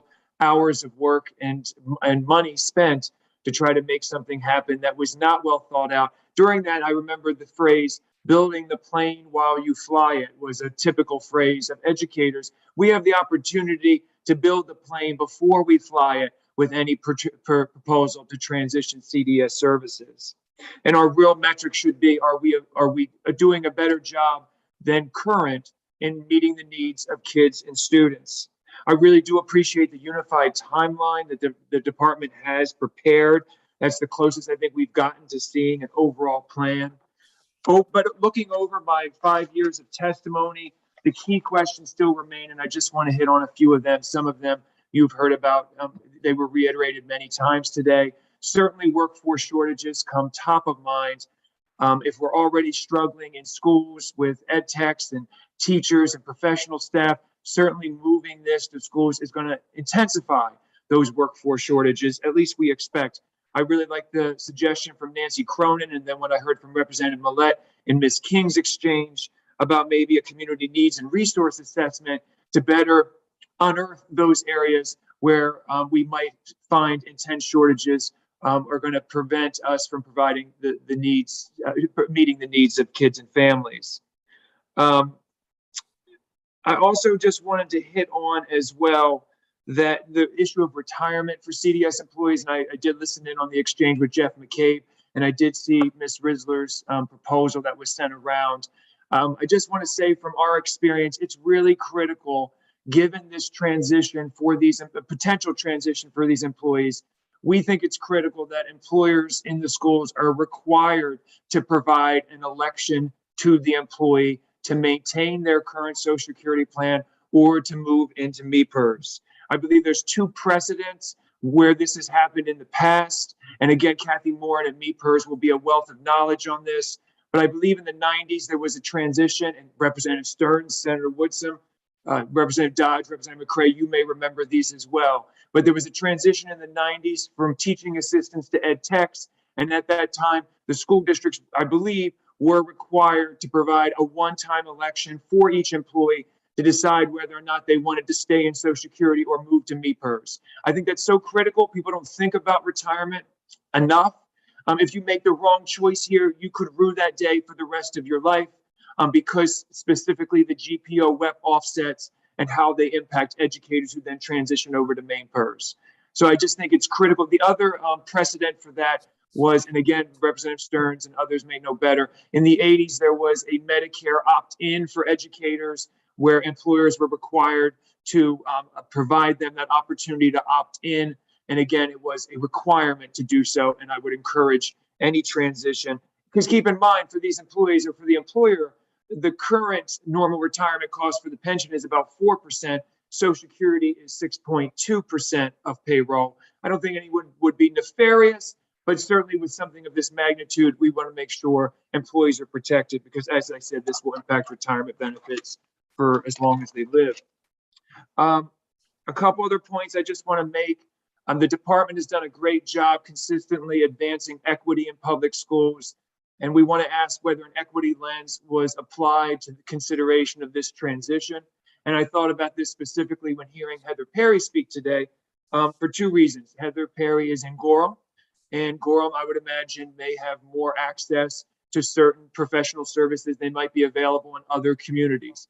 So are we exacerbating, reiterating either racial or regional inequities across the state by moving this forward? And I think we should bring a conscious lens to that. The other thing I thought about when Heather Perry was speaking is, if I recall, she's been superintendent there for a long time. And if you're reading the newspapers, you're seeing we're having tremendous turnover among superintendents across the state, some of which are leaving in the middle of the school year. So just in terms of consistency, I think it might be a little bit different of an experience for a superintendent who's been in place for a while, knows the community well, rather than the volatile marketplace that we're seeing of superintendents where we have high vacancies and very short supply. I also just want to flag, I've heard a lot today about regionalization. I want to remind the committee of the testimony I prepared for LD 1777. I just heard Representative Millett and Eileen King engage on this. We have deep concerns about the current transparency of certain regional service centers particularly the Southern Maine Administrative Collaborative, SMAC, where the superintendent of Biddeford is the superintendent of Dayton, is also the superintendent of Saco, and is the executive director of the Regional Service Center. And we're seeing the moving of resources among those entities, and we have concerns about transparency. If we see greater regionalization in order to meet the services required under CDS, those concerns could be exacerbated. I believe it was just this week we had to file a FOA request, a Freedom of Information Act request, to better understand some of the happenings there regarding that one specific service center, where again, I will reiterate, they are currently providing CDS services. Lastly, I want to say a note on budgeting. I certainly agree with many of the comments that Ms. King just laid out before you, and many of the concerns about how this gets done. I actually thought the proposal in the original amendment was sound, and we do believe that's sound. However, I'm more concerned now about the amendment. And the reason I'd be concerned about the amendment, just to be frank, is what the amendment before you that you reviewed this morning does is it moves the mandate to schools beginning 2024 and through 2026, but without settling on the funding. And I would just be concerned we could find ourselves here January of next year where legislators are unable to find a solution to funding, yet the mandate would remain. That would be a difficult situation to be in should that occur. You certainly heard many people today share concerns about funding, and threading the needle to find the perfect funding source will be a challenge, but would hate to have a scenario where the mandate exists and sadly legislators are unable to find the appropriate funding mechanism in order to meet that goal. So with that, I really, really appreciate your time, and I will do my best to answer any questions you have. Thank you so much. Thank you. And Representative Brennan has a question. You're on mute, sir. You're on mute, Representative Brennan. Thank you. It's not so much a question as a comment, but several times Mr. Kaczynski alluded to the fact that this would be a mandate. And I just want to assure him that this, from my perspective, it's not a mandate, and that this committee has made every effort to make sure that when the transfer does occur to local schools, that it will be fully funded. Thank you for that. I appreciate that clarification. Whether or not it technically meets the threshold of a mandate, I certainly think it will feel like a mandate to schools to have to take on these responsibilities. And while there appears to be a commitment to 100% funding, again, in the current amendment before you, that gets punted until next January for debate and review and hopefully adoption.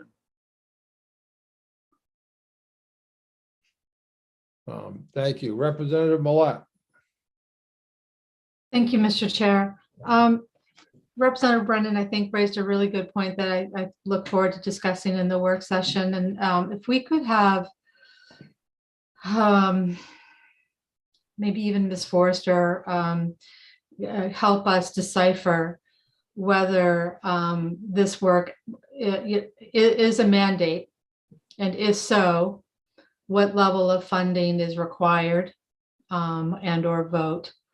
Because I do think that that is a very important legislative process question that we definitely need to resolve. So for the work session, that would be really helpful. Thank you. Thank you. Any other questions, folks, at this time? Seeing none, Mr. Kaczynski, thank you very much for being with us this afternoon. We appreciate it very much. Thank you. You have a good day. We have, I think, the order. Eli, am I right in Alan Cobo-Lewis, then Kerry Woodcock and Neil Goldberg? That is correct, Senator. And then to my knowledge, we have one more after that, Ben Jones.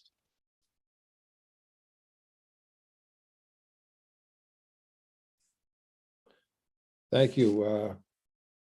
Good afternoon, Mr. Cobo-Lewis. Good afternoon, Mr. Chairman. I want to thank you for not running the clock. I know it's been a significant investment of the committee, but I think that you're getting the information that you need to make some good decisions because of it.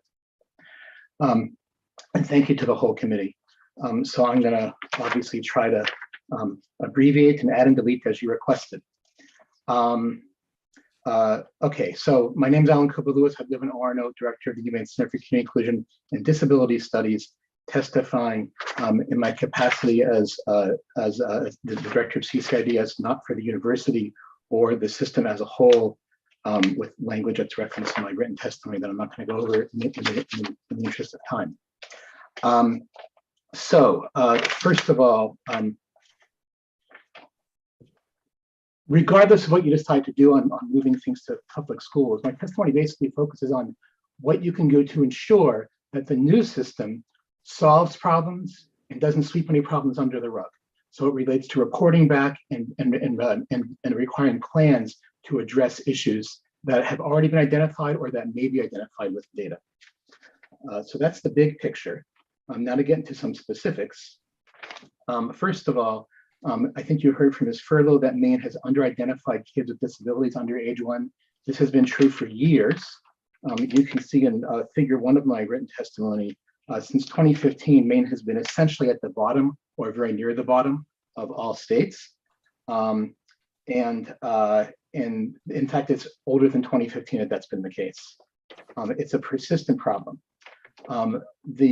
Back in the early 2000s, the subcommittee to study early childhood special education identified this issue and linked it to an issue that you'll find in figure 2 of my testimony, where referrals from the CDC system, the program for children with special health care needs, the birth defects program, the newborn blood spot program, the newborn hearing program, those referrals from those programs to CDS have been low.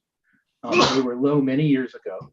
I think that that's at least part of the reason that the under-identification of kids under age 1 is such an issue. It's actually gotten worse since then. You can see in figure 2 that the rates may have been low in 2014. They're much lower now than they were in 2014. The problem has gotten worse. The existing legislation repeals the requirement to report on this issue. I would suggest that there needs to be more reporting on the issue. I would actually suggest repealing some of the less helpful reporting in order for you to be able to focus on the key issues that still remain. So just going on to some other suggestions. Part 2 of my testimony talks about financial sustainability. So basically, you can, for financial sustainability, you ought to be doing a good job of billing main care and a good job of billing private health insurance. Current statute requires reporting on those 2 issues, and the current legislation would actually repeal those reporting requirements. I would suggest not repealing them and actually giving some sustained attention to it in order to achieve financial stability. To get actually in meeting the needs of children, there's a few things I want to say about that. Unmet needs plague the existing system. Another issue that's actually driven CDS reform efforts in the past 5 years. Existing statute requires reporting about unmet needs. The current bill repeals those as well. I would suggest not repealing those. Inclusion. This is 3.2 of my testimony. There's published evidence that children with disabilities, including young children with disabilities served in part in 6 and 619, benefit from inclusion, as in footnote 4 of my testimony. I would suggest that the department be required to provide training and technical assistance to school units on effective inclusion, collect data on inclusion successes and shortcomings, offer financial incentives to districts that are successful at inclusion to help support other districts at pushing best practice into those districts as well, as a condition of the financial subsidy that at least existed in the bill before the amendment that we heard about today. I'm not sure if it's an amended bill or not. Section 3.3 about IEP team choice. Current statute requires children who are currently served in CDS to be able to stay in the CDS system for another year if they have late birthdays, if that's in the child's best interest. The bill would repeal this effective, I think, July 1st of 2024, while CDS continues to exist. This is kind of another lens on the superintendent's agreement issue. Promoting parent choice would also mean promoting CDS IEP choice or preschool IEP choice. It may not be called CDS kindergarten choice anymore. So I would suggest not repealing that provision in statute either. Just to get specific recommendations about focusing on the critical metrics. So Appendix A shows the long list of reporting requirements existing in current statute. I'm suggesting only keeping a few of them and beefing them up a little bit to focus on solutions, and then adding a few. So I think the net reporting would still go down, but the reporting wouldn't get lost in a fire hose of information. So 4.1, child fine. I would suggest reporting on referrals from the CDS from CDC to CDS that be retained. That's a different silo, and that's why you need to know about it, because those programs are overseen by the HHS committee. In addition, that you're required to see not just a snapshot of the current number of referrals, but the trends over time, because the current report doesn't show you that. And that the Part C system be required to collaborate with the CDC system, Children with Special Health Needs, to improve identification of kids under age 1.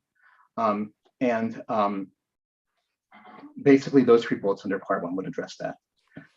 Offsetting costs, essentially be required to track effectiveness of how well you're billing Medicaid, be required to track effectiveness of how well you're billing private health insurance. The silos, my goodness. The initial draft of the PCG report didn't even know that Maine currently has a statutory requirement for private health insurance to cover early intervention and to cover autism treatment. PCG did find out about that later on, but instead of repealing requirements about how that's going, keep those requirements and perhaps actually pass some requirements to incentivize parents to consent to billing those other sources of revenue. Under federal law and state law, parents have to consult to billing those.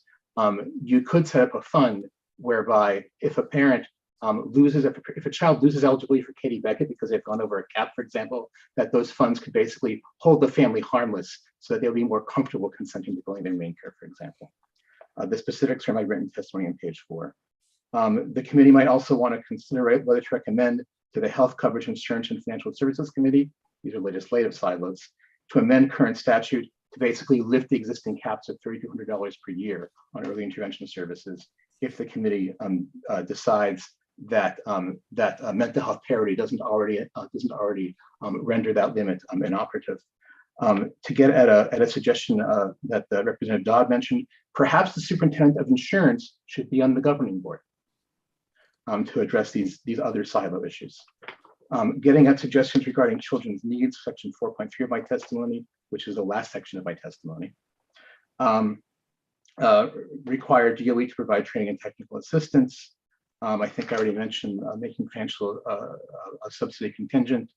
So regarding a conversation that Representative Millett had with Ms. Haskell, the Part C and Part B system should both be required to ensure that children are referred appropriately to services they need that go beyond educational services. This is in 7209, sub 4, sub E, sub 2, sub J of existing statute. Don't repeal that. That still is an issue, I think, as that conversation highlights. The system should be required to report on unmet needs, as in subparagraph K. I think Representative Dodge raised a similar issue as well. Don't repeal kindergarten CDS choice. And I think that basically is the way that any new system could address the critical issues, not have to overwhelm you and overwhelm the public with reporting on less critical issues, and plan to address them so that the new system, whatever the new system is, I'm either for or against, improves things instead of perpetuating issues or making issues worse. And I'm happy to answer any questions that you may have.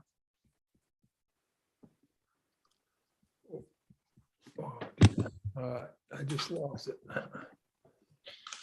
Representative Dodge, please. Thank you, Mr. Chair. Thank you, Mr. Cobo-Lewis, for your testimony. My question specifically is directed around the conflicting testimony that we have received about the private health insurance usage and what is specified under federal law, what is specified under state law, and how that overlaps or underlaps. At this point, with the Katie Beckett section of law. And we as Now I'm going to get on my soapbox. Mr. Chair will rein me in 1 second.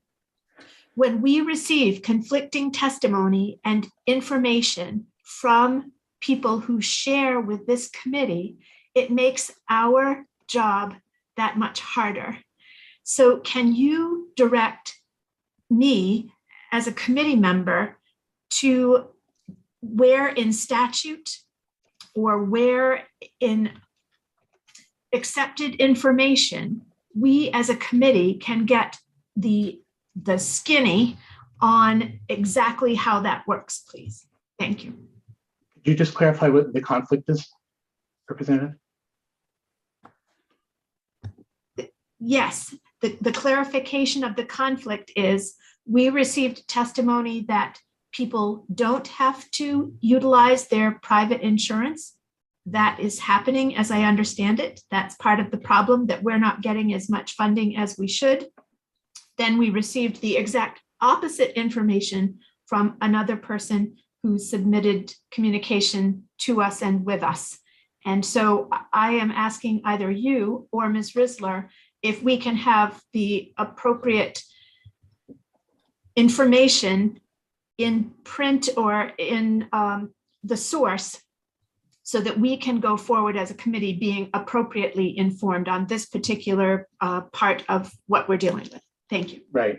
And I'm sure that Ms. Risler can provide some information, but let me give you at least a brief response. So I think the issue is that free appropriate public education, this really applies especially to 3 to 5, because that's FAPE. Birth to 2 is not FAPE. There can be a cost associated with FAPE with birth to 2, even though it doesn't usually pay off to actually go after that. So FAPE has to be free. So parents, in fact, all the way to 22 has to be free. Parents can choose to consent to access any insurance they have, whether it be private or public. I think it's in federal regulation, although it may be in guidance, that basically says that in addition, FERPA protects information for privacy, and so does HIPAA. There are different federal styles. For a parent to consent, in order to bill Medicaid, you have to disclose information. So because of basically FERPA and HIPAA, one or both, I can't remember which, there's an additional requirement about not being able to bill Medicaid, which would include kids covered by Katie Beckett and kids not covered by Katie Beckett, without parent consent. And so I think actually that requirement is in federal education guidance regulation, clarifying that you need a parent consent before billing Medicaid. And that's been clarified for at least a dozen years, I think. It would obviously help if parents would consent. It would help the financial sustainability of CDS for parents to consent. But some of them are reluctant to consent. And in particular, currently, if a lot of kids who are covered by Katie Beckett, there is an annual, Katie Beckett federally only pays if the cost does not exceed the cost of institutional care. And so for a very high cost child, if their Katie Beckett gets billed a lot in 1 year, they can actually go above that cap and lose their Katie Beckett for some period of time. This happened to a family very close to me. There are mechanisms for like OCFS to step in with state funds to hold, to basically address that. But it's a risk. It's not a risk for a child who falls well below that cap, because the cap's pretty high. But it is a risk for a child who has very high needs, precisely the kind of child that school districts would most like to access to Katie Beckett. So my suggestion is some parents might be more willing to consent to billing their Katie Beckett, provided they have a written assurance that in the event that the additional cost from billing by the school district pushes the child over a cap for a year, the bills could get backed out so the child then goes back below the cap. That's the idea. I had suggested that, I think, to probably the PCG committee a while ago, but it's complicated. Medicaid is complicated, special ed is complicated. So my suggestion, my written testimony is maybe you should pilot it. And if you can work out the details, then you can roll it out. Incentives for holding families harmless if they agree to bill Medicaid. I would say Medicaid generally, but in particular, it applies to Katie Beckett. That's really the subpopulation that really applies to. I hope that helps. Any additional questions, folks, at this time? Sir, thank you very much. Mr. Coble-Lewis, we appreciate you being here today and your testimony with us. Have a good afternoon. So, folks, I have Kerry Woodcock, Neil Goldberg, Ben Jones, and Michael Dixon. And I'm just asking the committee members just to keep in mind, we do have a work session today. And also there's, just keep that in mind. Thank you, Ms. Woodcock, please. Thank you. Good afternoon, Senator Rafferty, Representative Brennan, and honorable members of the Educational and Cultural Affairs Committee. My name is Carrie Woodcock. I'm the parent of 2 children with disabilities, also the executive director for Maine Parent Federation. We're the federally funded Parent Training and Information Center, Family to Family Health Information Center, and the statewide family network. And I was also a member of the advisory groups for LD 255 and 386. I'm not going to read my testimony. All the points have been made. I just wanted to emphasize 2 points for you this afternoon. I wanted to make sure that there was a distinction between regionalized service centers and regionalized programming. I understand that regionalized service centers can provide services to local school districts who may be taking on 3 to 5 year olds, such as therapies and administrative costs. And while I believe there is purpose for those programs and that they can help with the workforce issues that we're having for 3 to 5 year olds, I do have concerns when regionalized service centers expand to regionalized programs of pre-K students.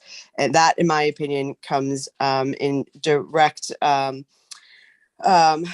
it puts the least restrictive environment for our pre-K students at risk. And keeping in mind, least restrictive environment for students is to be educated in a school in which you live with your community peers and with typically developing peers. And so for students at this early age, when a regionalized program gets developed that isn't within their town, isn't with their community peers, and is only having the population of children with disabilities, that is not a least restrictive environment. And for these students, that least restrictive environment is really important for their growth, especially at this young age. So there's been a lot of discussion about regionalization. I wanted to make that distinction and to voice my concerns for regionalized programming, especially in our northern Maine regions where transportation can become an issue. The other point I wanted to make is currently in our CDS model, when picking a pre-K program for a 3 to 5 year old, a parent has a large voice in choosing which program best fits the needs for that student at the IEP meeting. And typically what happens is, a parent is given 4 or 5 different preschools in the area to go visit, and they take that opportunity to look at those programs and then rate the programs on what they feel best fits that child's needs. When moving 3 to 5 year olds to local SAUs, I do have concerns that parent choice will become less of a choice and more of an opportunity for the local district to determine where that child will be placed. And so that would be a concern for this movement as well. All the other concerns that have been voiced, we echo at Maine Parent Federation. We hope that you take the opportunity to hear what people have presented to you today and rework the bill to move this forward, because I do believe it is in the best interest eventually for our 3 to 5 year olds to have relationships with our local school administrative units. But I think we need to take the time to build it. As John had mentioned, build this plane with all the right parts before we fly it. So thank you for your time this afternoon. Thank you, Ms. Woodcock. Do we have any questions, folks, at this time? Seeing none, thank you very much. We appreciate you being here and your patience while you waited. Have a good afternoon. I have Neil Goldberg, Ben Jones, and Michael Dixon. Hello, Senator Rafferty, Representative Brennan, and members of the Education and Cultural Affairs Committee. My name is Neil Goldberg, and I am providing provisional testimony neither for nor against the proposed legislation on behalf of Maine Municipal's Legislative Policy Committee. This bill will go before our policy committee, or this proposed legislation, I'm sorry, tomorrow afternoon, and should their positions substantially differ from the comments I'm about to make, I will absolutely file amended testimony. With all of that behind me, so much has been said in this lengthy marathon public hearing that I will not repeat, but we certainly, MMA agrees with much of what has been remarked. So I'm just going to highlight a few key points.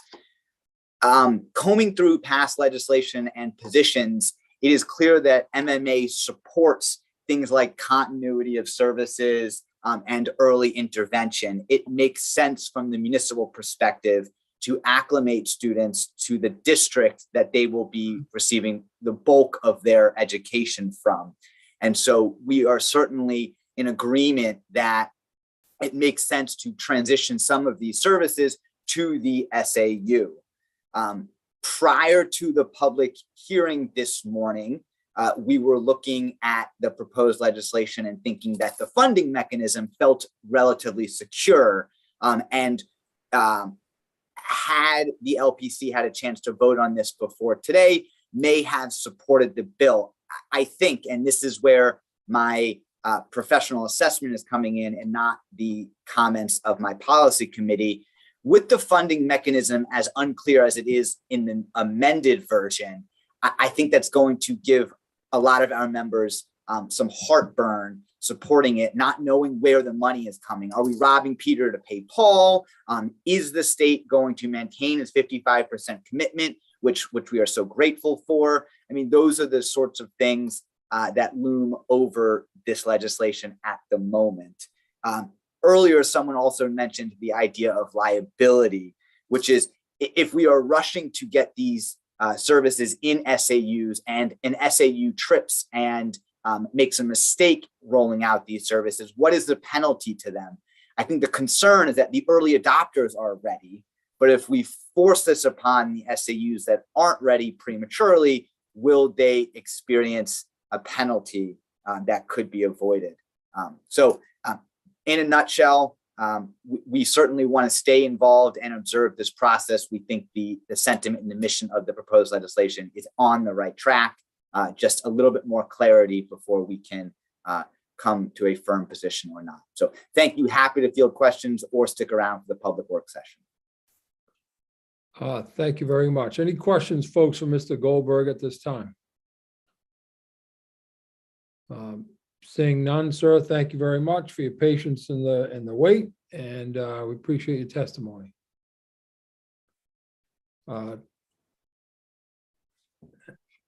Next up is Ben Jones, and Ben will be followed by Michael Dixon.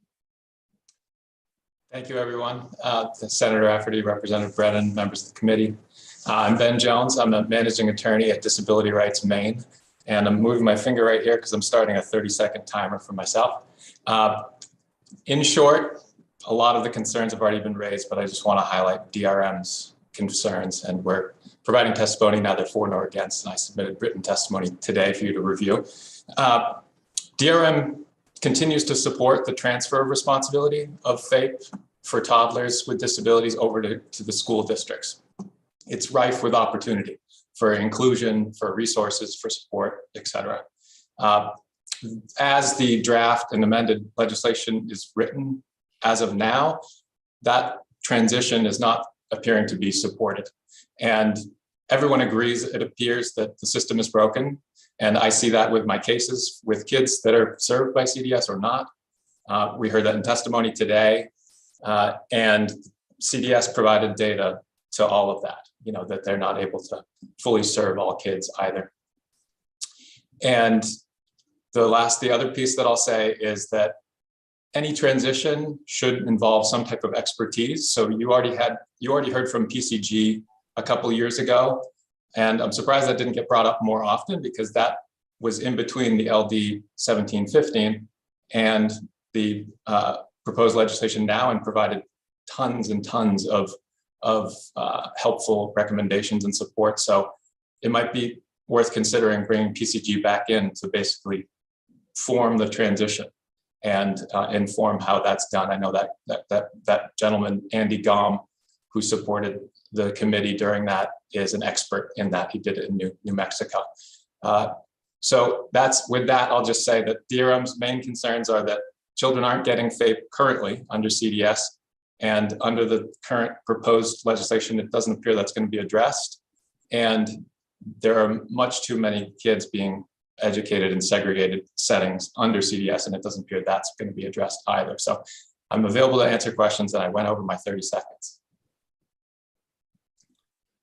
Thank you. Folks, do we have any questions of Mr. Goldberg at this time? Yes, Representative Dodge.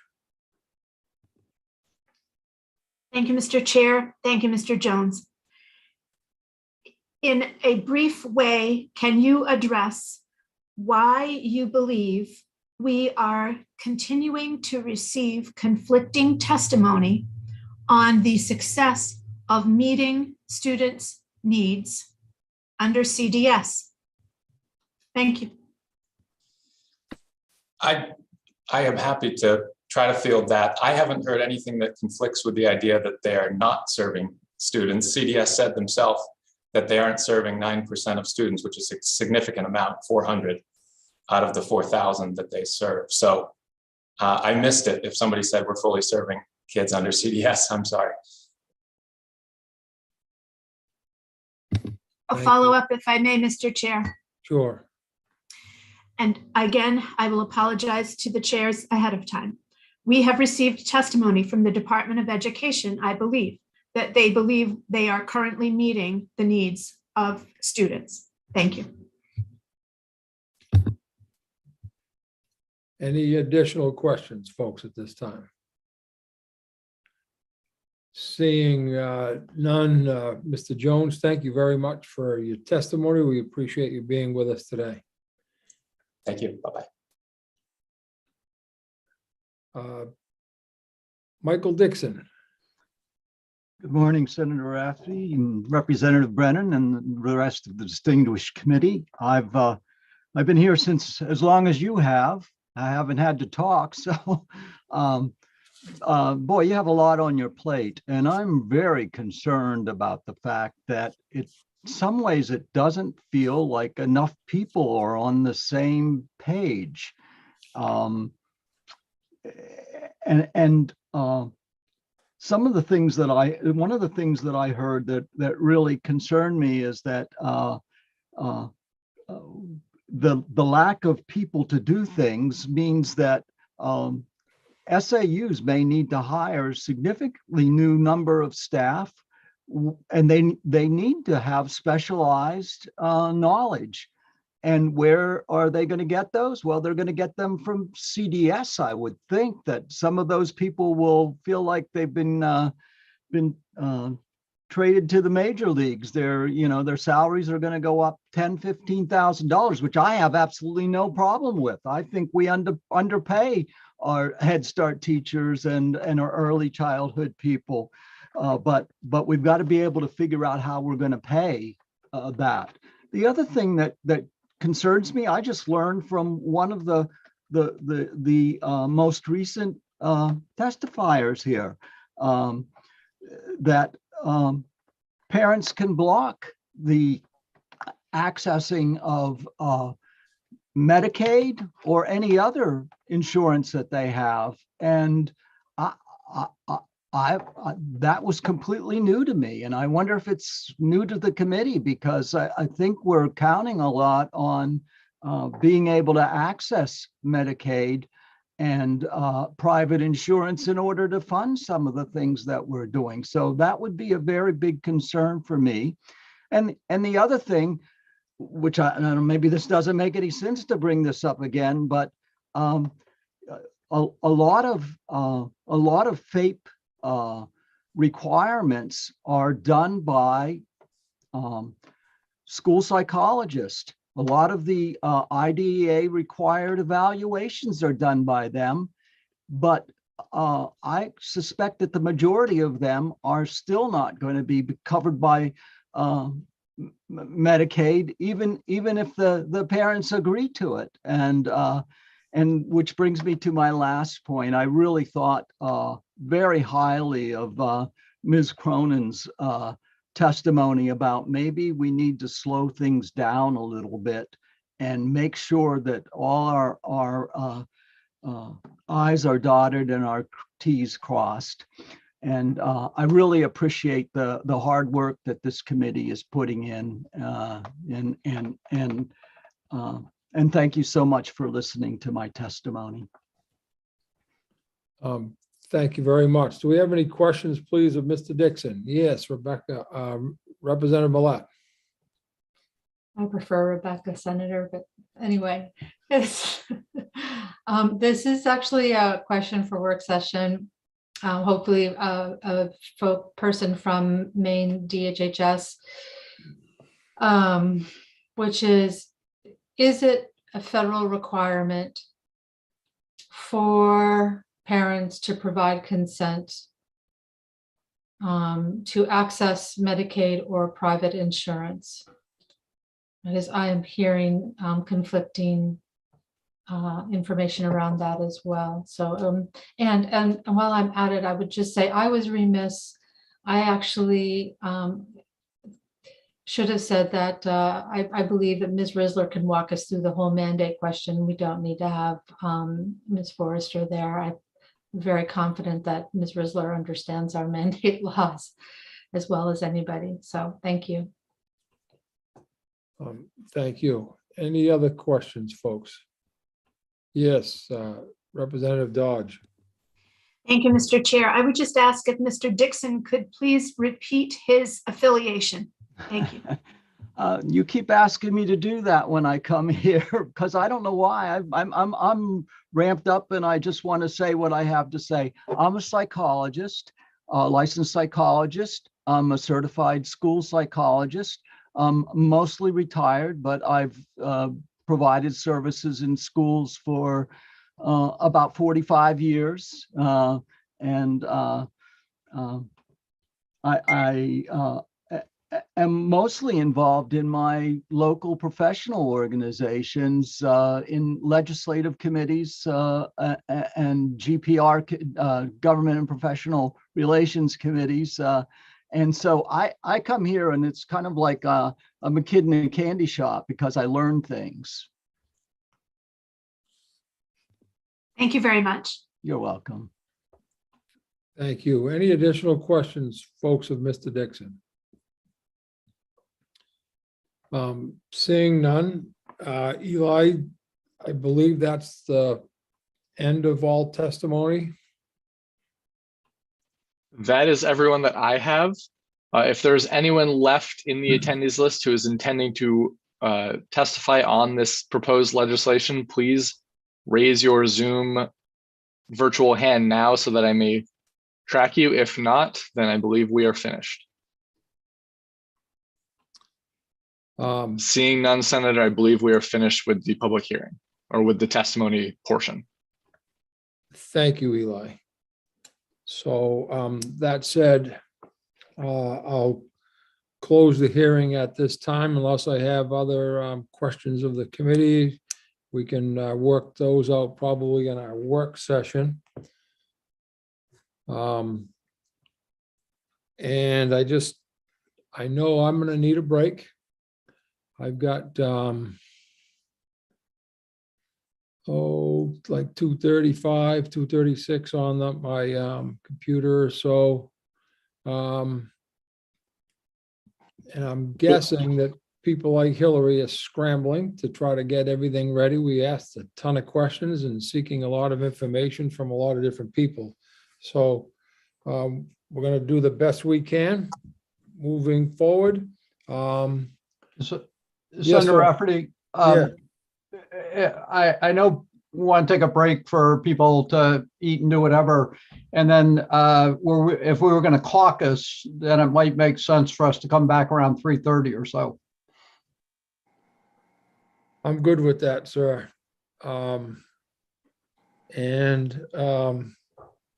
Sure. Anything else? So when we leave, we'll return at 3:30, and I would suggest that we probably take a few minutes to grab your food and maybe we can eat during caucus. I don't know. And well, maybe I can't speak for everybody, but maybe our caucus, if we were to meet at 3 o'clock, that would work. Thank you. Representative Stearns and then Representative Crockett. Thank you, Mr. Chair. Just thinking out loud, you're proposing that we perhaps caucus to digest the information from this morning a bit. And then when we do go into work session, as things evolve, we may wish to caucus again at that. Correct.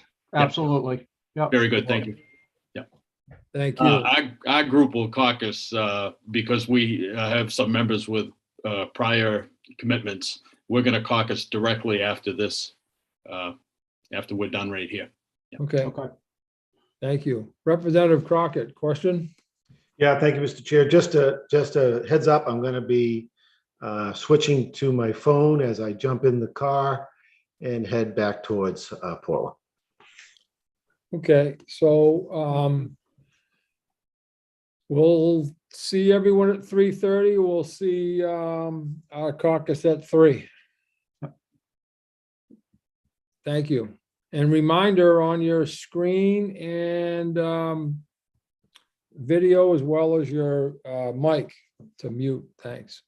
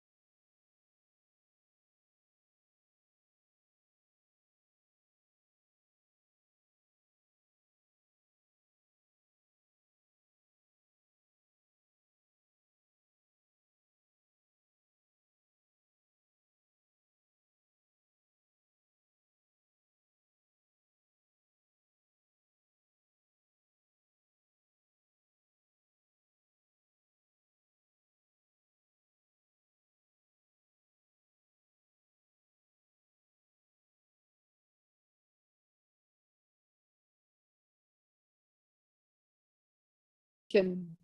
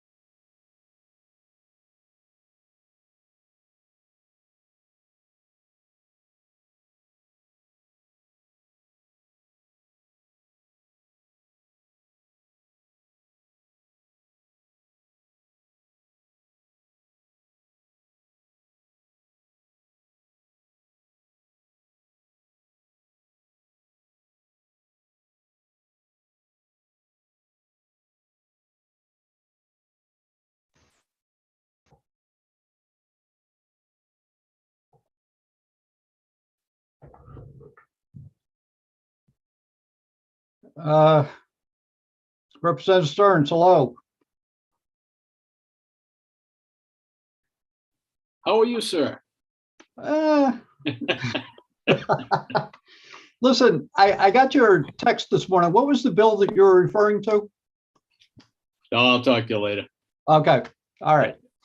Yeah, we'll talk later. Yeah. Okay. We are 1, 2, 3, 4, 5, 6, 7, 8. Okay, so again, we apologize. Is Eli with us? Are we live, Eli? Yes, we are. So we're live on YouTube. Okay, so good afternoon.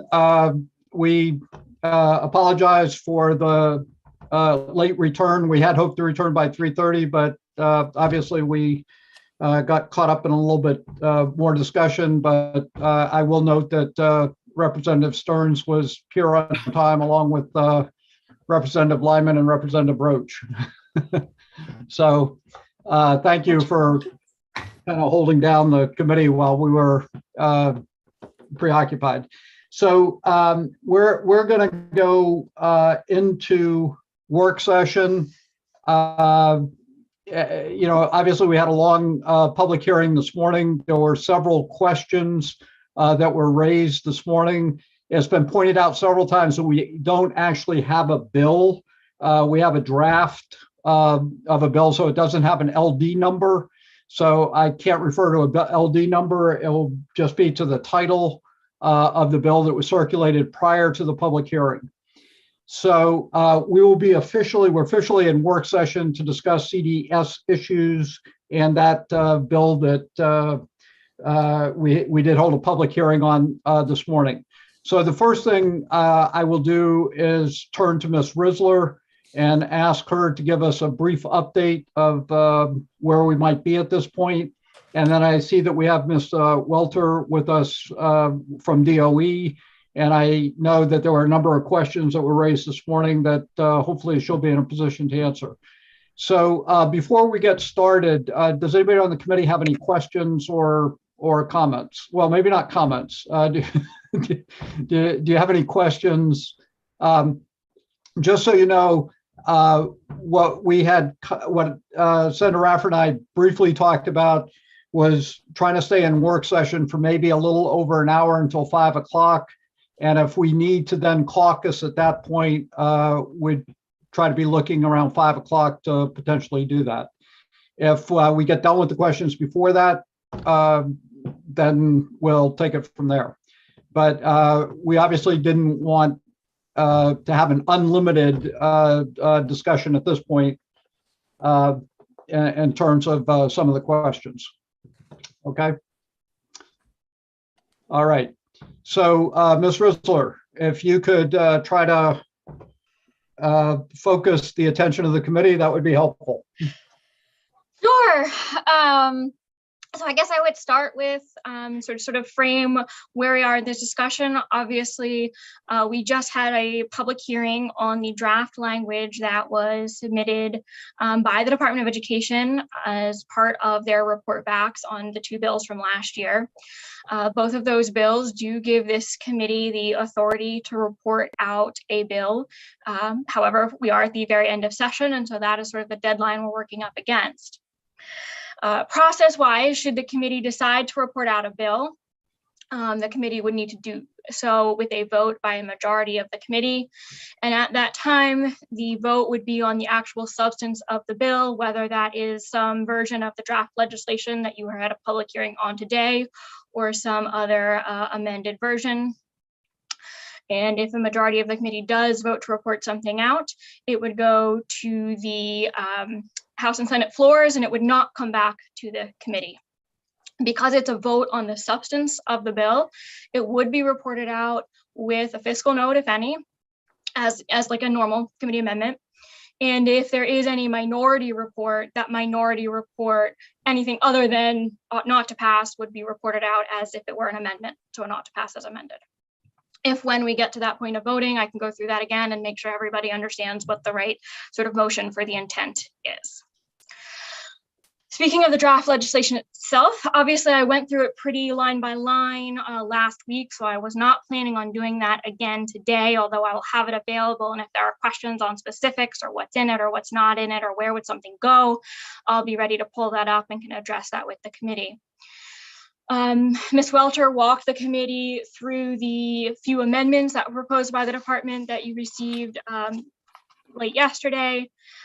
So again, I wasn't going to walk through all of that again, except for a couple technical elements, some of which I already touched on briefly, but want to make sure the committee is sort of aware of. Should the committee want to move forward with some version of the draft legislation that the public hearing was held on, one of the big concerns, of course, and that's reflected in the draft language, is on the effective dates of all the various sections. I have been working behind the scenes with my office and conversations, and I think the one thing I want to mention is that as long as everyone is clear on when the effective dates are, I'll be working with the revisor's office to make sure those all work as well as possible. Likely what we would do, rather than doing that full effective date clause, which is currently in the draft, we'd embed as much of that in the legislative language as possible. But I just wanted to flag that for you, not because I think it's something you as a committee need to discuss. As long as I understand the dates, we'll make sure it works, but because it may ultimately look different and you probably would not have a lot of time to review it again prior to seeing it out on the House and Senate floor. The second technical issue I wanted to raise, which already came up once today, is regarding the Maine Public Employees Retirement System one-time election. I did send everyone on the committee that language that was suggested by Maine PERS to replace what I had originally drafted. She is not available today. She was only available till 4, and given that it's 5 of. That being said, she did email me, and if I can just pull this up very quickly, I did reach out to her about the concern that Jeff McCabe raised regarding an IRS issue with the opt-in and opt-out. And I'm going to read directly from her email, and I can forward this to the committee as well so you have it. But she said that the opt-in, opt-out IRS issues that were discussed with the Labor and Housing Committee pertain to special plan changes being considered. The circumstances around CDS are different, and that there is a change in employment or the employer. As with the special plan changes, Maine PERS conferred with its pension counsel to confirm what is and is not permissible under federal law, and that the one-time election that they suggested for CDS conforms with what is permissible. So I'll forward that to you so you have that in writing as well. And if we do continue to work this on Friday, she would be available then for some further questions regarding that particular piece. As you know, I'm not an expert on the retirement piece. The third sort of technical issue is on the funding piece. So the department had submitted some new language on the funding piece, which struck what was sort of laid out as the funding mechanism, and instead would provide that that funding mechanism be developed no later than January of 2023. My first comment on that is simply that because that would really be a one-time development, we would typically draft that as unallocated language. So it's currently in the draft, right in the statutory language. And we would recommend that that move down to that unallocated transitions provisions section because it really is a one-time thing. The second technical thing, and I can go into it now or I can wait a little bit, but I had planned to address is, as Representative Millett asked, the funding mandate issue. I do think this is a concern, and the committee will really need to think about that issue in 3 specific ways. The first question is whether it is a mandate. As this committee knows, the legislature of the state may not require a local unit of government to expand or modify its activities so as to necessitate additional expenditures. I think it is pretty clear that we're talking about a local unit of government, that they are being asked to expand and modify their activities, and that it will cost additional money. The second question then is whether it is going to be funded at least 90%, or whether a mandate preamble would be added to exempt it from this constitutional provision. Because that funding mechanism is not yet fully fleshed out, I think there are some questions as to whether or not this would be flagged as an unfunded mandate. And I think there's also two parts to that. You have not only the additional expenditures for the transition, but you also have the additional expenditures on the ongoing. Which brings to the third consideration, which is specifically how the legislature as a whole addresses potential unfunded mandates. And I say potential because that's really important. When OFPR flags unfunded mandates, they're flagging those that they deem to be potential unfunded mandates. Without all of those funding pieces explicitly in the bill, without something in the bill that specifically says the intent is to fund at 100% of all of these costs, or at least 90% of all those costs, because that's what the Constitution requires, it is very, very likely that this would be flagged as a potential unfunded mandate. And even with some language in the bill saying that the intent is to fund at least 90%, it could still be flagged as a potential unfunded mandate because it's still potentially, the legislature hasn't appropriated those funds and hasn't developed that funding mechanism. If the legislature were to ultimately pass the legislation without a mandate preamble exempting it from the requirement and ultimately didn't fund it, a local unit of government is not bound by that statutory requirement. So that's really the key thing. Is it a mandate? Yes, I think so. What is the funding? There are still some questions. There's clearly intent. How do we express that intent in statutory or unallocated language? But then also really, is there still a potential here? And that is what could ultimately be flagged by OFPR, and the legislature as a whole would have to discuss. The last sort of technical point that I wanted to make as we delve into a lot of discussion, and it has to do with a lot of the public hearing testimony on detail.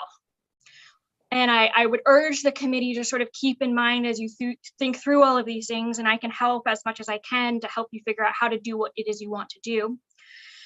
But ultimately, there are different purposes for putting language in a statutory provision.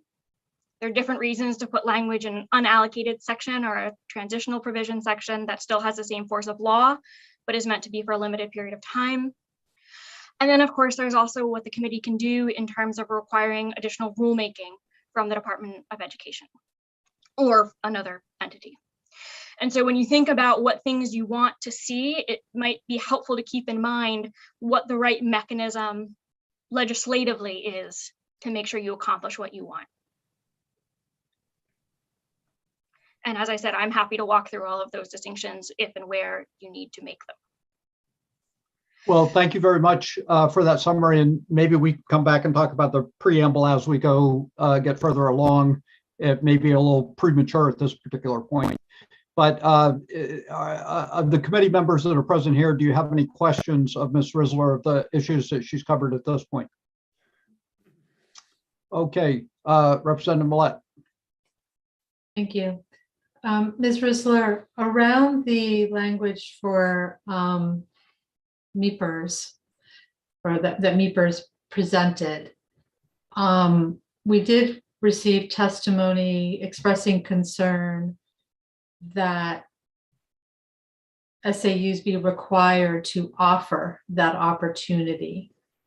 It's not clear to me.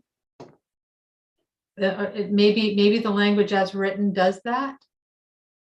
It just says that the employee may opt in, which is good because you don't want to force them. You want them to be able to have the decision, but I'm not quite sure how that then relates to making sure that that choice is made available to all of those employees who are affected. Thank you. Yeah, so it sounds like the question is really whether we need any additional language that would specifically require school administrative units to allow for that election. And that's something I can reach out to Maine PERS and see whether that would be needed. All right, at this point, seeing no further questions, I'm going to move to Mr. Welter. And well, good to see you this afternoon. We saw you this morning, so good to have you come back. And I know there were a number of questions that were raised, and I know that you were hoping, you said that you'd be able to come back and not answer every question, but maybe move in the direction of being able to answer some of the questions. So just again, in the interest of time, if you could go through the questions as you heard them and provide a response, that would be great. And then at the end, we could do follow-up questions as necessary. I'm very aware of time, and I definitely want to make sure that we move the process along. We do have a number of experts who are here from the department who are much better equipped to answer some of the questions. And so I would ask that we invite a few members in, if it's okay with the chairs. If you could let Mr. Murphy know who they are. Yes, Aaron Frazier, Roberta Lucas, okay, Jamie Mishu, and J.C. Holmes. We also have Dean Bugai here from DHHS, who is prepared to answer some of the questions that were raised related to Medicaid and to some of the private insurance questions. Okay, thank you. Thank you. So I'm assuming that Ms. Welter, you'll take the lead, at least initially, to address some of the questions we had. Yes, that would be terrific. I really appreciate that. And so the first question that we heard toward the end of the public hearing was a question around different information that is being heard about the extent to which there are unmet needs. And so with that question, I'm going to ask my colleague, Jamie Mishu, to respond to that question, if you could, please. Yes, there is no unmet need in Part C. Ms. Mishu, just very quickly, for those that are watching, could you just give us your name and your title? Yes, of course. Thank you. I am Jamie Michaud. I am the Part C coordinator for the state of Maine. So I have the pleasure of working with the CDS staff who implement services for children birth through age 2 in the state of Maine. Great. So go right ahead.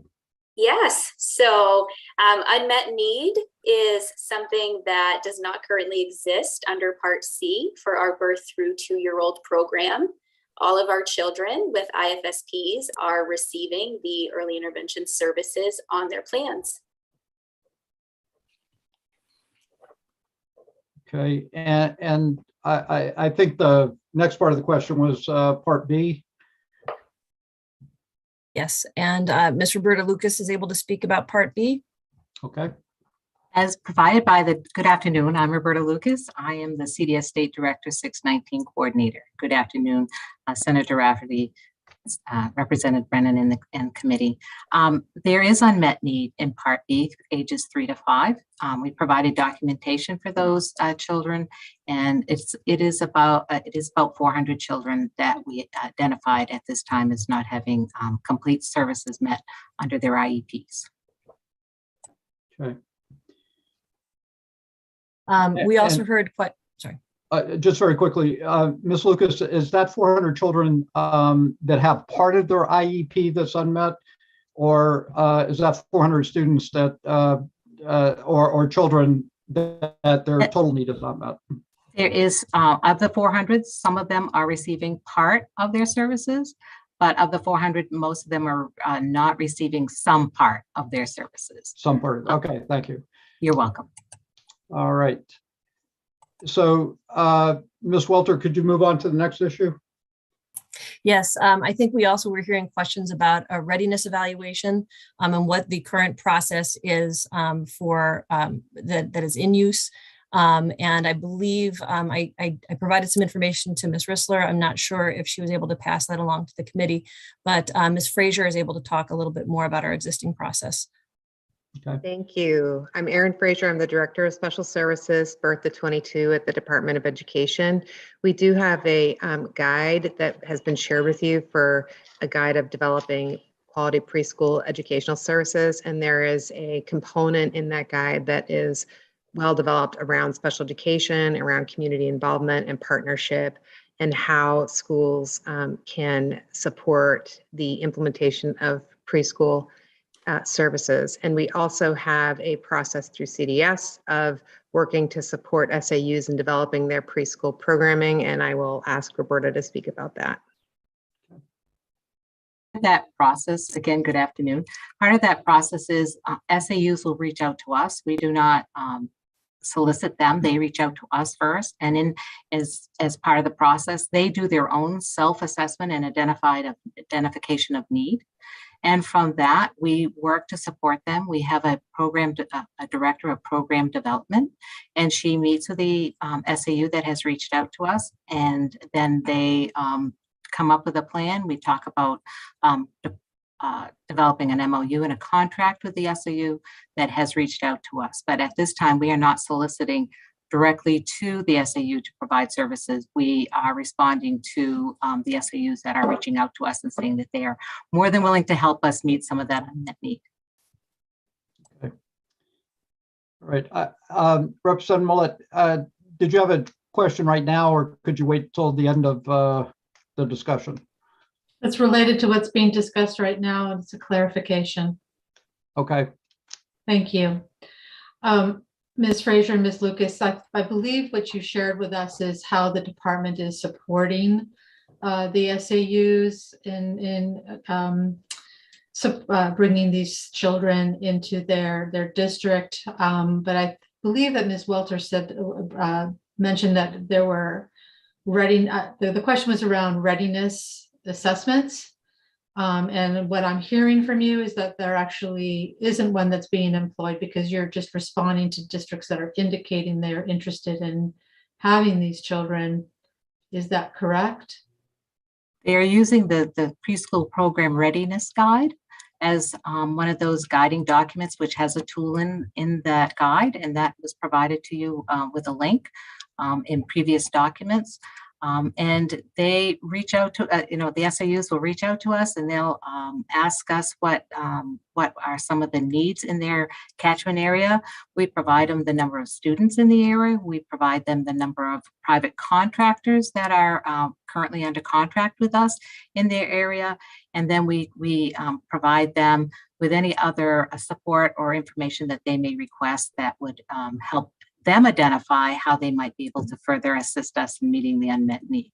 And I just want to, on top of all of this information, I just want to say how proud I am of the staff that we currently have in CDS as are resilient. They have grit. They've persevered through all of these conversations, and they're the ones that are really working really hard with the SAUs as well to help meet the need of the children. They are, we have wonderful staff in CDS, and I just can't sing their praises loud enough to let you all know that they are being very, very appreciated at this point. Thank you. Thank you. Does the department do any assessment to assure quality of program before these children are moved into the districts? Not all of the children are moving into the districts. What may happen is that the services may be provided by the district in a private setting, or in a private or an existing preschool. So they're not all being moved. Very few of them are actually being moved. It's just a collaboration. And if there is room in a public pre-K, then they will, allow them or provide a slot for them in their private, in their public pre-K. I will just add that there is a preschool approval process, and there's two components of that. If it's a separate, if it's a child care institution that has, or a child care setting that has preschool education, they go through DHHS, Office of OCFS, to get the approval for childcare, and then they also go through the Department of Education, Early Learning Team, and CDS to collaborate to provide preschool approval. And then there is some quality management of preschools in Maine by the Early Learning Team, and also the federal program monitoring that occurs through the federal program monitoring section of my team. I did just also add I'm so sorry. I just don't think I'm asking my question clearly enough. Does the department or CDS at this point evaluate the districts in terms of readiness to accept these children, whether it be in their own facilities or in others. I mean, there's supposedly there's oversight. So I'm trying to get at oversight. What is the oversight before the children are moved into the district? Can I just really quickly, I did just put a link in. And so Representative Millette, that takes us to the establishing a program process that's on the department's website. And I wonder if that's getting us closer to the question that you're asking, and it sort of outlines the steps that a district is asked to do. And that includes the online application and then the process that a district should walk through, and then the places where they intersect with the department support to say, yes, you're ready. No, you're not, in terms of what do they have in terms of capacity of space and so on from there. So I don't know if that is getting at it, but I'm reading some body language and I'm interpreting that perhaps not. Well, we're going to move on to another next item, Ms. Welter. So could you, if we need to come back and follow up on that, we can do it. But if you'd move to the next item, that would be helpful. Okay. So there was a question earlier today also about which SAUs are currently serving 3-year-olds. And I believe Ms. Fraser is able to talk about that. We have one SAU that has developed a position to integrate preschool education into their setting, into their SAU, and they are currently working with 3-year-olds. And we also have a number of SAUs that are planning to oversee, I wouldn't say a number of SAUs, a few SAUs who are planning to start working with 3-year-olds in the next school year. And I'm going to keep you with the ball here, Ms. Fraser. There was a question about how compensatory education services will work as outlined in section 28 of the amendment. So compensatory education services are determined by an IEP team, and they're based on what services were unavailable and what the level of need or regression or lack of skill development would be. So those are individual conversations that are occurring, and the goal of keeping those costs in the department or in CDS moving forward is, as we're developing the infrastructure, we do acknowledge there's unmet need, and so not placing that burden on the SAUs would be important. Okay. And I'm just going to make you keep talking, Erin, if I could. And there was a question about the difference between regionalized programs and regional centers. So regional programs are basically multiple SAUs get together, have a focused need, and they develop a program regionally to support students. There is a virtual regional program. There's different types of, there's special purpose private school regional programs. There's CTE regional programs. So all of those are regional programs. A service center is different in that it just provides the service. So for instance, the Southern Maine Administrative Collaborative, that service provides speech language therapy, occupational therapy, and assessment and evaluation for the state. So they would go out and make sure that they, are just providing these services as needed for whoever would like to acquire them based on compensation rate. So that's the difference between the two things. It would depend on what the SAUs together would develop regionally, but it would probably encompass general education, preschool, as well as a mechanism to support the special education instruction. Thank you. So those were some of the big high points. We took a lot of notes, and we are somewhere in the area of 12 additional pages on our Q&R document that we've been working on since you last asked us some questions about an hour ago. And we hope to have that cleaned up and finalized so we can share it with you. But I do know that Mr. Bugai is here to be able to answer some of the questions that I believe were raised related to some questions. And I do believe that people were also saying that perhaps Hillary would be able to answer questions about the insurance question and what is what is required. So what I'm going to ask is if somebody could rephrase the question, because I'm sure I'm not handling it as clearly as it could be for Mr. Bugai to be able to answer that. Okay. I think Representative Millette had asked that question. So did you want to pose that at this point?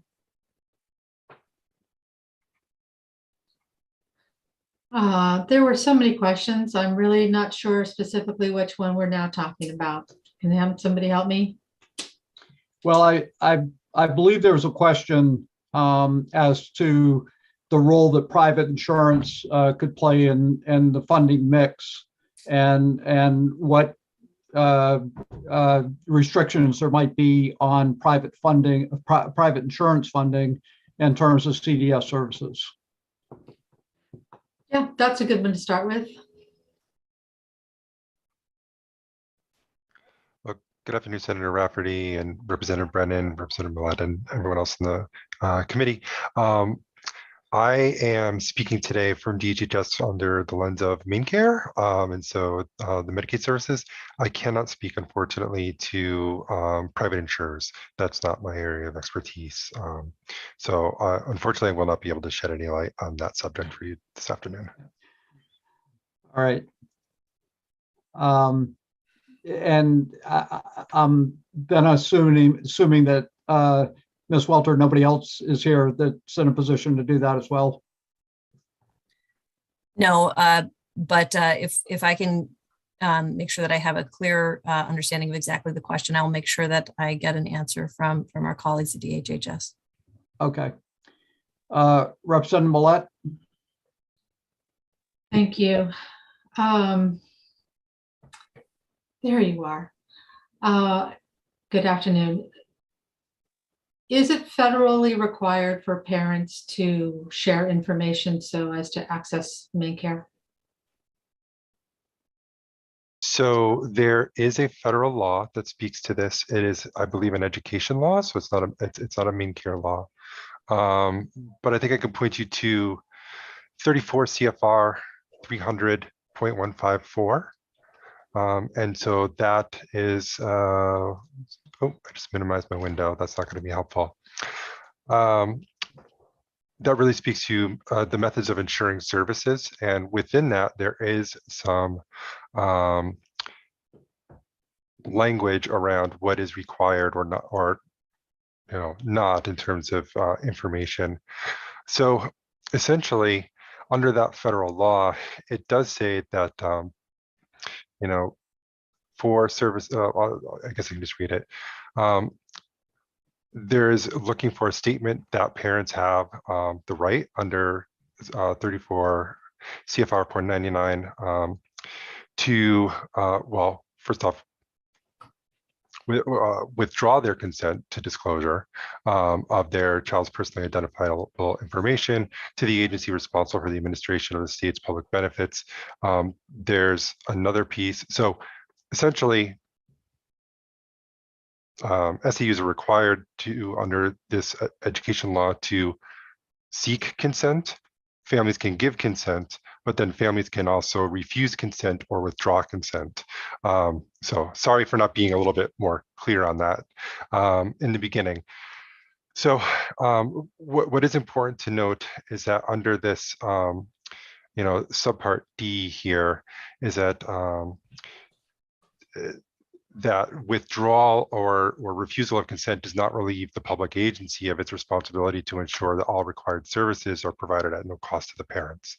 So you can seek the insurance information. If the family refuses, then it's still the obligation of the SAU to be able to provide the service more broadly. But that's also me speaking to educational law. So I certainly would invite any of my educational counterparts to jump in if they have anything else to add. Looks like Ms. Forrester says she could answer the question, Mr. Chair. Is she here? I didn't know she was here. She put something in the chat. Oh, okay. If she's here, then Mr. Murphy, if you would make her available to us.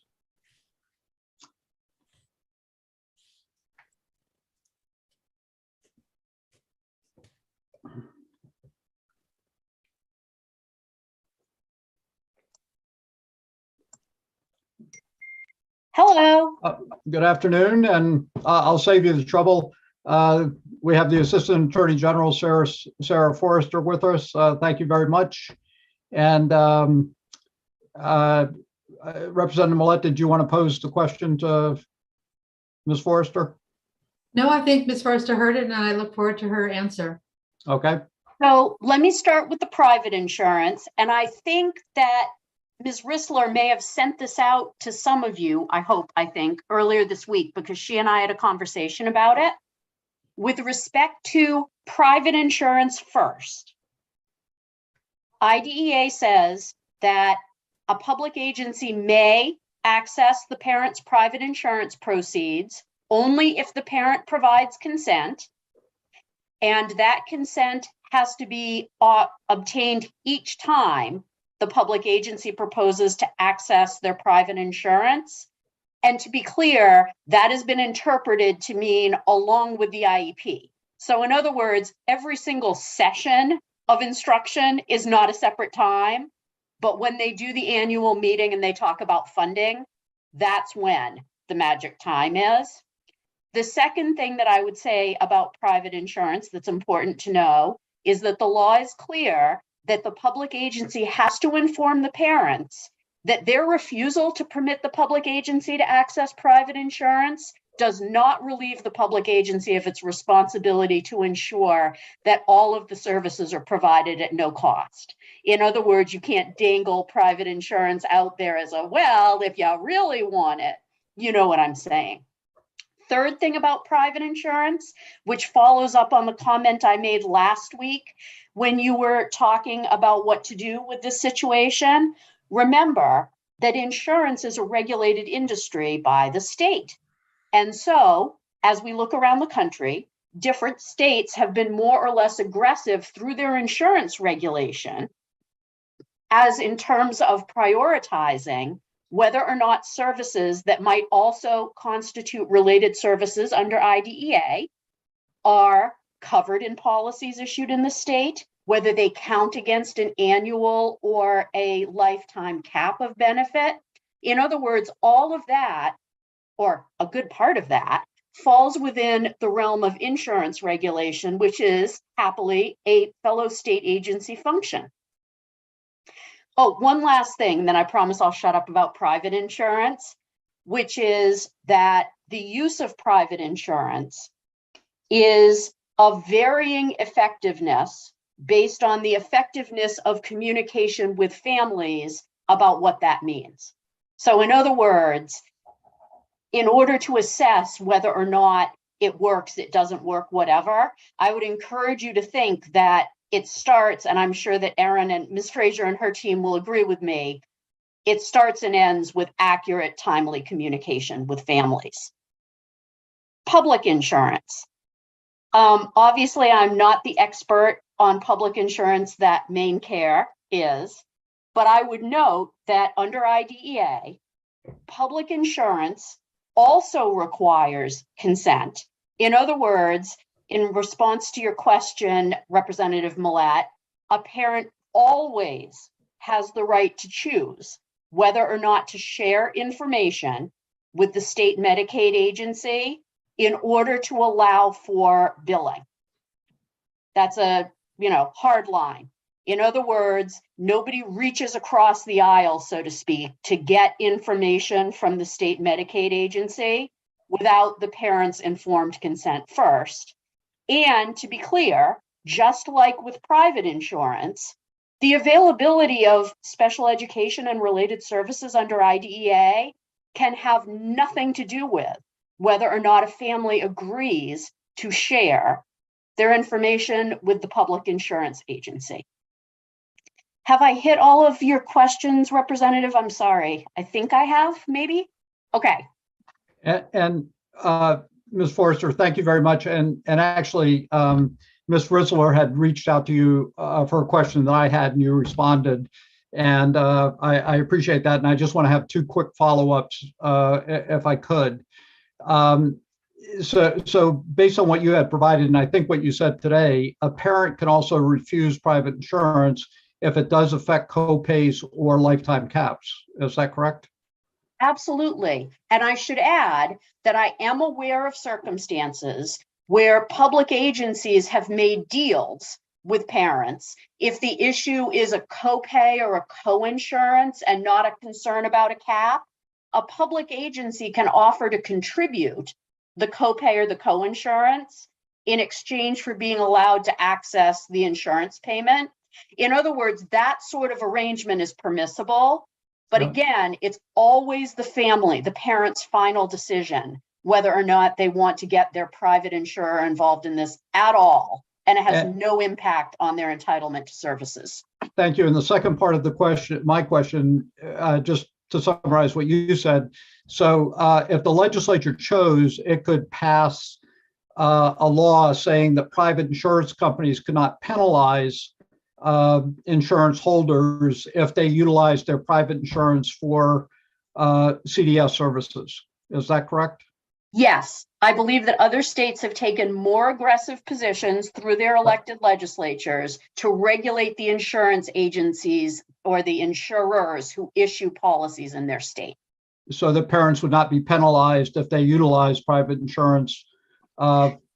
But again, that still wouldn't override the parent's ultimate decision to consent. Correct. You could say that we have a perfect law, nothing will ever happen, it'll all be borne by the insurance agents, you know, they have to cover it. A parent can still say no, they are still entitled to every service on their IEP. Right. And at this point, the state of Maine has not taken those steps, correct? Not to my understanding. That's not how policies are written here yet. Okay, thank you. Representative Dodge.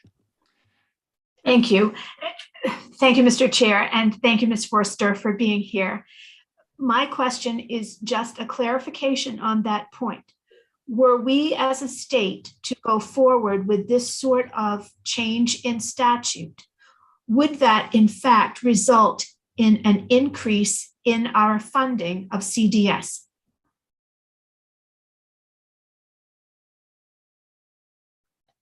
I'm sorry, I don't understand. I think I missed something. It's me. Okay. We are concerned that we are not receiving federal funding to the extent to which we might receive federal funding to help with CDS service payments. If we were to make this change in statute that is being discussed around the insurance questions, would the result be an increase in CDS funding from insurance reimbursement through Medicaid? Okay. Obviously, I can't make any conclusion about what Medicaid might do to change its policies or procedures in terms of what's covered and what isn't covered. Yes. But speaking generally, for private insurance, if we were to remove burdens like lifetime caps, copays, co-insurance, it would be reasonable to infer that some parents would choose to allow access to their private insurance that currently are not, because it costs them money or it puts them at further risk in the future. The same might be said if we worked with MaineCare to make it more clear that accessing MaineCare would have no impact on other service availability. But again, the reason I'm being squidgy and hedgy, two legal terms, is because it all rests with the parents. Parents control the information about their children and what sources they choose to access. Thank you. Thank you, Ms. Forrester. Any other questions for Ms. Forrester on this issue at this point? Okay, seeing none, what I'd like to do, Ms. Welter, is go back to you. When we had a summary by Ms. Risler, she raised the issue about unfunded mandates or mandate in regards to this movement on CDS and how it might be interpreted based on funding. So one thing she did suggest, well, maybe, I don't know if she suggested it, but held it out that it might be a possibility, is that if we do go forward with a bill, that we have very clear, precise language in it saying that the state would be financially obligated to pay for CDS services for local SAUs in order to potentially address an issue of an unfunded mandate. Is that something that you've considered, and would that be something that you would support? Yes, and I'm going to, yes, we would support that. And I'm looking also to JC because she and I have talked about this. But part of what we were doing when we talked about sort of stripping out that language was we felt like we could provide a much more targeted, cost structure. And that was why we pulled it out. We were going to be doing a deeper study. So we are prepared to have some language in there to be very clear that we're talking about 100% of special education services that also includes related services. Okay, thank you. Representative Stearns. Oh, thank you, And Mr. then- Chair. Go ahead.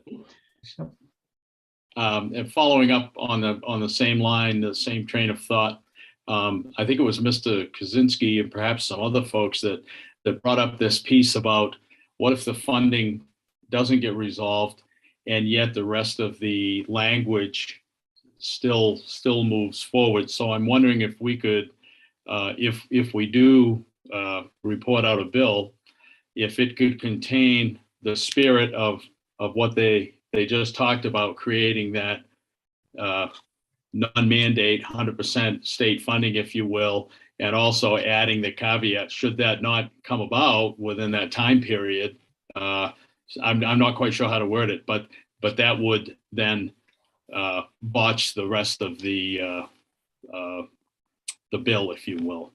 In other words, we're not going to put the language forward and the changes forward unless the funds are there, guaranteed there for the locals. I guess my question is that possible for us to create, or if the committee wishes to do that? Ms. Welter or Ms. Holmes, did you want to respond to that?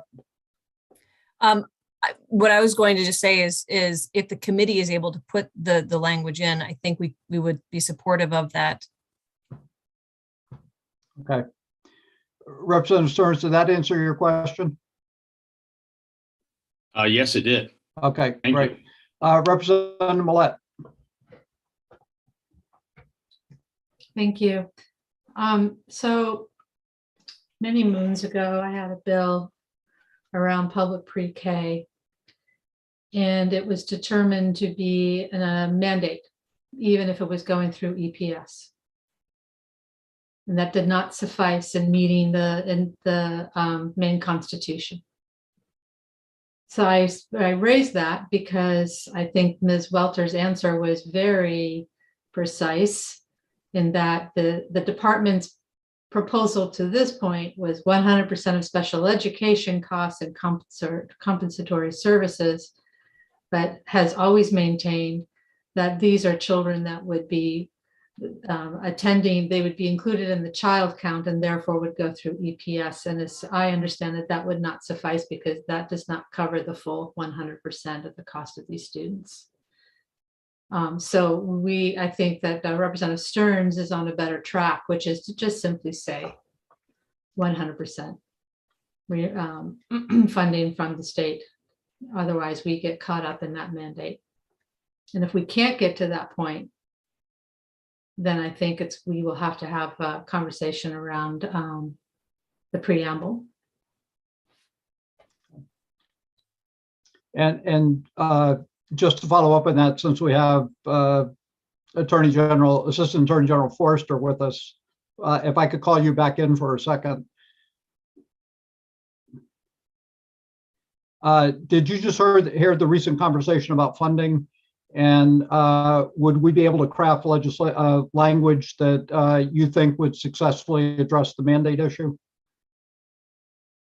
So my view is the same as Ms. Rissler's view, which is that this is going to be flagged as a mandate.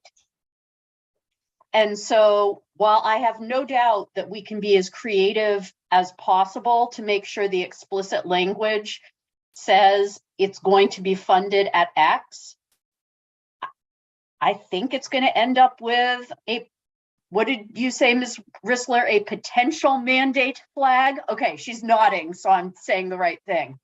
The potential mandate flag, which is, I guess, a striped flag, not like a solid red or green. Okay.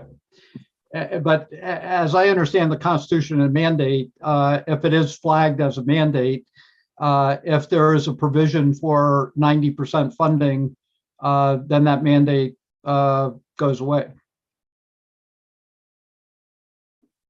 The provision, yes, the provision for the funding is supposed to be one of the two alternatives. It Right. either has the 90% of the funding identified, or it needs the 2/3 vote. Okay, thank you. Ms. Rissler, and then Representative Millette. Sure, just a couple of thoughts sort of following the conversation. One thing I want to distinguish between is who actually ultimately decides whether something is a mandate or not. Ultimately, that's a court that decision a court would make, right? There's some controversy. Someone says, I don't have to do this because it wasn't funded or it wasn't exempted. And that's ultimately what a court is deciding. At the legislative stage, you are sort of coming to a conclusion of what you think. And so when OFPR is flagging, and that's why I said potential, is because OFPR is not saying this is a mandate. OFPR is trying to flag for the legislature. A court could look at this and determine that this is a mandate. So ultimately, when that flag happens, what that triggers, of course, is that the bill goes to a special appropriations table and triggers this discussion. The committee, the legislature as a whole, could move forward with some, perhaps a purpose and intent clause in the statutory language that says it is our intent that this is going to be funded at 100%. And the legislature as a whole could say, despite the fact that we don't have the funding all figured out yet, and we're not going to put a mandate preamble on this yet, we're going to pass this anyway, because we don't believe this is a mandate because we control funding and we are saying that we are going to fund it. Okay. So, Thank you. yeah, I just wanted to make Okay. that clarification. All right, thank you. Representative Millette.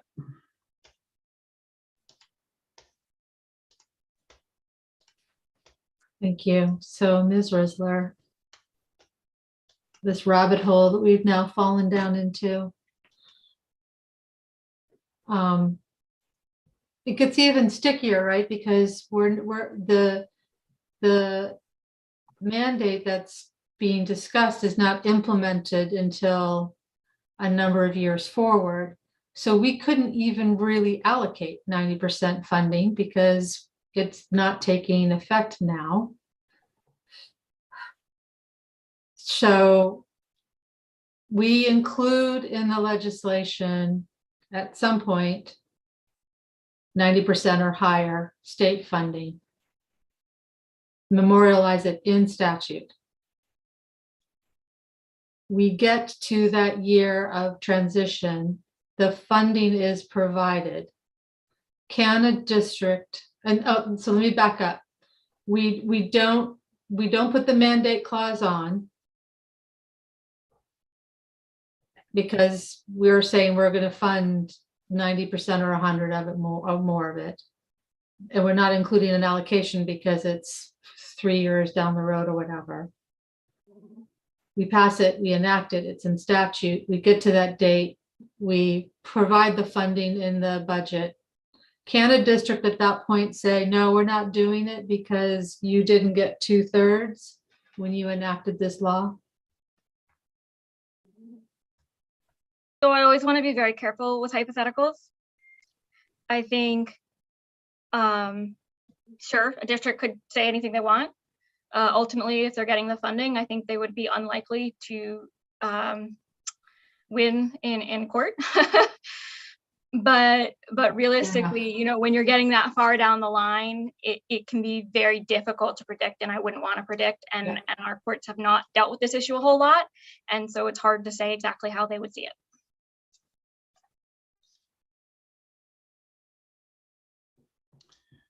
Ms. Forrester.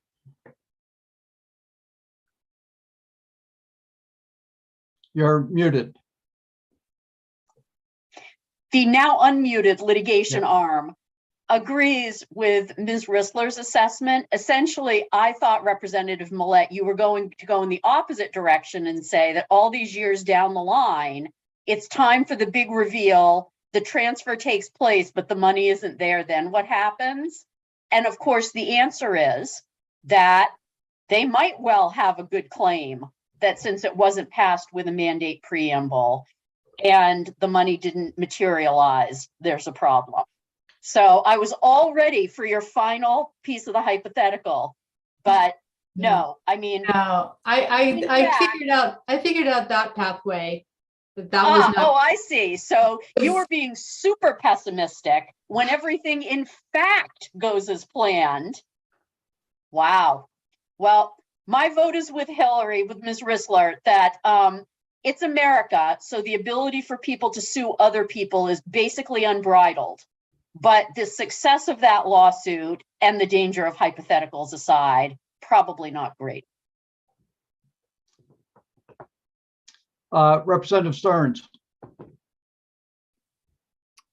Well, I'm reluctant to bring it up, but as we discuss this entire piece, it would appear that the current CDS model has been underfunded.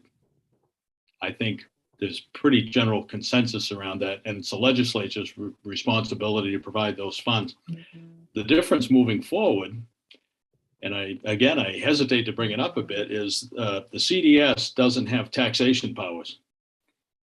But if it goes to the local school system and underfunded, they do have powers of taxation. And that's the transfer that many of us are concerned about.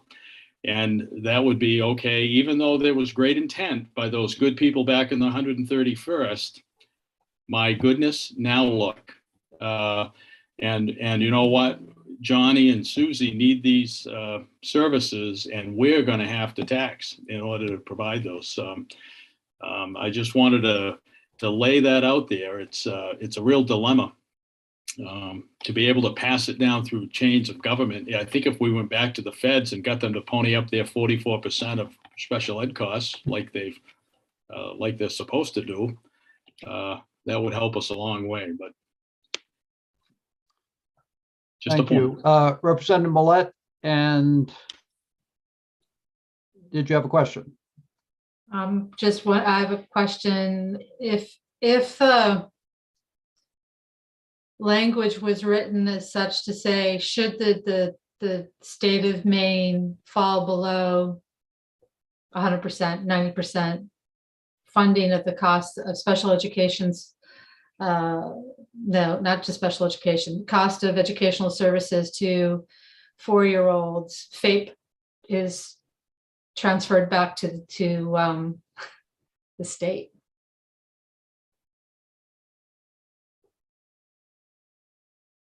That would keep the state's interest in making sure funding was available, I would think. Is that possible, Ms. Rissler? And this is one of those awful times that you cannot stand that I say, well, you can write anything you want. Certainly I can write that up for you. How that might work in practice, I don't know. And whether that would satisfy any federal concerns, since of course FAPE is required by federal law, might be a slightly more complicated question. So just to reframe the same question, it would seem to me that if we said this goes into effect 2026, but only if full funding is provided, that unless that allocation was made and that was clearly there, then the provisions law would not go forward.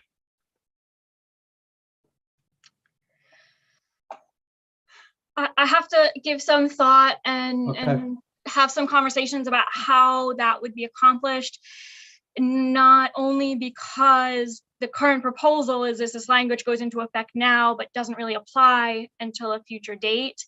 And of course, one legislature cannot bind a future legislature.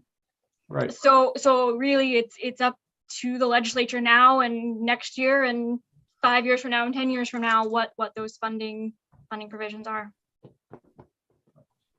Ms. Forrester, did you have a thought about that? I did quickly. I think what Ms. Rissler was saying more politely than I'm going to is you would need to keep in mind that this is a federal requirement that there be these services available. So the idea that certainly you could craft that provision, as Ms. Rissler said, you can legislate how you see fit. But the reality is, at any point in time on the calendar, FAPE needs to be available for 3 to 5 year olds. Right. It can't just sort of disappear because of a funding issue. So there's that as your defense attorney. I was thinking about it more in terms of the transfer to the SAUs. And then if in fact somehow the funding were not available, it would revert back to the state for the provision of those services. I understand. I guess the question that I'm raising, again, slightly more bluntly than Ms. Rissler is, but if things are going as planned and there's a petering out of the state role in favor of the transfer, to then have the funding fall through and say, okay, state, take it back, has some administrative complications and potentially puts the state in jeopardy of, well, being in sort of an iteration of where we currently are, where there are students not being served. Thank you. Senator Whitsom and then Representative Stearns, and then maybe we'll move on to the next topic. So Senator Whitsom. Thank you. I mean, do we also not live under the fact that the federal government could come in and fine us for not carrying out what we're supposed to be doing?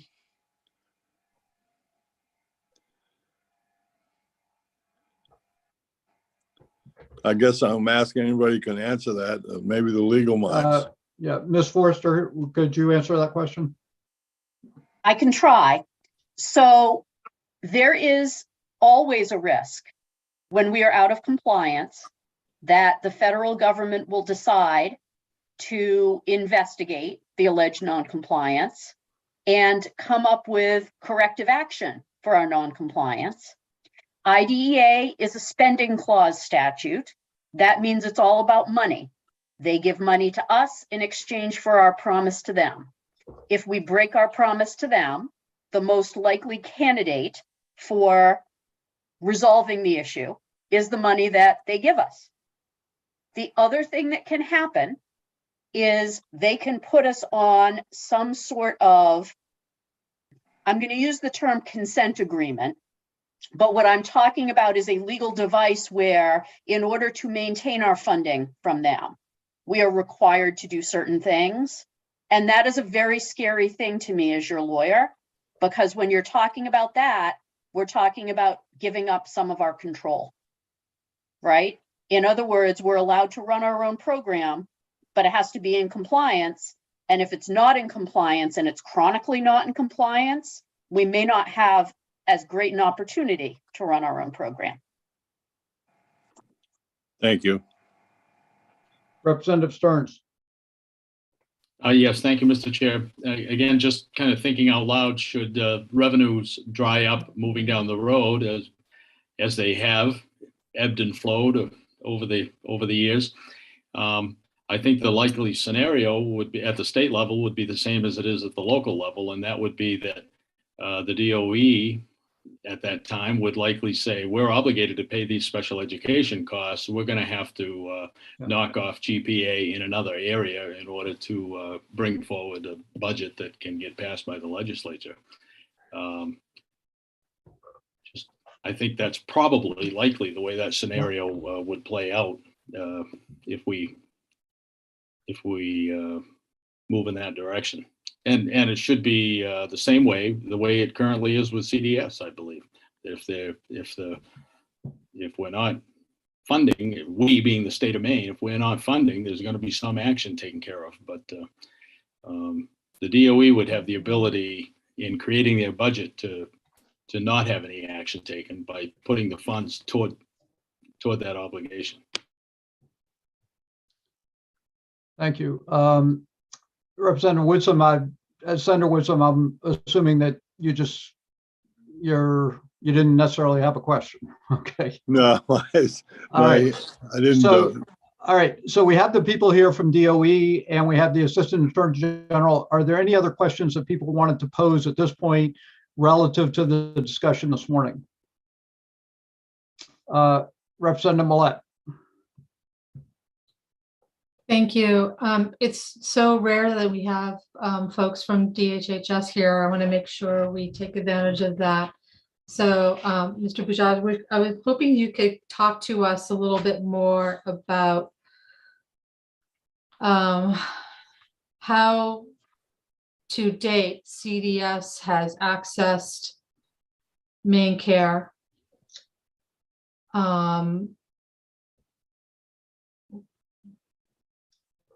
Pro cons, how you see that being changed with a move to school districts.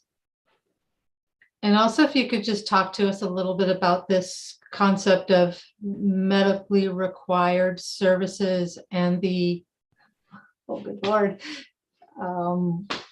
EPSDT.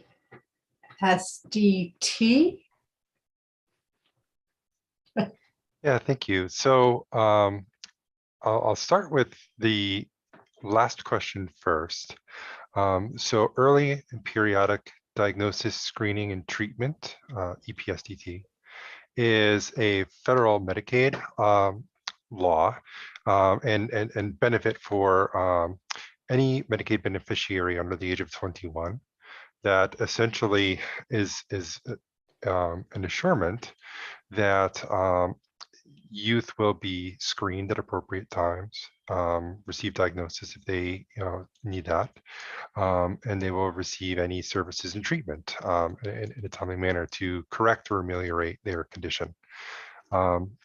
So that is something that's available to any youth under the age of 21. And it is really,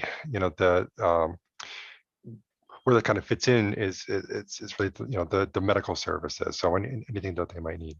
Now, there is some interplay between services that are educationally required through IDEA that may be medically necessary services, in which case an SAU or CDS, special purpose private school or whatever, can seek Medicaid reimbursement for those services. But there might also be services above and beyond what is required for the student to access their education. And that's where we tend to think of the services as medically necessary. So we see this a lot in our, say, special purpose private schools, where there may be a certain amount of hours allocated for education and needing the behavioral supports that are necessary to access their education, but that may not be the entirety of their day, and so they may need additional support in order to maintain their behaviors in that environment. And so a number of those services may be medically necessary versus educationally necessary or necessary to access their education. So there's a little bit of that differentiation there. Is there any further question on that? Do you need me to clarify any further? Great. So now thinking about CDS and accessing services, I believe that was detailed, in terms of historically how that has worked in the PCG report. So I don't know if I necessarily want to get into all of that again this afternoon, but CDS is as any district is welcome to seek Medicaid reimbursement for any service delivered in a school that may be required for a student to access their education. So that could be PT, OT, speech.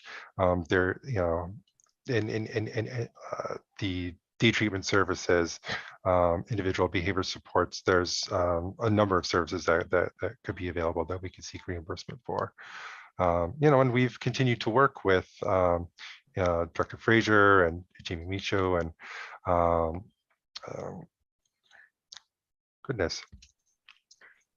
Anyway, the educational team, Roberta, thank you. Sorry, you're right there, dead center, and somehow I couldn't see your name and it just blanked. So anyway, I got you. We're there, and so we've continued to work together in terms of the administration of CDS services, and which services could be Medicaid reimbursable. We see a number of services, including the ones I already mentioned, plus transportation is another big service that is reimbursed for youth accessing CDS services. So, when we continue to, I believe, to work well on that. And so do we capture everything? I think we all know the answer is no. And I think it's a complex answer, or a complex reason to that answer. As we've already talked about, between, parental consent, parents are not required to, give their information for us to, for the districts to seek reimbursement under Medicaid. Districts themselves have had historical challenges with wanting to access Medicaid for reimbursement for services for a whole host of reasons, which we could get into this afternoon if you wish. But I think we're all, between our office at MaineCare and the Department of Education, really looking to, discover ways that we can reduce some of those concerns and barriers to continue to facilitate an increase of reimbursement.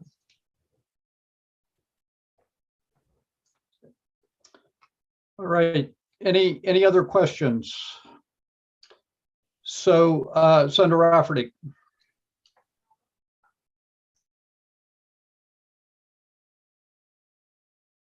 You're muted, Senator Rafferty. Now we can hear you. Did that on purpose to me.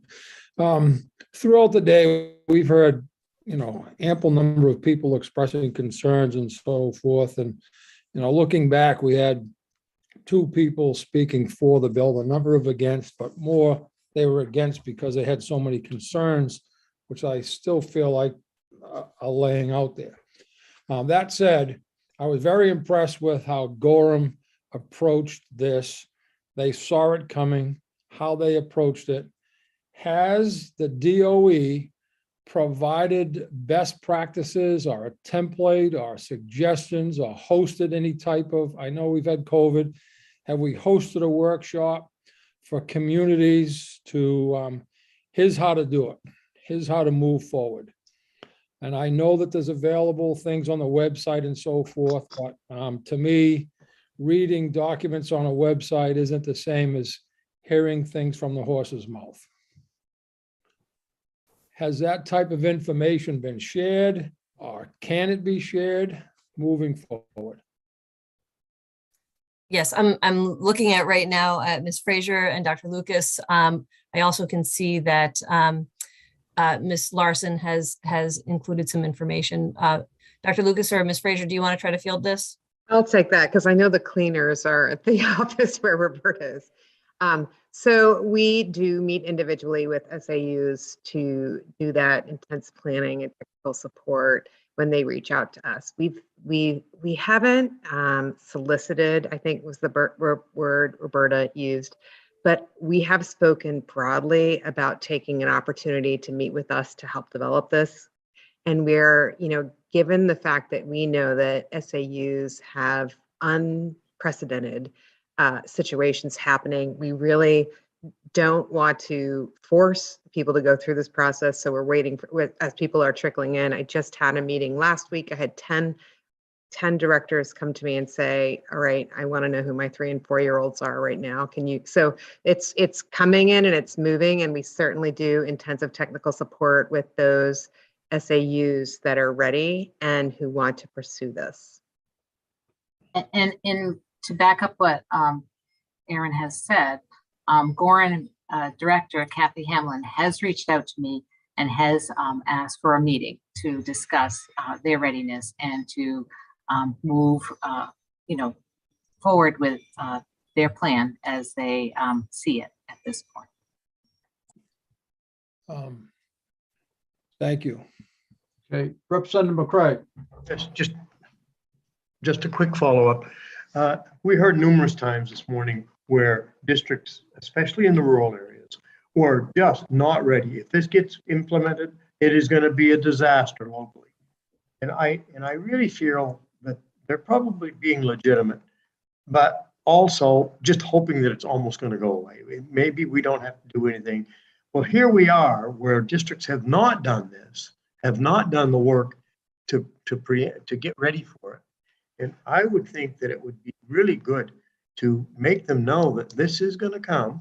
And if we've got training that'll help you be ready for it, instead of saying, oh, disaster has just struck and we weren't prepared for it. I mean, it just seems like that's something that they can be doing now, instead of waiting for when we finally get this bill and this process going. So that's more of a comment than anything. But Yeah, but I think Ms. Welter wanted to respond to that, Representative McCray.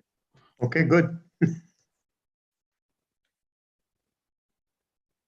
I think that at this point, we really want if the committee has a direction that they want to go in, it would be, helpful for us to know. And then we can also be reaching out to others to make sure that we're supporting those outreach efforts. But I do know, as far as the original question about, the best practices for supporting those partnerships, as Senator Rafferty mentioned, the department has offered a 3-part series, so that there have been those ongoing conversations. But yeah, so I'm sorry. I think that's all. Thank you. Representative Millette. Thank you, Mr. Chair. I do want to make sure we are viewing the work that's happening in Gorham through the correct lens, which is, I believe that's a result of the relationship between the superintendent and the Maine Association for the Education of Young Children.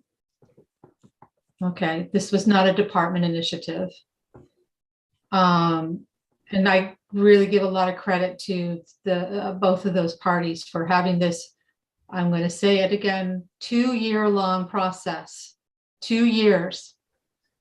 It's not like it was one meeting and they had it all figured out. And I don't even really have the sense yet that they have it all figured out. I think for me, that's very instructional, that they've been in conversation for 2 years on how to create relationships between the district and these providers, and they're still working on it, which is great, because I do think there is a win-win there. I think both of those entities see it. But this isn't stuff that we just pass a law and boom, it's done. And I would just say that if I were a district and they were, well, I don't know how many of them really are even following our work. Probably not as many as we would like to think. And we've been doing this for 5 years. I would understand if perhaps they chose to wait until we actually pass something into law before they started investing a lot of time and resources into preparing themselves, because it's coming. Because honestly, it's been quite the journey and we're still on it. So those are just my 2 thoughts. Representative McCray. Oh, you're done. Okay. So we're at just after 5 at this point. And I guess, Senator Rafferty, I'd ask if you think now would be a good time to break and have a caucus for a half hour to 5:30. I guess I'd also ask Representative Stearns, are you interested in taking a break and caucusing, or what were your thoughts at this point? If you're asking me, I love that taking a break idea. I'm Okay. not so sure about caucusing. That's okay. Well, taking what a I was break. looking for, Representative, is what's the end game? Are you looking at? Basically, we can caucus and hash over the material that we've just discussed. But are we looking to have a motion this evening, or? Well, Representative Stearns, we've been told we have to be done by Friday. Sure. We have session tomorrow. I think at this point, if we caucus broke until 5:30, we could come back and decide whether or not there is a motion and then ability to move forward tonight, or whether or not we would have to then come back on Friday and continue the discussion. But we know by midnight Friday, we got to be done. Okay. Is that okay? Senator Rafferty. Just keep in mind, we're coming back Friday either way, Right. because we have 1727 on Friday. And No, we got that and a couple other language reviews and things like that. But I think I think Representative Stearns, that you would agree with me that the more progress we can make tonight, get it done tonight, rather than prolonging it into Friday, the better off we might be. Oh, I agree, Representative, and might one of the paths forward, if you will, be that we return from caucus this evening and put together the thoughts that we agree upon, if there are, and if that begins to take shape like a bill, have that done up for, or would that Friday. need hopefully not Friday. another Yep. hearing? Okay. But Ms. Risler. Thanks. First thing I was just going to clarify is confirm that we will do all of those language reviews on Friday. Yep. Because 2 of those do require committee decisions. So I do ask everybody to make sure you look at those emails, and on 176 and 1935 majority report, confirm that you'll have the decision ready to go for Friday. And then I was just going to actually echo what Representative Stearns just said, which is if the committee is not ready after coming back from caucus to move forward with a motion or a vote, at the very least, it may be helpful to give me some direction as to what I could help put together language-wise for Friday that would help move the discussion along. Great. Especially in regards to perhaps the purpose clause or additional unallocated language about the transition. Okay. The more you can see early, the less chance I'll be making a mistake on the back end. Okay. So I see this 10 after 5. If we could plan on coming back at, if I say 5:30, okay. Representative Dodge says 5:30. So if we go longer, we will certainly let people know, but we will try for 5:30. Thank you.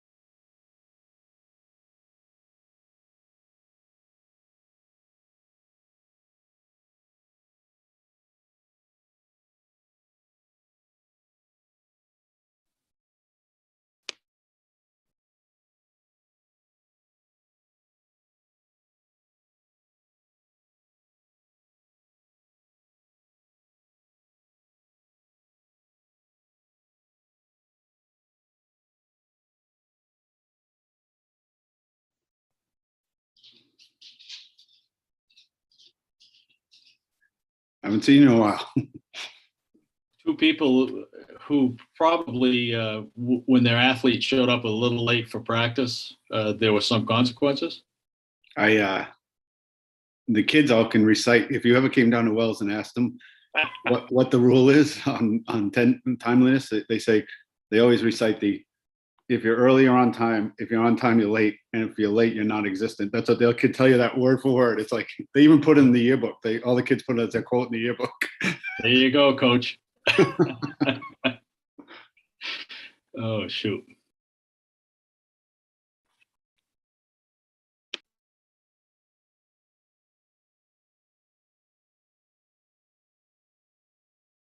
Gonna get a little weather up your way tomorrow, as they say. I haven't really paid that much attention, but boy, I know I've had a lot of sap come in today on the from the maple trees.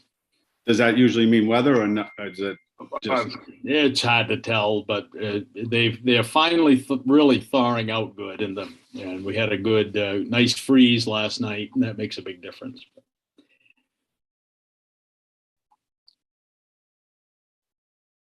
Yeah, I think we're maybe supposed to get 1 or 2 inches. Yeah, we're not getting. I mean, we're just getting rain. But I saw that some of you. I felt bad for McCray. Said he stayed. Representative McCray said he stayed overnight already last night, and yeah, I know he had they could get 3 to 6 up his way, I think. Oh, wow. Yeah.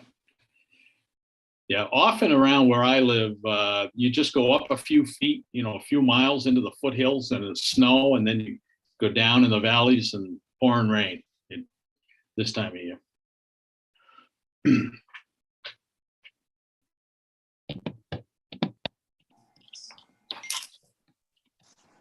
gonna be a little late to session tomorrow. I got a 9:30 doctor's appointment, so I'm gonna fly from up there. You better fly slow because the weather's gonna be shitty. I know. Sorry. You're on now. Weather's not gonna be good. Senator Woodson, if you're auditioning to be a meteorologist, I think you're going to have to change your format a little bit. I think it'd probably go over well. This is why I don't join in your meeting banter. We have to be careful. Yeah. I just sit here, listen, and laugh. Yes. We once had a selectman executive session go live on the air for 15 minutes. That wasn't good. Oh boy. Yeah.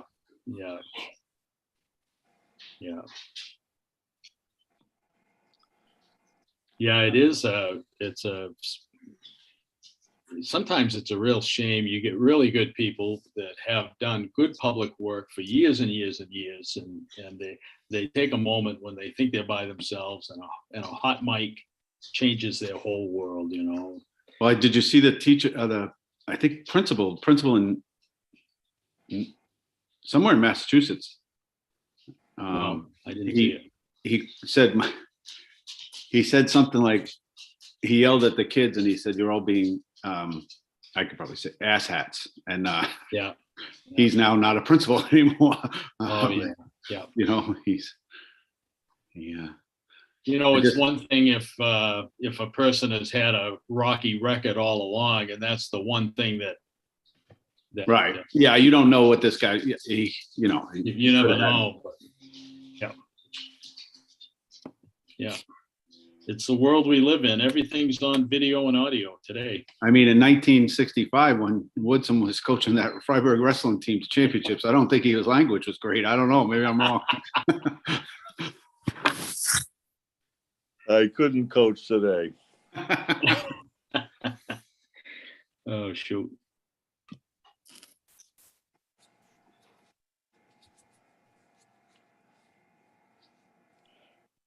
Did you folks see the April calendar? Yeah, we were right when you left Zoom. I was talking because I'm out on the 15th. I leave, but that's my life. I make mistakes a lot, but I love my family, so we always go April break. So I was like, I thought it would end, but.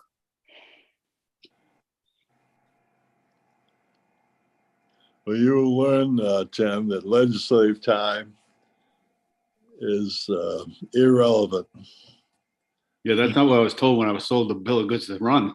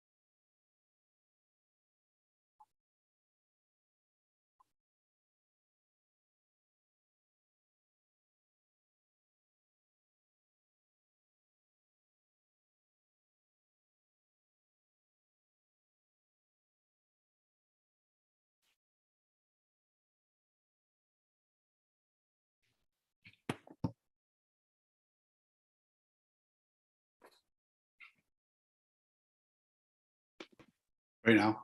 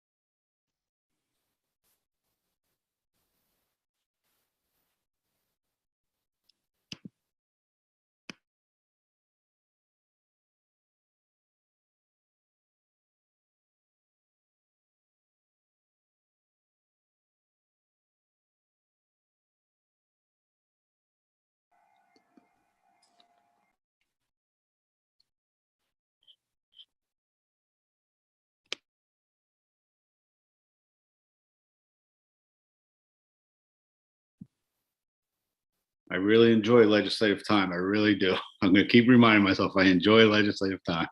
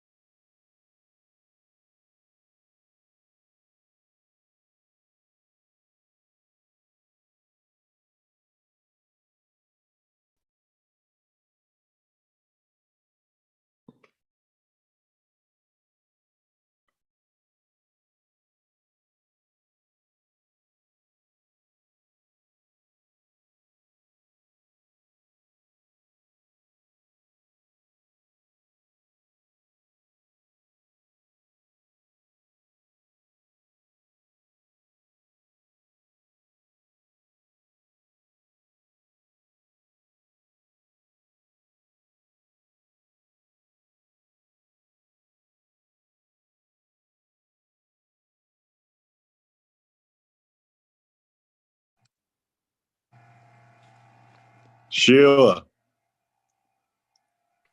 What? is that the sun, or your husband's got high beam lights on his truck? Look at you. Well, didn't I move out of the sun? I just relocated. Yeah, you did. It was the sun. Now I'm Wow. hoping it's better.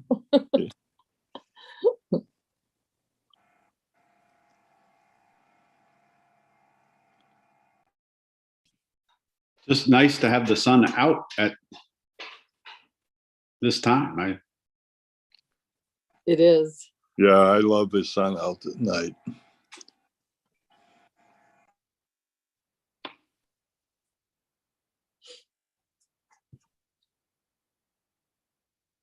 The other thing that's nice is when I go to school in the morning, I generally leave the house at 6:30, and I have to drive by the beach because that's my way to school. And every morning now I get to watch the sun. It's just starting to peek over, and a lot of times I'll say to my wife, let's just pull over for a few minutes and watch it come up.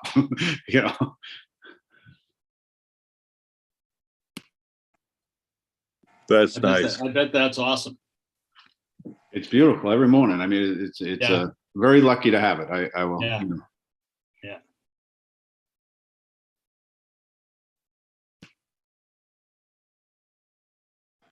What surprised me is that Caribou, every time I like to check the weather in different areas throughout the United States. And honest to God, the last 3 weeks, Caribou was getting snow when everybody else is either clear or just cloudy. They've gotten a ton of snow up there. Well, I was amazed. I think it was last week when maybe it was you, Paul, but I thought it was Representative McCray when he showed a picture out of his window. Maybe it was you, Paul, how much snow was still left. I was like, wow. I mean, I've got people are raking down here, Wow. Yeah, that was Paul.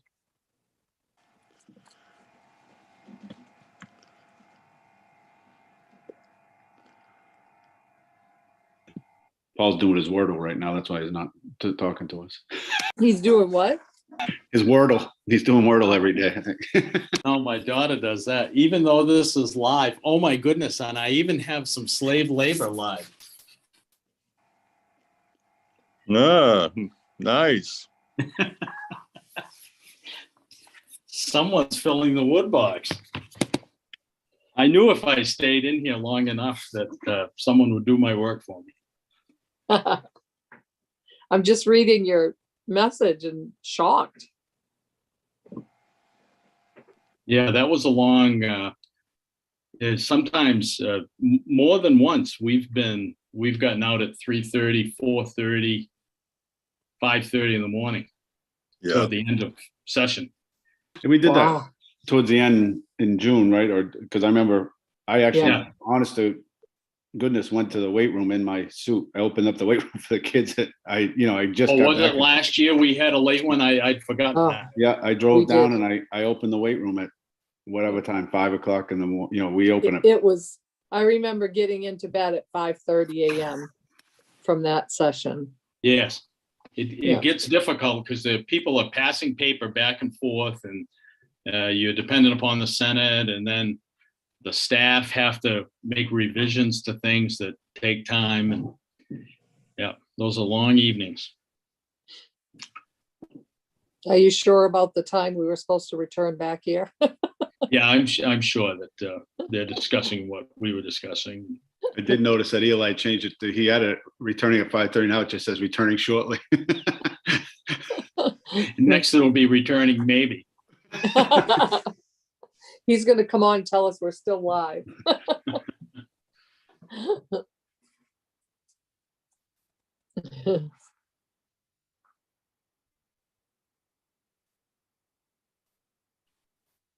I think we lost Dave. I'm here. Oh.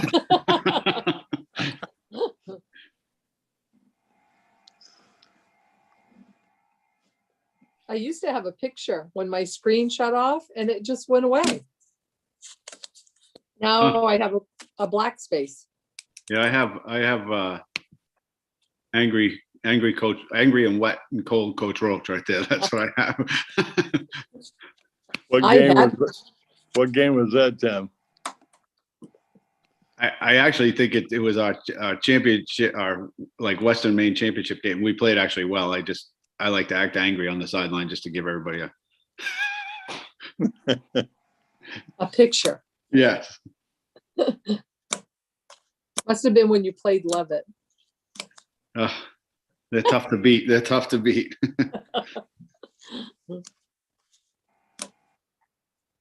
Heidi wants to know if we're still on. Yes. I said yes, sort of.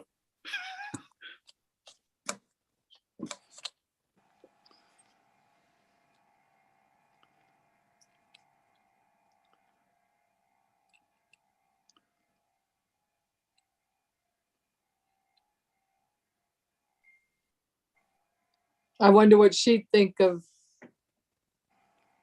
our conversations.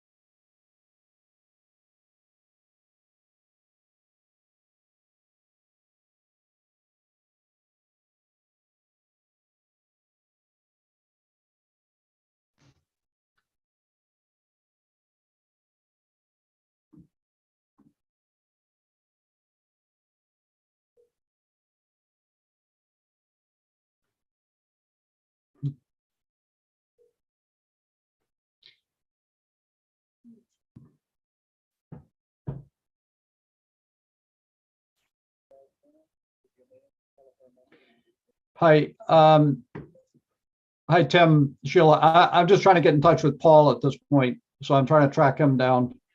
But He was on, he was just on just a second ago. he was just on.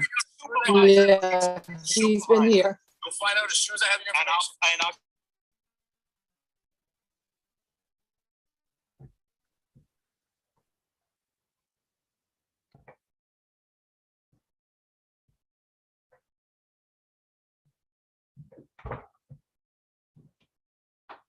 Oh, yeah, that's not gonna work.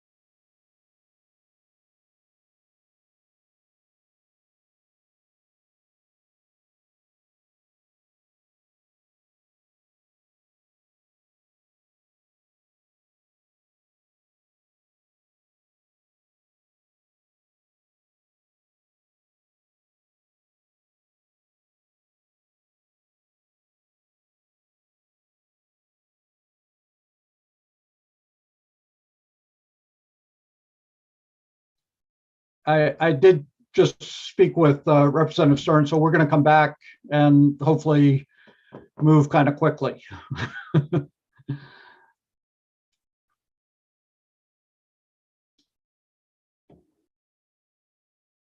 I gotta get off for a second and go back to my caucus.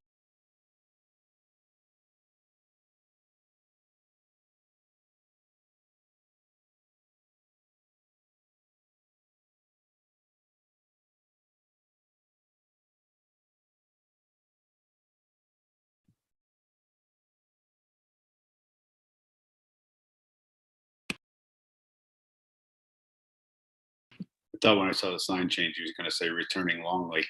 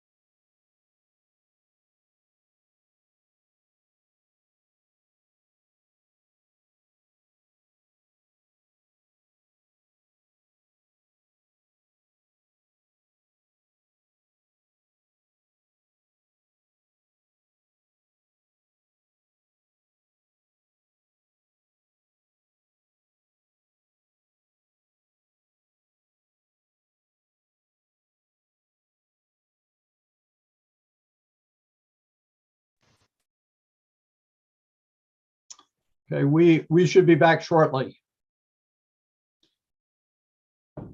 We just got through with caucus, where obviously went way over. Sorry. I was going to make a joke that it said returning shortly, but that was 45 minutes ago. Well,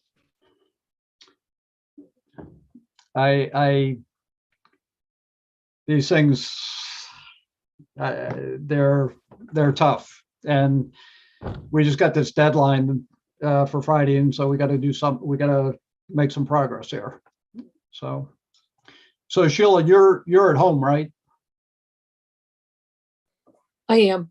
Yeah. Okay. But you'd been in the Capitol a couple days this week. Yeah. Yeah. Okay. All right. So we got the most important person, which is Ms. Rizzler.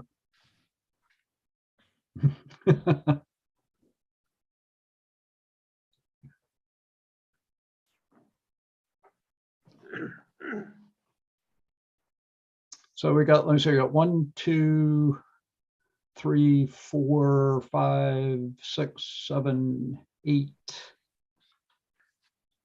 8 people. And Representative Crockett, you're with us.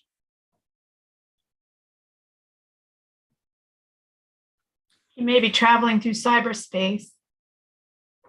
Well, we had just seen him.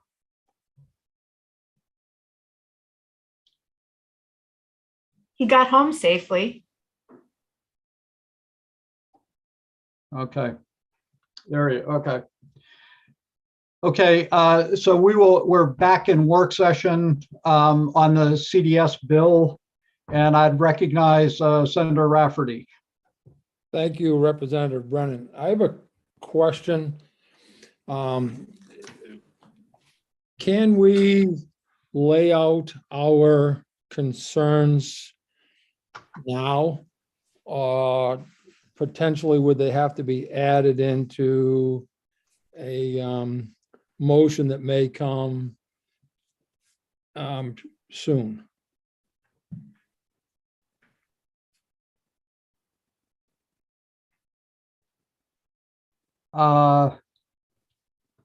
Could you tell me a little more what you were thinking about that? Well, I mean, we have a long list of outstanding questions or concerns still. And I don't know if it's easy to list those or try to tie those into a potential motion.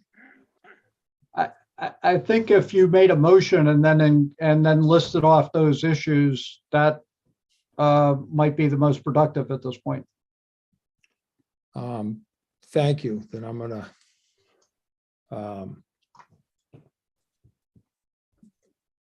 gonna give the floor to, well, Representative Dodge has got her hand up. Thank you, Mr. Chair. I am prepared to make a motion when it is appropriate. I think we're ready for a motion. I would move that we accept the draft bill ought to pass as amended and include our list of concerns around language and budgeting. This list also needs to include the issues to be addressed by the Department of Education, and that we ask for a report back to the Education Committee 3 times before the end of the calendar year, and that finally a report be made to the 131st legislature, please. When you are ready for the 11 concerns, I will try to do that in tandem with Senator Rafferty, please.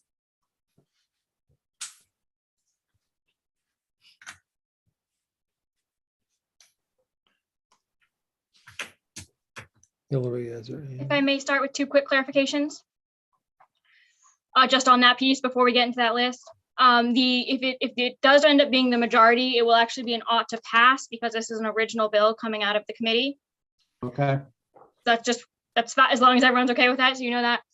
My second question is for the report back. You said by the end of the calendar year. However, the next legislative session starts in December. So do you want to have it by the end of the calendar year? Because this committee will not be here in this makeup in December. Right. So do you?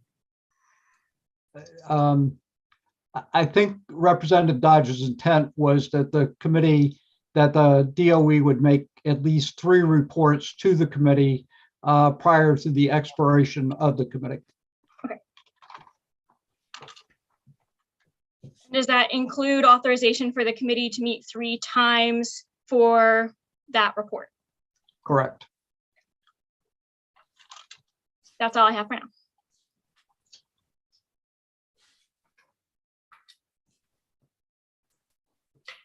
Are we ready to list our issues of concern? So the first one would be the intent of 100% funding and the budgetary details that go along with that. I apologize for not having the specifics there. The second issue is around insurance and main care billing, the parent permission, with the ultimate issue being an increase in the funding for CDS through better main care billing. The third issue is around child find. The fourth issue is maintaining the reporting requirements that were in the original DOE draft.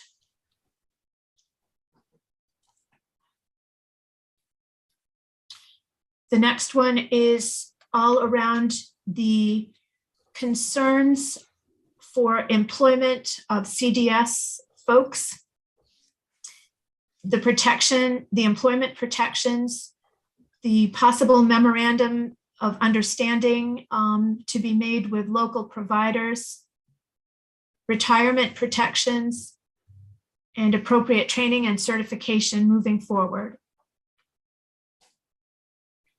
The next issue is around superintendent agreements and students who may be receiving services outside the area where they live. The next issue is SAU liability. This was mentioned under compensatory services.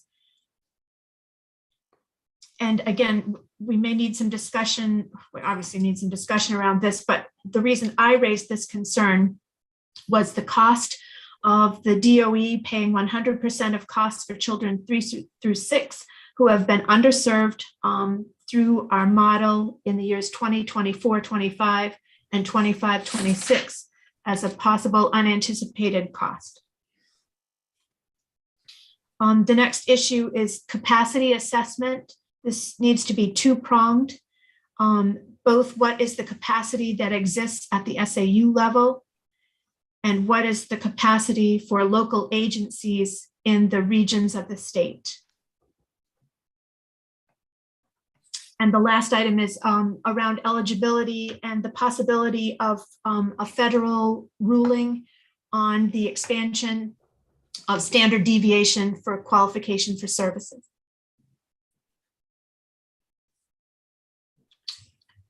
Thank you, Mr. Chair, and that was the best I could do from my hasty notes. No, that's fine. If I could just add, Representative Dodge, before we get a second from Senator Rafferty, Ms. Risler, we'd also want to include language that says that the committee and the 131st legislature, if these benchmarks and issues were not addressed, that they could report out legislation either removing the dates or changing the dates relative to the reports that are provided by DOE. I apologize, Mr. Chair. Thank you. And I'd recognize Senator Rafferty to second the motion. Prior to doing so, I think we left one other concern was the plan to address labor shortages. Yep. You are correct. Thank you. Yep. And concern about the governor appointing all members of the advisory committee. Yes, you are correct. Thank you. Yeah. That's written on this other side of the paper. Okay. And So that did you would be my second, list. and now, or did you That would- second it, Senator Rafferty? Second the motion, please. Thank you. Okay. So it's been moved by Representative Dodge and seconded by Senator Rafferty, ought to pass on the draft language that was provided at public hearing, with the stipulation that the department report, make at least 3 reports to the committee between now and I'd say probably the beginning of December. And then final reports by February of next year. And that depending on those reports, the committee can report out a bill continuing forward with the implementation with caveats or adjusting the dates of the implementation and the transfer to SAUs. Is that, Ms. Risler, close to what you understand? Okay, so yeah, so I think the date we normally use for these report backs before the first regular session is November 2nd. Okay. So if that's okay with everyone, that's the date Yep. we'll use, and I'll confirm that. And then I guess the one thing I just want to make very clear is, so you'd move out to pass on the draft as it is with, I mean, it'll go through some changes to the advisor's office and everything. 3 report backs before that November 2nd date with authorization for the committee to meet to receive each of those report backs. Then there would be a final report back made to the 131st legislature. And all of these concerns that you just listed, I think there are 11 of them. The idea is that these are all concerns that the department would need to address in those 3 reports and in their final report ultimately. Is that correct? Correct. And it provides authorizing legislation. Yeah.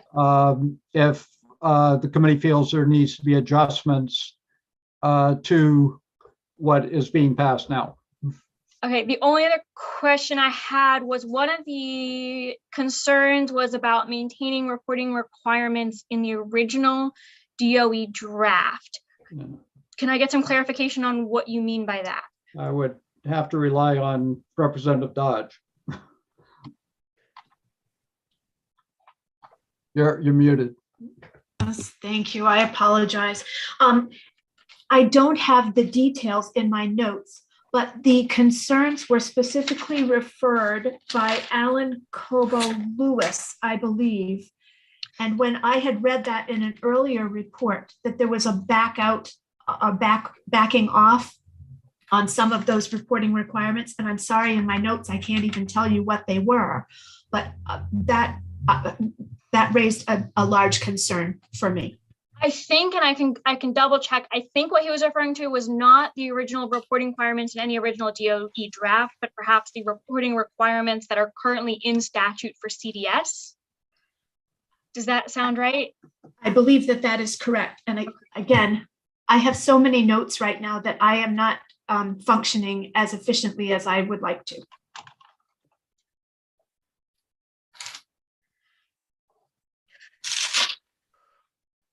So, Ms. Risler, did that answer your question? Yes. Okay, thank you. So I see Senator Woodson has, so it's been moved and seconded. So we have a motion on the table, and the committee, we have committee discussion at this point. So Senator Woodson has his hand raised, as well as Representative Millette, and I'm assuming that Representative Dodge, you do not have a question. I do not, Mr. Chair. Thank you. So we'll go to Senator Woodson. Thank you. Could someone repeat, I think it was the last bullet, the governor would appoint or would not appoint? Yeah. Into In the bill, it sets up a governance committee, and it has the governor making the appointments to that governance committee. And I think Representative Dodge is concerned that the governor makes those appointments, and it's not, we're not taking that out as much as we're asking DOE to provide us further information on other alternatives that might be available for those appointments. Is that correct, Representative Dodge? That is to appoint, but I also would like to ask that that a number of those appointments be made by the Education and Cultural Affairs Committee. Okay, okay. Well, we'll look at that. I mean, I don't know if we can do that directly. We'd have to act on those nominations. I think somebody else would have to nominate them and we'd have to act on them. Okay. Okay, thank you. Thank you, Senator Whitson. Representative Millette.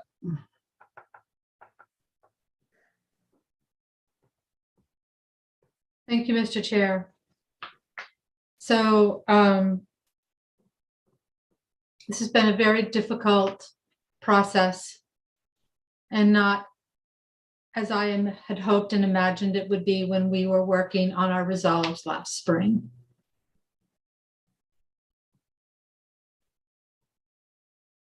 We have had this issue in front of this committee for nearly 5 years, starting off with several years of the department presenting statutory language as their plan and the committee reflecting back that that wasn't sufficient, to the point where we then went and allocated funding to hire an outside group to do a study and then develop an implementation plan, during which an advisory committee was employed, and I would add fairly successfully, because we were able last spring to come to a close as we could get to a consensus on how to move forward in support of the vision that the department had.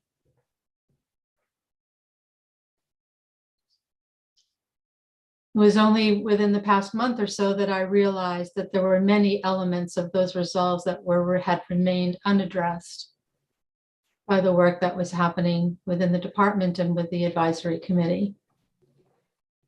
And here we are today with a host of elements unknown, unanswered, on one of the most critical educational programs that we operate here in the state of Maine, which is our special education services for children 0 to 5. It is with a very heavy heart that I'm saying I cannot support this motion. It is probably the first time I've ever done this in my 10 years. I cannot in good conscience support a bill that will put into statute transference of FAPE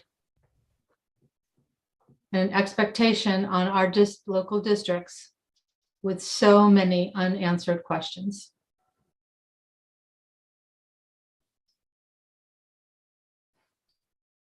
In my mind, the way to proceed, and it is proceeding, it is not taking a step backwards. It is not freezing things or saying that we're not going to work to make progress, but to try again with the assistance of an outside facilitator, which I believe the department has informed the committee that they were planning on hiring somebody to help facilitate the implementation process. I would say right now we need that person to help facilitate answering all of these questions that have been raised and developing an implementation plan so that there is no confusion, there is no unknowns, or there probably will still be some, but a heck of a lot less than we have today. So I will be making my own report, which I guess is going to be my own bill. This is where Hillary's going to help us out here. Because it's, for me, I can't vote. Yeah, this is really confusing. Again, at first for me, I can't vote ought not to pass because we can't do nothing. So I would just say that, we should, using that facilitator, convener, outside convener, facilitator, whatever, to bring a transition task force, right? This isn't going to be a study. They're going to do the work. They're going to come up with the community assessment, needs and resources assessment. They're going to implement it. They're going to come up with a readiness assessment for our districts. And they're going to work with the various multitudinous, I would say, organizations and agencies that make up the ecosystem of early childhood special education to answer all the questions that have been raised. And I would say, there's some child find that's involved as well. And, I have some questions about how much we need to involve insurance in this iteration versus the separate bill that we passed, that maybe we can tweak the language a little bit to make it a little bit more comprehensive. But that's the way I'm going. And then having all that work, we're going to adjourn a lot earlier this year than we did last year. And we could get that rolling hopefully fairly quickly and have things ready to roll in the 1/31st, where we can then look at actually a real plan where we feel more comfortable putting into statute dates and the likes. So that's where I am.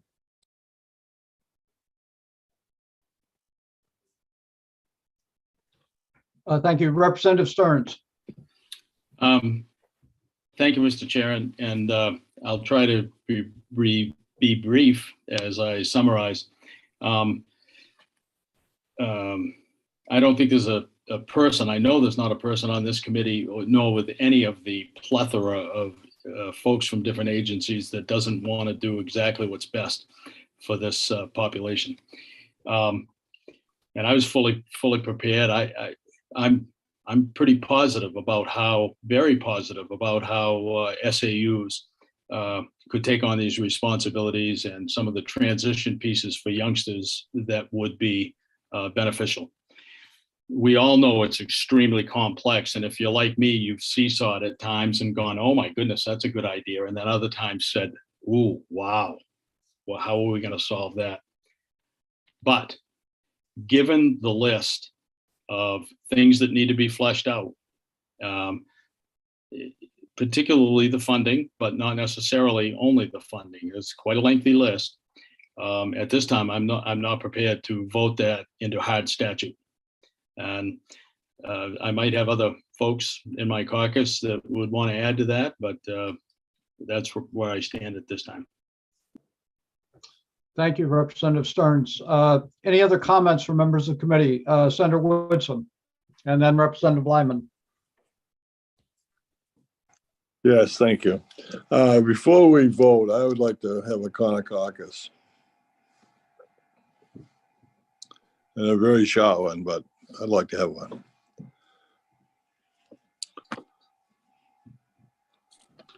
Certainly, Representative Senator Woodson, if you want, how long did you want? 5 minutes. 5 minutes, okay. So it's 7:15. You want to be back at 10 minutes of? Well, I think Representative Lyman needed to say something first. Okay. Representative Lyman. I probably can wait and see, what we do with our caucus. Basically, I just have a great deal of concern and I think questions on how we're potentially moving forward with something and listing out the 11 concerns that the folks that made the motion expressed, and I've written notes on so many that came up in the testimony, and I am thoroughly confused about that, but I'm hoping when we go to caucus, they'll straighten me out. Thank you. Okay. Maybe I should go to your caucus and you can straighten me out. So why don't we plan on being back at 6:55? And that'll give you just about 10 minutes. Okay. 7:30. Representative Roach, that is, you're well within your rights to say that. We haven't kept on time too often today, but anyway, let's try to be back at 6:55. Thank you. And did we want to caucus, Senator Rafferty, or are we okay? Your preference, sir, at this point. I think we're, well, we should probably caucus. it won't hurt. Yeah, okay.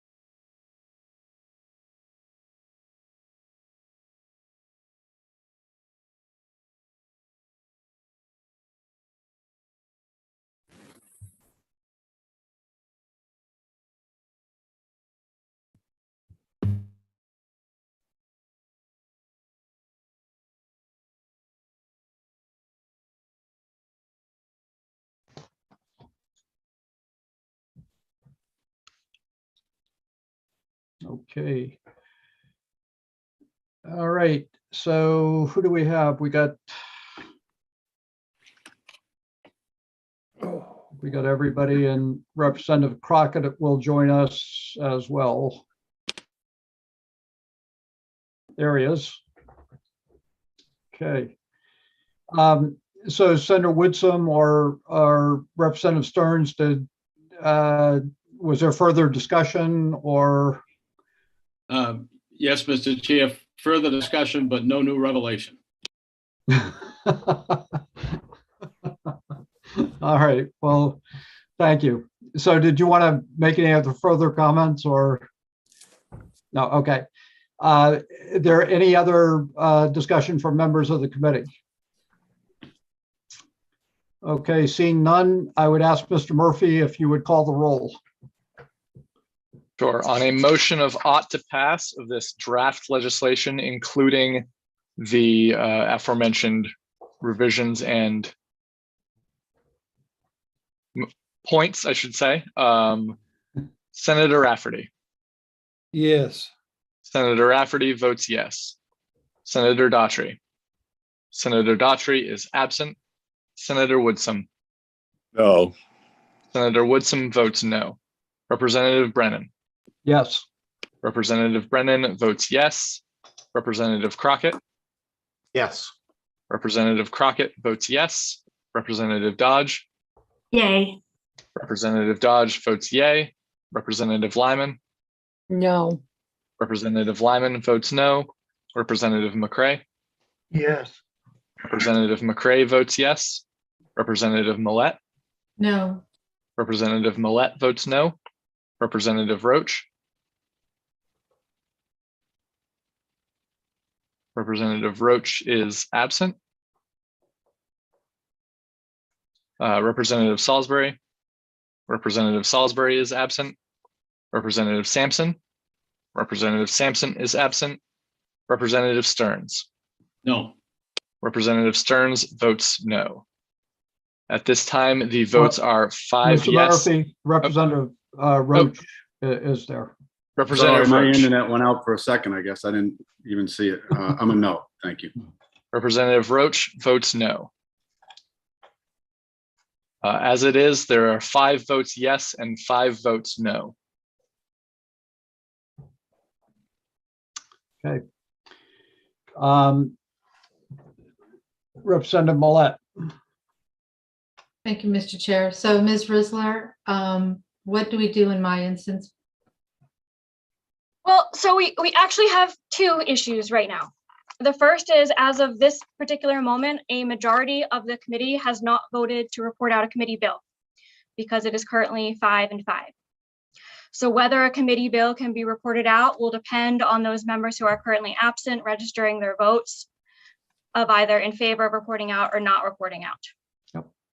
If a majority of the committee does come to the supporting the current majority amendment, which is the ought to pass, then the committee can report out a committee bill. If there is a minority report, Representative Millette, it sounds like you would have a minority report separate from the ought not to pass report. That would be reported out as an ought to pass as amended. And that would reflect your minority amendment. Great. So I just want to go on record that that is my intent, and I welcome any others to join me. So, and Representative Millette, your minority report is ought to pass as amended. Correct, with what I laid out during Right. the comments. Right.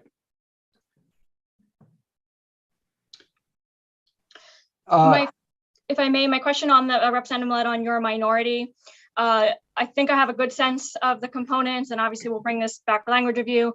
For the transition task force, did you intend to name those members or just direct the department to develop the transition task force? I think to be named. I'll get that to you. Okay. If we just make sure for both of these to have this on Friday so that we can do it all at a meeting, public meeting.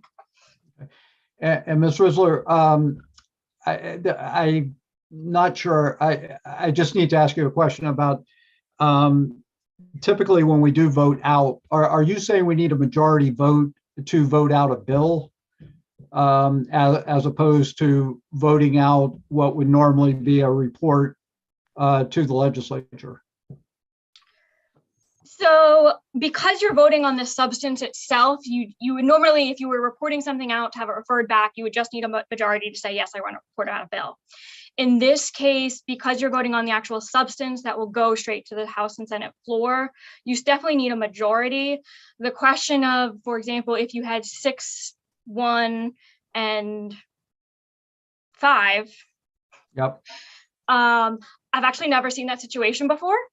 And I will find out in the next 24 hours what that result would be. Correct. Thank you. That would be much appreciated. Yep. All right. So we have Representative Millette. Sorry, so can I get some clarity on the others who voted no on the motion, what their report would be? At this point, not to pass.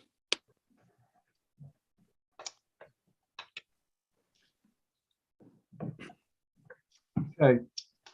So as I understand the vote, we have 5 ought to pass as amended. We have 4 ought not to pass, and we have 1 ought to pass. No? We have 5 ought to pass. Right. 1 ought to pass as amended, and 4 ought not to pass.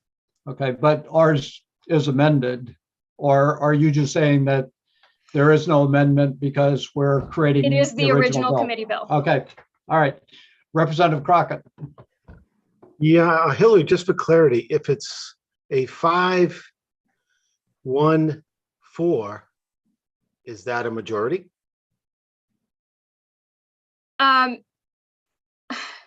I don't think so, no. Okay.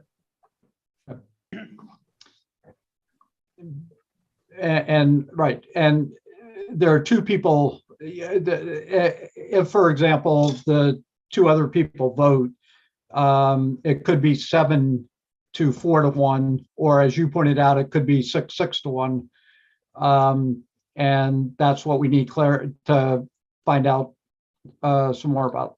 Yep. Senator Rafferty. No, I'm just counting three additional votes. Right. Oh, 3. Okay. Okay. Senator Daughtry, Representative Sampson, and Representative Salisbury. Okay. All right. Ms. Whistler, did you have anything else? So just to recap briefly, Friday, we are going to do 1727 language review. We're going to do language review on other bills as well. And then if we will also revisit this bill if necessary. And we'll start at 9:30 on Friday morning. Okay, great. Long day, difficult day. I appreciate everybody's patience. And the only good thing I can say about this is that we now have concluded all of our work in terms of the bills that we have before us. We still have confirmation, and we have priority setting, and then we have language review and amendment review on Friday. So where we were in January and where we are now, we've made a tremendous amount of progress, and everybody has just been incredibly attentive, and everybody has been very patient, and I appreciate all the hard work of the committee. So thank you very much. And Senator Rafferty might want to say something else, but I look forward to seeing everybody tomorrow. And I'd give you the day off tomorrow, but I don't have that authority.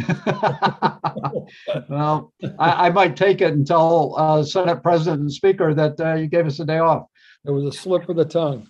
But anyway, Okay. no, thank you very much. Eli and Hillary, great job. Everyone, thank you.